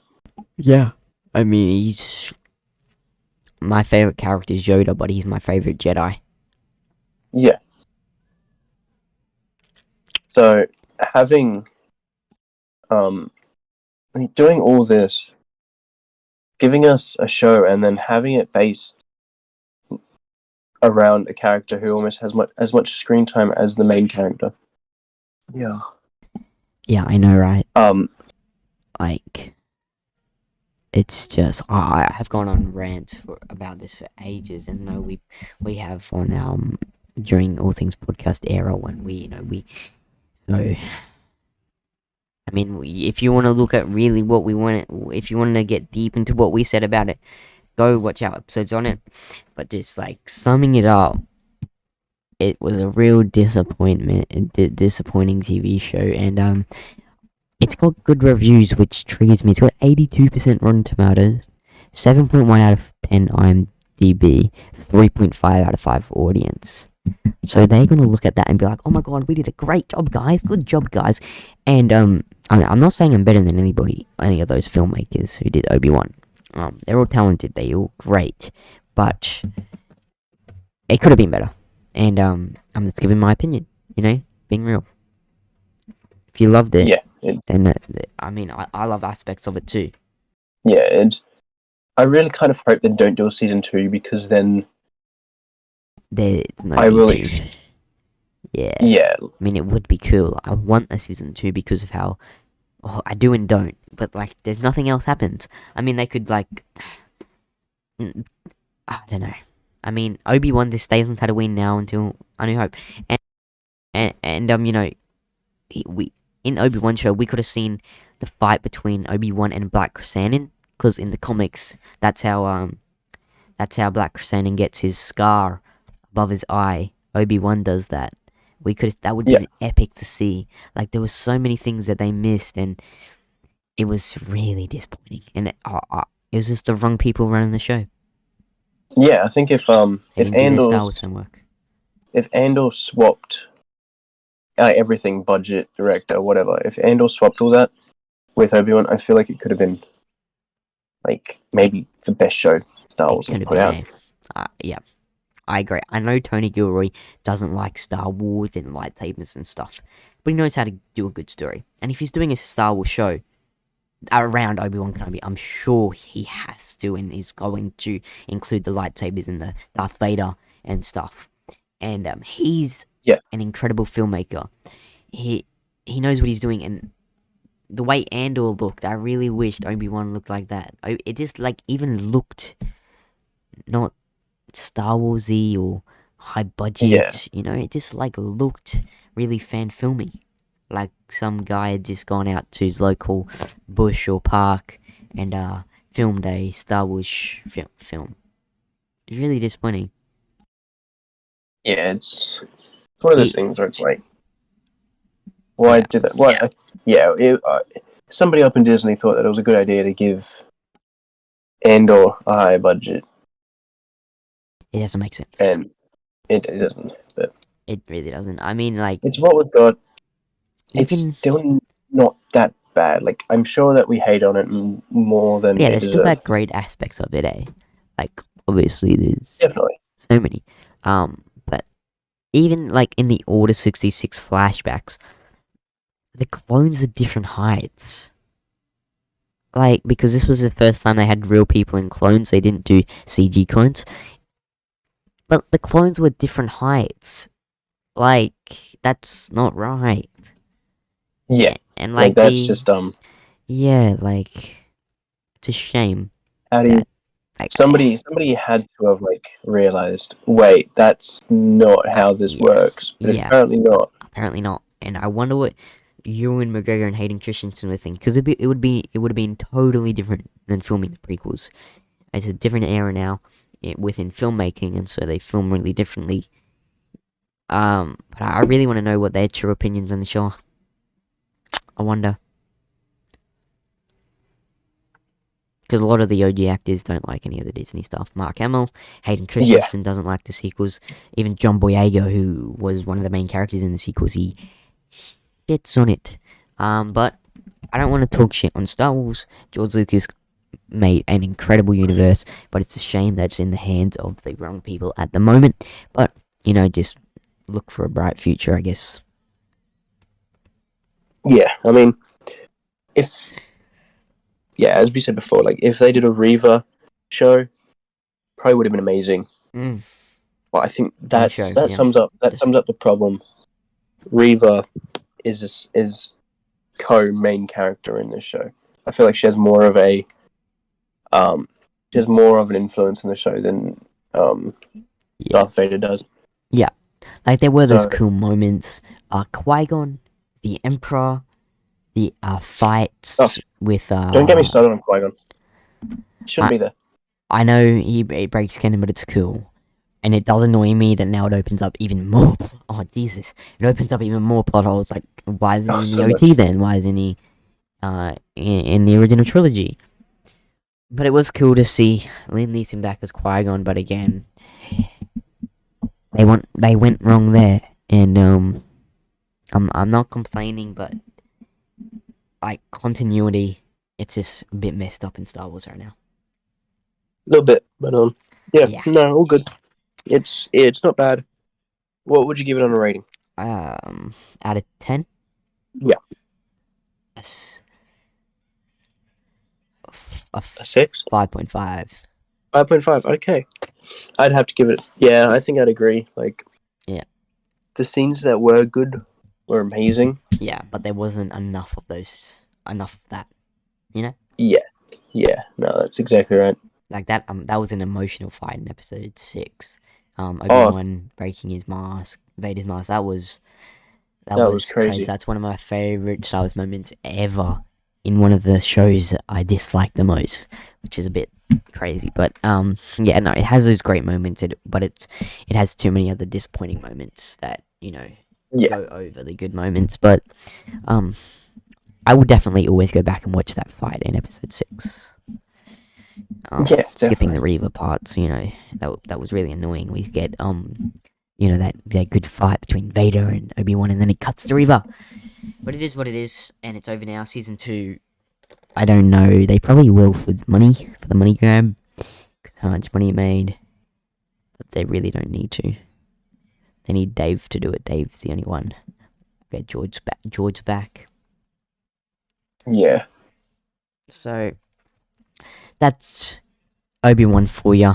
I think we're gonna take a little intermission break, and stay tuned, guys. A little bit more to go. Thanks for watching our first episode of the movie pod. It's been fun so far, and we'll see you guys in literally 2 seconds. What's going on, everybody? We are back now. Just talked about Obi-Wan Kenobi. We said our piece with that. Now moving on to another unfortunately Disney-owned woke television show by Marvel. Can you guess it? Miss Marvel. Now, I didn't watch this. I don't. Did you end up watching it? I watched bits and pieces of it, but I had Did some it? friends who watched it, and they said it wasn't awful, but it wasn't. Yeah, well, It's not like, yeah. it's on 98% 98% Rotten Tomatoes. 98%, like, what? Jesus. Yeah, see, it doesn't, yeah. When we get to She-Hulk, that has 85% Rotten Tomatoes. That doesn't make sense. I swear the critics get paid or something, man. I Or they're think what it just is loose in the mind. it's the same as you just said, She-Hulk.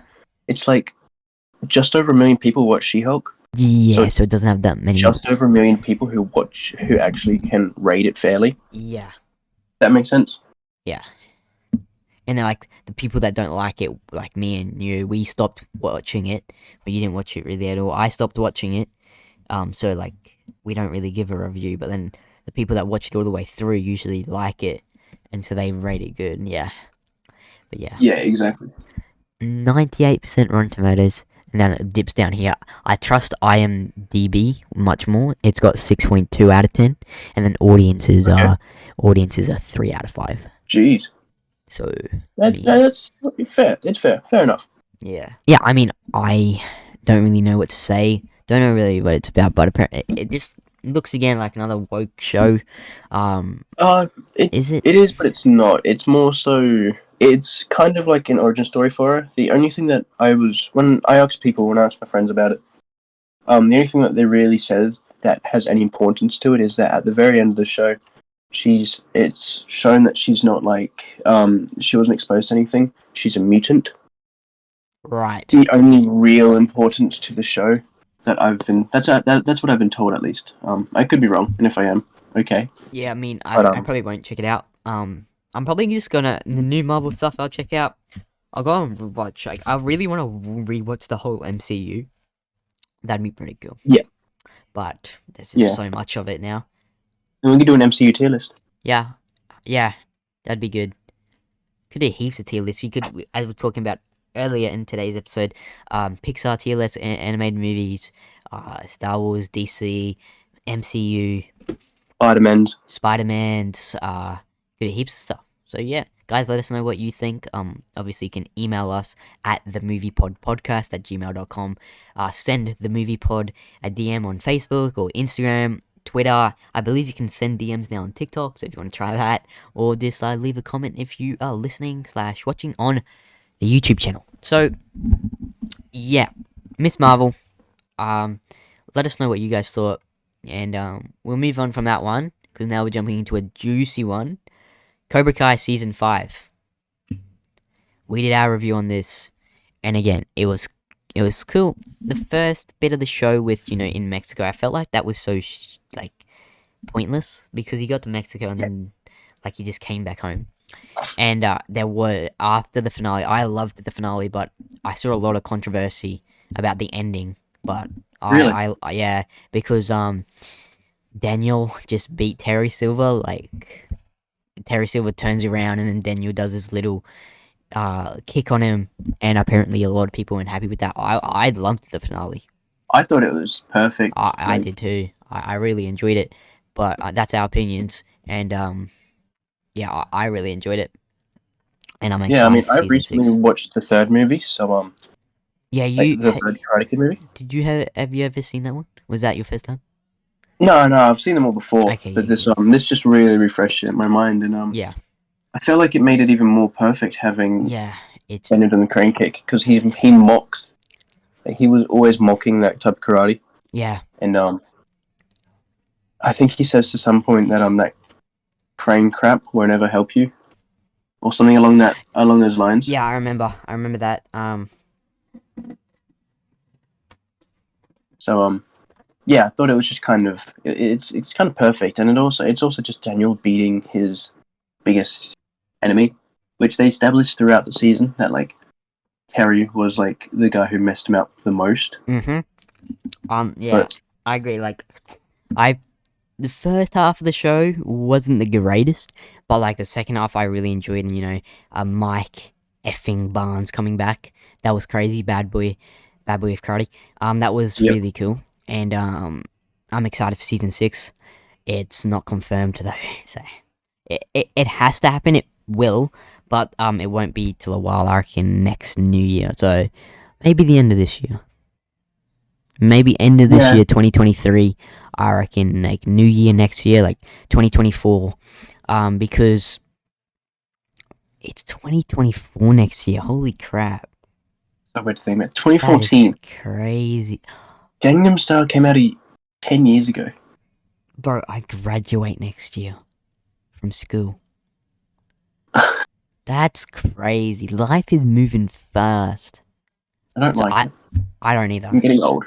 Yeah, I mean, I remember when I was younger in primary school, I couldn't wait to grow up and be a teenager, an adult, and then, be in high school. But now I'm in high school, I want to go back to primary school. I miss Amen. primary school so much. Wait, we're a little bit sidetracked there, but I just had to take a reality check then. Holy crap. That's crazy. Yeah. But yeah, Cobra Kai season 6, I don't know, maybe next year. Because the who writes it? I'm having a mind blank. You're kidding. Cobra Kai. John Hurwitz. John Hurwitz. The writers, John Hurwitz and the others. They are currently working on another show. I think it's nearly done. And then he said on Twitter, John, that after they're finished with this, they're gonna start Cobra Kai season 6. So yeah, and it doesn't take them too long to film. It's just the writing. So Yeah. definitely hyped for that. Yeah, I mean, I hope it doesn't get dragged out though. I mean, well, apparently we know that there's a new Karate Kid movie coming at the end of next that's what I was year. going to say. So could it lead into it? Okay. Yeah, maybe it I'm could be gonna throw like out a theory. finale All right. ending. Let's hear it. It probably won't happen, but it's just a theory that if I'm right, it'll be amazing. So I think the start of season 5 will continue in the movie. I think what it's going to be is Miguel's dad will be the antagonist of the movie. If Okay. that's it, but that's if it has anything to do with the Cobra Kai. Yeah, okay. If it doesn't, then It could be it could be a whole new story. It could be a prequel to the original. Who knows? It'd be cool if it was like a Cobra Kai sequel. And like continuing that, like maybe it could be they could do season 7, and season 7 could be they could do season 6, and then season 7 could be the movie and like the big finale. I don't know. Yeah.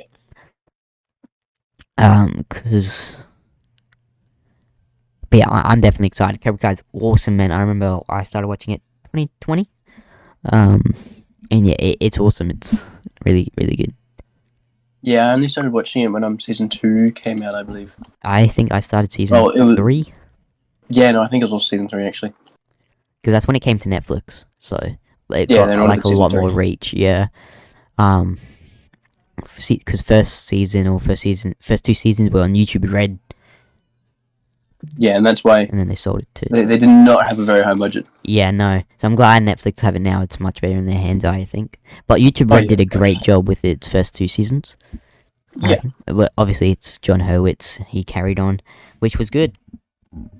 And season 6 should be fun. Once again, it's a fun little show. Cobra Kai never dies. Show no mercy.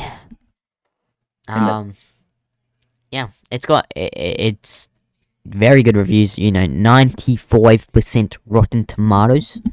Is that for the entire show or this season? That's the entire show. But Jeez, I didn't think it was that good. for this season 5 of Cobra Kai, Rotten Tomatoes for Cobra Kai season 5 is 100%. Wow, oh, sorry? It's 100%. I'm gonna throw this I up don't on think I've ever heard of anything being 100% on Rotten Tomatoes. Tales of the Jedi is, I know that. But that's a short show. Okay, so season 1, 100% critics, 100% Rotten Tomatoes, 95% audience. Season 2, 90% Rotten Tomatoes, 91% audience. Season 3, 90% Rotten Tomatoes, 91% audience. Season 4, 95% Rotten Tomatoes, 92% audience. And Season 5, 100% Rotten Tomatoes and 92% audience. That's crazy. So Season 5 and Season 1 both got 100%. That's crazy. I don't think 100% for Season 5, to be honest, because of the first half of the show. Like, the first half of the season. Wrong, so I just feel like I feel like it's just really boring. wasted. Yeah, it was boring. like we binge it all, and I'm like, come on. But then the Yeah. next half of the show was amazing. It was so good. That's to help with like the cast. Like, yes, some Yeah. of the teenagers we've established before can get annoying, but a lot of the adult cast, which is what I think this season is more about, Yeah, it was that's like the best part of it. a lot better. Yeah. Season 6 will be fun, and yeah, it's a great show. Love it. Looking forward to other cameos they could bring in. They've like nearly had they had what's her name, Ali. They've had Chosen, Terry. Who else can they add to it? Maybe the lady from the second one or third one. When they're in Japan. Her, the Asian one. She was in season 2. Was she? Oh, sorry, she was in whatever season. Daniel goes back to Okinawa. She's in there. Oh yeah. I remember now. Yeah. Yeah, they've done. I was thinking maybe the female Karate Kid. Oh, I heard a leak about that. They could actually, from like the reboot one, the next Karate Kid, because it's in the same universe. That's it, next Karate Kid. It's in the same universe. Yo, I reckon she'll be the next one, to be honest. Yeah. And then after her, they've got like everyone. That's crazy. Realistically, they could also bring in Jaden Smith. They could. They easily could. But I don't know. I mean, yeah, sure, why not? It's the Karate Kid, Jaden Smith. It's not that bad. It's got what's his name? Chan. Yeah. You legend. Well, they're now in this big competition now. Maybe we can see them both. Yeah, they're going to like the world one, and so maybe they could all be there. I don't know. Maybe Jaden Smith could be He would be old. Maybe he could be like a and then Jackie Chan could come back. That would be cool. I love Jackie Chan. Yeah, there's plenty of things that they could do. Just it'd be so. Also, fun. don't want to overhype us and like think it's going to be much better than what it will be either. No. So, but it will definitely be good because they still have that big fight, and that'll be cool. Cause, yeah, I'm definitely excited. Yeah. But yeah. No. What's your rating for Cobra Kai season 5? Out of 5? Yeah, out of 5. A 4 out of 5. I go to a 4.7. Whoa. Okay. If we're doing points, I'll do 4.2. 4.2 out of 5. Okay. You really get hung up on that first part. On the start, I do. Bro, I was sitting there waiting so hard for it because I binged it all except like the last episode because I went to bed because I'd work the next day. I remember because you were on as well, and we were waiting to both watch the finale. And That's right. Yeah. But the first bit of the show, I was, it was so slow. Kind of like Andor, but it was 12 episodes worth. Yeah, let's stay out of Andor for now. Oh wait, no, it's up next, isn't it? It's up in 4. Okay. Yeah, Cobra Kai, I think, yeah, bloody great. You give it a what? 4.7 out of 5, season 5? Yep. That's good, yeah. I mean, it was pretty good. I'm just a bit fussy at the start. That's fair. Yeah, but no, the rest was awesome. I freaking loved it. And, yeah, excited for what's next. But, I'm done with Cobra Kai season 5. You got anything else to add? No, I think that we covered it all. Well, next up, we go from a good one to a bad one to a good one to a... Phew. What does that mean? She-Hulk attorney at law. Oh no! So I know you backed out watching it. You watched a little bit, and I watched it all except I watched up to episode 6. I stopped. How many episodes were there? 9. Yeah. I watched up to episode 6. I didn't watch 7. Didn't watch 8, and I watched the finale. Okay, the finale. Strapping, guys. I got a lot to get off my chest. She comes out of the Disney Plus screen into real freaking life and goes to Kevin Feige's office. He's a freaking robot. Is Kevin Feige not a robot? No, he was a robot. No, he's not a robot in real life, though. Yeah, you know, yeah. I think the show gets it on point. Yeah. But the fact she climbed out of the Disney Plus screen. That's like, guys, if you're watching this on YouTube, that's like me leaping out of the screen right now. Like, I'm sorry, but like, and that's in the MCU. That doesn't make sense. How does that work? So, do they know they're in a TV show or movie? Because she goes to Kevin Feige and says, "Oh, this is my show. I want this to happen." Blah blah blah blah blah blah blah. So she knows she's in like Marvel show. Like, it doesn't make sense, and it really triggers me. Oh. I think the problem is, why is it her? Like, out of everybody, I'd be okay with it if it was like more established character. No, bro. Or Deadpool. If it was Deadpool, fine. That's cool. Yeah, because that's not in the MCU Right? yet. Yeah, but Or if it in was the, like, being in because the there are other MCU, characters it who break. doesn't make sense. I understand that they're breaking the fourth wall. That's fine, but coming into real reality, it doesn't quite make sense. So unless we exist in the multiverse, but then they know they're in a TV show because he's like, "Oh, this is my show." Well, It doesn't. I'm sorry, but my brain can't process it. I can't remember if I'm not sure if in the comics she is able to break the fourth wall or not. If she does, let us know, guys, because yeah, I'm really not sure. If she does, okay, it's a little more viable. But Yeah, it's just really. to my knowledge, she doesn't break the fourth wall. It's really confusing. But yeah, no, it's I saw that. Yeah, it's like, what the hell. Okay, I know there's other stuff that you also need to get off your chest. okay, well, one sec. So, I searched, does She-Hulk break the fourth wall in comics? It ends with She-Hulk opening up a Christmas gift from Marvel, a box full of sensational She-Hulk comics. The final panel features She-Hulk directly addressing the readers. Yeah, she does break the fourth wall at the end of her comic run. Oh, okay. So it's So not like she it's not like a doesn't regular thing. Yeah, like right at the end of her comic run, she breaks the fourth wall. Okay, I can look past it a little bit, but it's not something like normal, Yeah. like how Deadpool does, or is it? I can't remember his name, but he's like he's a little guy with a top hat. I'm not sure if you know who he is, but there's only very few people in the MCU you can in the Marvel comics who break the fourth wall consistently. Yeah. Deadpool's the best at it. Yeah. No, of course. Deadpool, bro. I'm so excited for Deadpool 3. It's gonna be crazy. It will be. It's gonna be mad. And, but yeah, She-Hulk. That finale, man, what the hell? Yeah, Daredevil episode was cool. Episode 8, that was a little. I watched the Daredevil bit. That was alright. But then the other, like, all the end credits were so annoying. There was one where, who was it? One of the a freaking artist, the Stallion or something.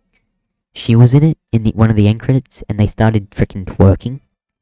Like, what the hell? Okay. What the hell is going on there? That's on Disney Plus, labeled Disney. Disney. All the Disney princesses made for kids. I'm sorry, but what the hell was that? It was so weird. And then, obviously, again, back to the finale, Scar, Sultan, and freaking Hulk, man. He's so... I really want Badass Hulk back, man. I miss Badass Hulk. We didn't get him for very long, did we? No, like the first Avengers it was cool, and he just like went downhill. I miss old Hulk. I miss a pussy Bruce Banner, smart Hulk. Yeah, he's kind of well, because he is owned by Universal, they've never been able to make a Hulk movie, which means that they've had to do his own character arc in other movies like the Avengers and then Thor. I understand that, but like they should like ask, like, Sony are making Spider-Man movies. They should like they should ask Universal to like make a film for him in the MCU, but like they have full control over it. But like Marvel have to approve it for. I don't know. It won't get a lot. Yeah. Cause No, it's a bit too late now. yeah, because they sold a lot of their characters because they were losing so much money. You remember that they sold Spider-Man, Hulk, a few others as well. Marvel did. Yeah. Yeah, it doesn't surprise me. Yeah. But yeah, we'll see. I miss like the best Hulk thing. Like the '70s TV show. You ever watch that? The Hulk '70, bro. That is so Yeah. good. That is so good. That's The Incredible that's a memory. Hulk movie. That's pretty good. Is that part of the MCU? Is that the 2003 one or 2008 one? 2008. Yeah, it is. It is. How about They just 2003? No. recast. No, that one isn't. Yeah, because The who plays the 2008 one, Hulk they just then? recast. Edward Norton. Yeah. And then now Mark Ruffalo. Which funny because everybody hated him. Like everyone's like, oh, this is gonna be shit. Mark And then he Ruffalo. ended up being like, yeah, everyone was like ill. He's a funny dude, but I'm not a big fan. He annoys me. I think he plays the Hulk really well though. Nah, he annoys me. So, bro, you hear what he said about Star Wars? No. Are you gonna ruin Mark Ruffalo for me right now? Okay, I won't do it. No, you're gonna tell me now. Okay. You're gonna tell me now. So he was in an interview and he was saying like Star Wars isn't special, and I don't remember what word for word. Here, Mark Ruffalo on Star Wars. Mark Ruffalo defends Marvel output. Star Wars.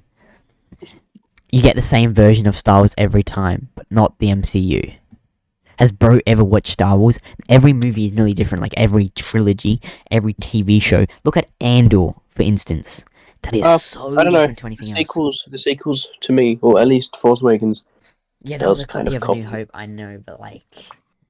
You watch the Correct. prequels No, and the the OT, and even though it's George Lucas, they're very different. They got totally different themes. Mark Ruffalo saying Star Wars, you get the same version of Star Wars every time, but not the MCU. Bro, watch Andor and then go watch every other Star Wars. Andor is so different. Rogue One is very different.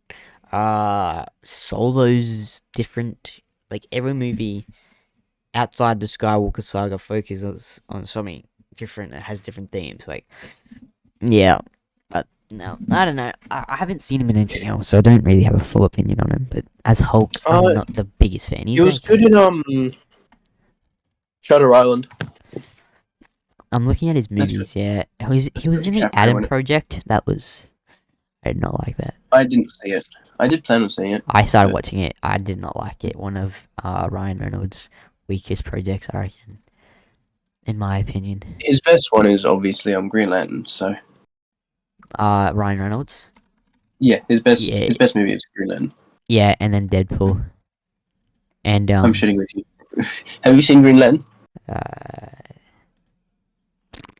Which 2011? Yeah. No. Okay. I wasn't Why? sure if you knew I was joking or not. Wait, why is it bad? It's probably the worst superhero movie of all time. Really? Oh, it's DC. Don't be kidding me. They green screen his entire suit. Oh, You know what, Isaac? Go watch it. Go watch it. I'm looking at images right now, and it looks like freaking what's the movie? Spy Kids? No, Don't hate Spy Kids. Spy Kids is so good. no. Lava Boy, Lava Girl. Shark Boy Lava Girl. Yeah, bro, his suit looks like one. Don't hate that movie. No, that movie's great. I love it. But like his suit looks like, oh my god, his mask. Don't tell me his mask is green screen, everything is green screen. bro. His mask looks terrible. In Why Deadpool not? 2, he goes back in time, and you see Ryan Reynolds getting the Green Lantern thing, and then Deadpool kills him. It's a post-credit scene. In Deadpool 2, how were they allowed to Yeah, do it's a- that? I've never I heard don't of know. that. I've watched Deadpool 2. What? Yeah, in Deadpool 2. Nah, It wait. was a post-credit The scene. He goes back in post-credit time. scene. Yeah, There's a Look it up on post-credit YouTube. scene in Deadpool 2. Deadpool yeah, go look it up right now. 2 Deadpool 2 post-credit scene, Green Lantern. Scene Green Lantern. How were they allowed to do that? Deadpool 2. I don't know. Okay, chat. It's funny. Okay, everybody, let's watch this. Goddamn, that's beautiful. What What the hell? You're welcome, Canada. Oh, so it's not actually Goddamn, that's beautiful. Green Lantern. He's reading. Oh, right. They got the Green Lantern on the page, and then he shoots Yeah. it, so it never had. I never Yeah. knew that. Yeah, there you go. The more you You're know. welcome, Canada. Bro, Deadpool's awesome. Yeah. I can't wait for. That's crazy. I never knew that. Learn something new every day. I've seen Deadpool 2 and 1. Deadpool Yeah, 1 no, there you and go. credit I've seen. I've only knew 2 and 1. That's crazy. Damn. The more you know. That's awesome, man. That's cool. How do we how did we get talking about Deadpool? We're talking about because I don't know. breaking the fourth law. Yeah. Now that's crazy. She-Hulk. Okay, I just don't really want to talk about it. So let's jump to the next thing. Yeah. Yeah, sure. House of the Dragon. Apparently, it was really awesome. I didn't watch it, but I know. I watched the Den of Nerds. He watched it, and I watched all his reaction parties, and he loved it. It's got 93% Rotten Tomatoes, 8.5 out of 10 IMDb, and 4.3 out of 5 audience. And while I'm talking about Den of Nerds, something crazy happened. Like a week ago now. I was on Nerd Theory, Star Wars Theory, and the Den of Nerds podcast. I was on it, and Star Wars Theory freaking bought me a PS5 for Christmas. And guys, I'll put a clip up of me coming into the lobby and of their podcast. Man, it was crazy. And while I say it now, I know I've put up stuff on social media thanking them, but Theory, Josh, thank you so much for allowing me to go on the podcast. Theory, he bought me a freaking PS5. Bro is the nicest content creator ever. He gets all this shit on Twitter and TikTok, and they post all these clips, out of context clips, 2-second clips, and they don't post what he says after or before, a 2-second clip, and take things out of context. But they won't show those clips of him being that nice and freaking giving one of his fans a PS5. He's a freaking legend, and I freaking love them both. They're freaking amazing, and yeah, it was crazy, but yeah, I just wanted to say that now. It was crazy. I know I put stuff on social media, but I wanted to thank them personally in one of the episodes, and yeah, thank you, Theory, thank you, Josh. Make sure everybody you go check them out because they also allowed me to shout out podcast, and we got a little boost from that, which was really nice. And they're just both such legends, and I'm so happy with this. Yeah, I was blown away, and yeah, took me a few days to I at first I'm like, this is a dream, no way, and it was crazy. It was really crazy. But yeah, House of the Dragon. I heard a lot of good stuff about it, and 93% Rotten Tomatoes, 8.5 out of 10 IMDb, and 4.3 audience. Did you watch House of the Dragon by any chance? No. Is it Game I of- have started my Game of Thrones watch. Right, because it's Game of Very Thrones. slowly, but I have. Game of Thrones prequel. I'm pretty sure. Yeah, by about 1,000 years or something or other. Yeah. So yeah, I've never been into Game of Thrones, but apparently it apparently was really good. So unlike the next one, the Lord of the Rings, the Rings of Power. Apparently, it was really disappointing and dragged out.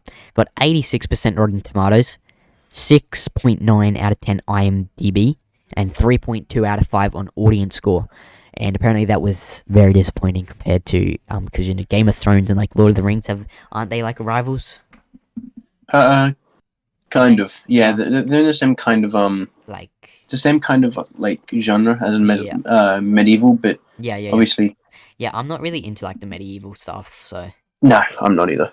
my mum loves it, but I've never gotten into it. But House and Dragon, Game of Thrones prequel apparently is really good, and then Lord of the Rings, or the Rings of Power, is that a sequel or a prequel? Do you know? I have no idea. It's House of the Dragon is a prequel to Game of Thrones. Yeah. I don't know what Rings of Power is. Yeah, yeah. But apparently, yeah, House of Dragon really good. Lord of the Rings of Power, disappointing and dragged out. Yeah, those two for you. Now on to another one. Talked about this one a lot. Did not need to be 12 episodes. And what didn't need to be 12 episodes? Freaking Andor. It was an amazing show. Don't get me wrong, but not a Star Wars show. It's got 96% Rotten Tomatoes, like The Mandalorian, 8.4 out of 10 IMDb, and 4.5 out of 5 audience. Everybody loved it, but me, it was not my cup of tea. And I mean, it was a great show, but I just don't think it was a Star Wars show. I know we've been through it so many times, hate repeating myself, but I agree that it was a great show, and I respect all you guys' opinion for liking it. And it was a cool show, yes, spice thriller, but to me, I just wanted a good Star Wars show. And when I watch Star Wars, I want those cool lightsaber duels with the Force and space wizards. That's what I want when I watch Star Wars. And Andor is different. That's not what it was. So, I mean, it's for different people. And I did like that it was a lot more mature and for grown-ups. But like it had shit in it. They said freaking shit. Like, not Star Wars. Come on, that like just takes me out of it. Like, that's not Star Warsy. But we've been through it a lot. I know you all know what we think about it, and you can watch our full episodes. And/or I know what you think about it, Joseph. You same opinion as me? Did you? Yeah. Yeah, it's I think Good show, but yeah. I think the reason that it doesn't work as well is because, as I've said in our video, which everybody should go check out, it's kind of in a Star Wars drought in which when we aren't getting the Star Wars we want, where we've only really gotten Obi-Wan, which a lot of people felt wasn't enough because, Well, 6 disappointing. episode. Yeah. And so we're in a kind of Star Wars drought. So getting, yes, it's a breath of fresh air, but it's not a breath of fresh air we need right now. If it was released, say mid Mandalorian, Maybe. or yeah. around the time of a big movie, it could have done a lot better because it's. Yeah, but Like, because we're it's in this. Clone Wars. If it was around the Clone Wars, I think it would have done a lot better. Yeah, I agree, but because we're in a Star Wars drought, there's nothing good out right now, and us Star Wars fans are this in pain, wanting something. But 2023, this year is a big year, so it should. Yeah, getting a standalone Rebel drama, which again, it's great, but it's just. I think it was just Star poor Warsy timing. enough. Yeah, I mean it was a great show from filmmaking perspectives and from a show perspective, but it utilized the Star Wars brand, and it just lacked Star Wars themes in my opinion. So Yeah. Yeah. But yeah, we have a much longer video about it. yeah, Yeah, everybody go check that one out because you'll get a much better opinion off that. but that's our basic opinion. But now onto another one, big popular one now, Dharma, Jeffrey Dahmer series. I didn't watch it because I don't like watching murder. I like watching no, I don't. I don't like murder mysteries or like serial killer documentaries or show. And this was not my type of show. But apparently it's very interesting. But to me, it's way too creepy. Freaking Jeffrey Dahmer, he hides so he freaking freezes people in the freezer, and then he eats them. Like, I'm sorry. Well, I mean, you don't want your food to go bad, so. I'm sorry. I'm not watching that. No way. That's just not for me. And it's a real, bro. There was some guy, Jeffrey Dahmer, who freaking did that, bro. I'm sorry. What happened to him to do that? Like, what happened to him? Yeah, well, I'm not sure if this is more like it shows us everything, or I think it's more like that than a documentary where it's kind of it's like actual. it's a reenactment. Yeah. And the guy that played him, Jeffrey Dahmer, did a good job apparently. But I won't ever watch it. I'm sorry. No way am I. Nah, not my type of TV show. Not my type of. Nah. Do you like murder Yeah, mysteries? No, I've never really Neither. I don't. had the appeal for them. They kind of I really don't like them. I mean, I got nightmares watching Gremlins, so Bro, this was obviously 10 years ago. But, Gremlins. I don't want to risk it, you know. It's the greatest. I really need to rewatch it, but I watched it when I was like 6, and it scared the Bro, we shit out should of me do a for a watch week. party on that. That's the greatest movie of all time. Alrighty, but if I can't sleep, it's your fault. Bro, it's not even scary.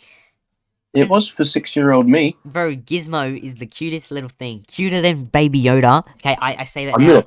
Okay, all the Twitter people, don't... I'm sorry, Gizmo is cuter than Baby Yoda. Yes, I have little Baby Yoda here next to me, but Gizmo's cuter. Say what you want. Gizmo is cuter than Baby Yoda. I'm gonna punt Baby Yoda like an NRL ball. Bro, No, sorry, I'm gonna punt Gizmo like an NRL ball. bro, you cannot say Gizmo is... Gizmo's so little and coat. He's like a little teddy Yeah. bear. And then freaking Grogu just eating frogs. Freaking stinky green thing. I'm joking. I'm joking, little Baby Yoda. Don't worry, Grogu. But no, I love Gremlins. Yeah, no Dharma. It's got 59% Rotten Tomatoes. 7.9 out of 10. 59, sorry, did you say? Did I say 59? What did you say? 59%.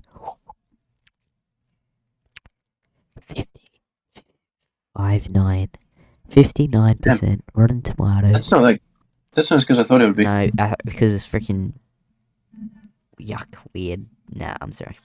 It is a little bit, but Oh, we better not say this. Freaking Jeffrey Dahmer's spirit is gonna come and haunt us.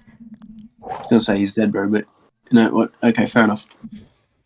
It's got 8 out of 10 on IMDb.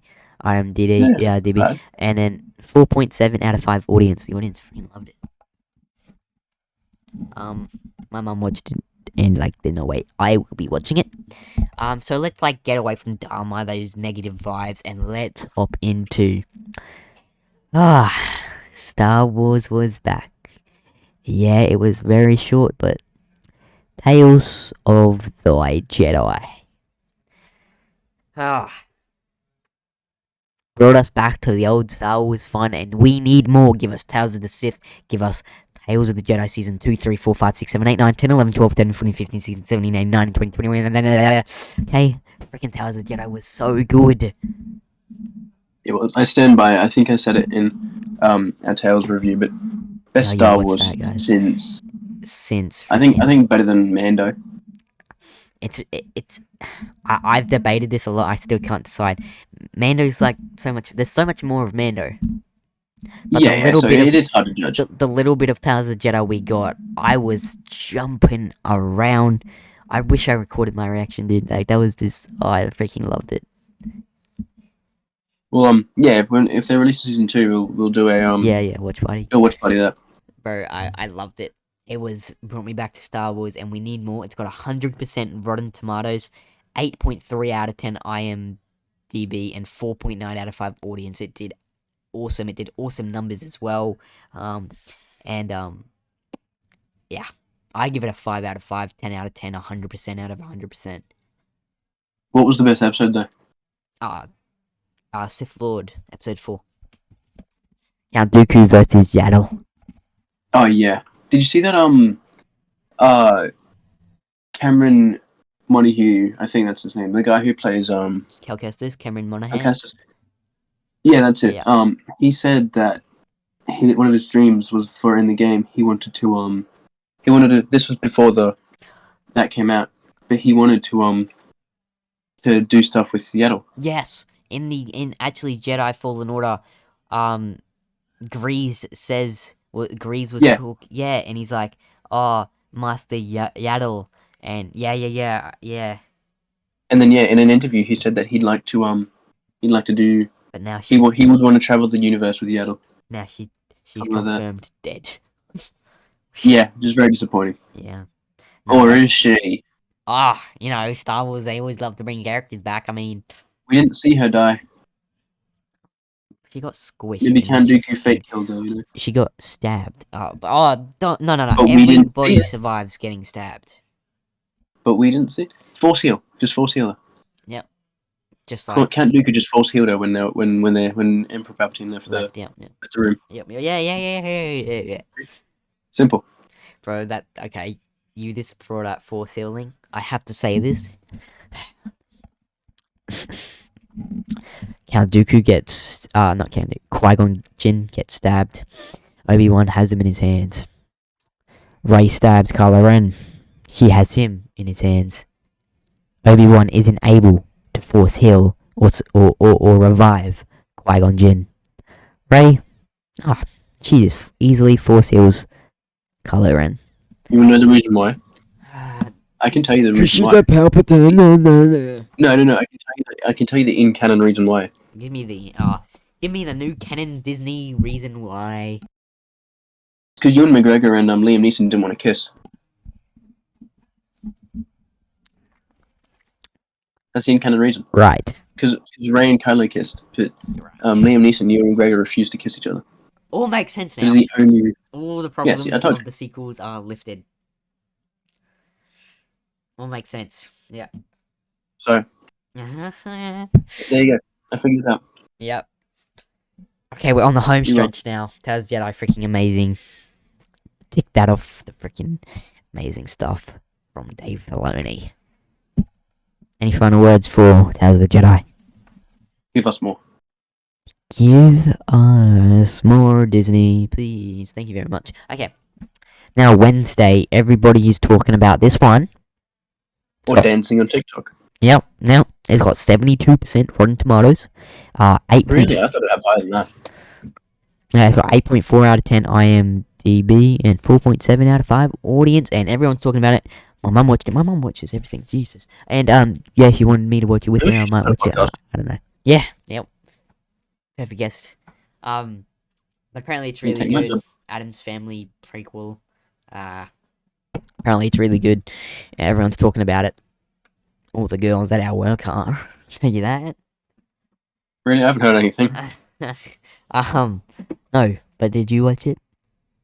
No. But I might be ushered into it by the missus. Of course, yeah. No. I don't know. I might watch it. I don't know. Everyone's saying it's good, so maybe not. Adam's Family is great, so yeah, why not? Indeed. Okay, but guys, we're on the final one. We're ending on a disappointing one. Willow. Now, if you don't know what Willow is, Willow was a movie George Lucas did during Lucasfilm during his prime a long time ago. What has Disney done now? They're rebooting it with a TV show, and apparently it's really disappointing. It's got 84% Rotten Tomatoes, 5.3 out of 10 IMDb, and 1.9 out of 5 audience. That's just sad to see. George Lucas's story being rebooted and getting shat on. I haven't seen it. I haven't seen the first one, but it's George Lucas, so apparently, yeah, of course it's good. But yeah, I'm not gonna watch it. Don't really know what it's about. Maybe one day. But yeah, Willow. You never heard of it, hey? Until I told you. Yeah. But yeah, let us know, guys. We're done. Let us know what you guys think of all the films and TV shows we talked about today on long as episodes. So if you're still listening right now, thank you very much. I know there's probably a lot of you that, listen to us when you go to bed. I listen to podcasts when I listen to podcasts when I go to bed and I fall asleep listening to them. So a lot of you are probably asleep right now and you got your AirPods still in and I'm in your ear while you're sleeping. Hello. But no, thank you guys for listening to our Not playing first. music tonight. Creepy. Don't worry. Guys, long as episode, I don't know, like freaking 4 hours? No way. No, it's like freaking 3.5 hours. Something like that. Thank you guys for listening. Let us know your thoughts down below. Email us, DM us, tweet us on Twitter. Let us know what your favorite television show and film was for 2022. And we'll be back very, very soon for episode 2 of the movie pod. 2023 is here now, so yeah. And again, sorry. Let's hope it's better than last. Ah, yes, please, please, please. And before we head off, one last shout out to Star Wars Theory and the Den of Nerds for the love and support they have given me. And go check them out. I'm sure you will know who they are because they're the best. And Joseph, welcome to the Movie Pod. Your co-host. It's crazy. You became a guest on All Things Podcast, and now you're co-host of the Movie Pod. Yeah, it's great. I love it. Yes, sir. More. But yeah, today's episode was fun and a long one. And I'm tired. I'm ready to go to bed, but lots of editing to do. But I got time. I'll get it done. And yeah. Alrighty, guys.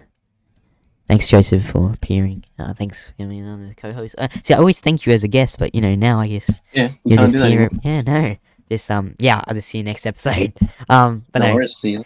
Thank you guys for listening. Let us know what you think of the new podcast. It's gonna get better every episode, and I'm trying new things like new editing stuff and ways to be more interactive. But yeah, we will see you guys for the Movie Pod episode 2 very, very soon. We're gonna try to have lots of episodes for the first month of the Movie Pod, January. So stay tuned, guys, and yeah, we will see you all very, very soon. Thanks, guys. See you guys.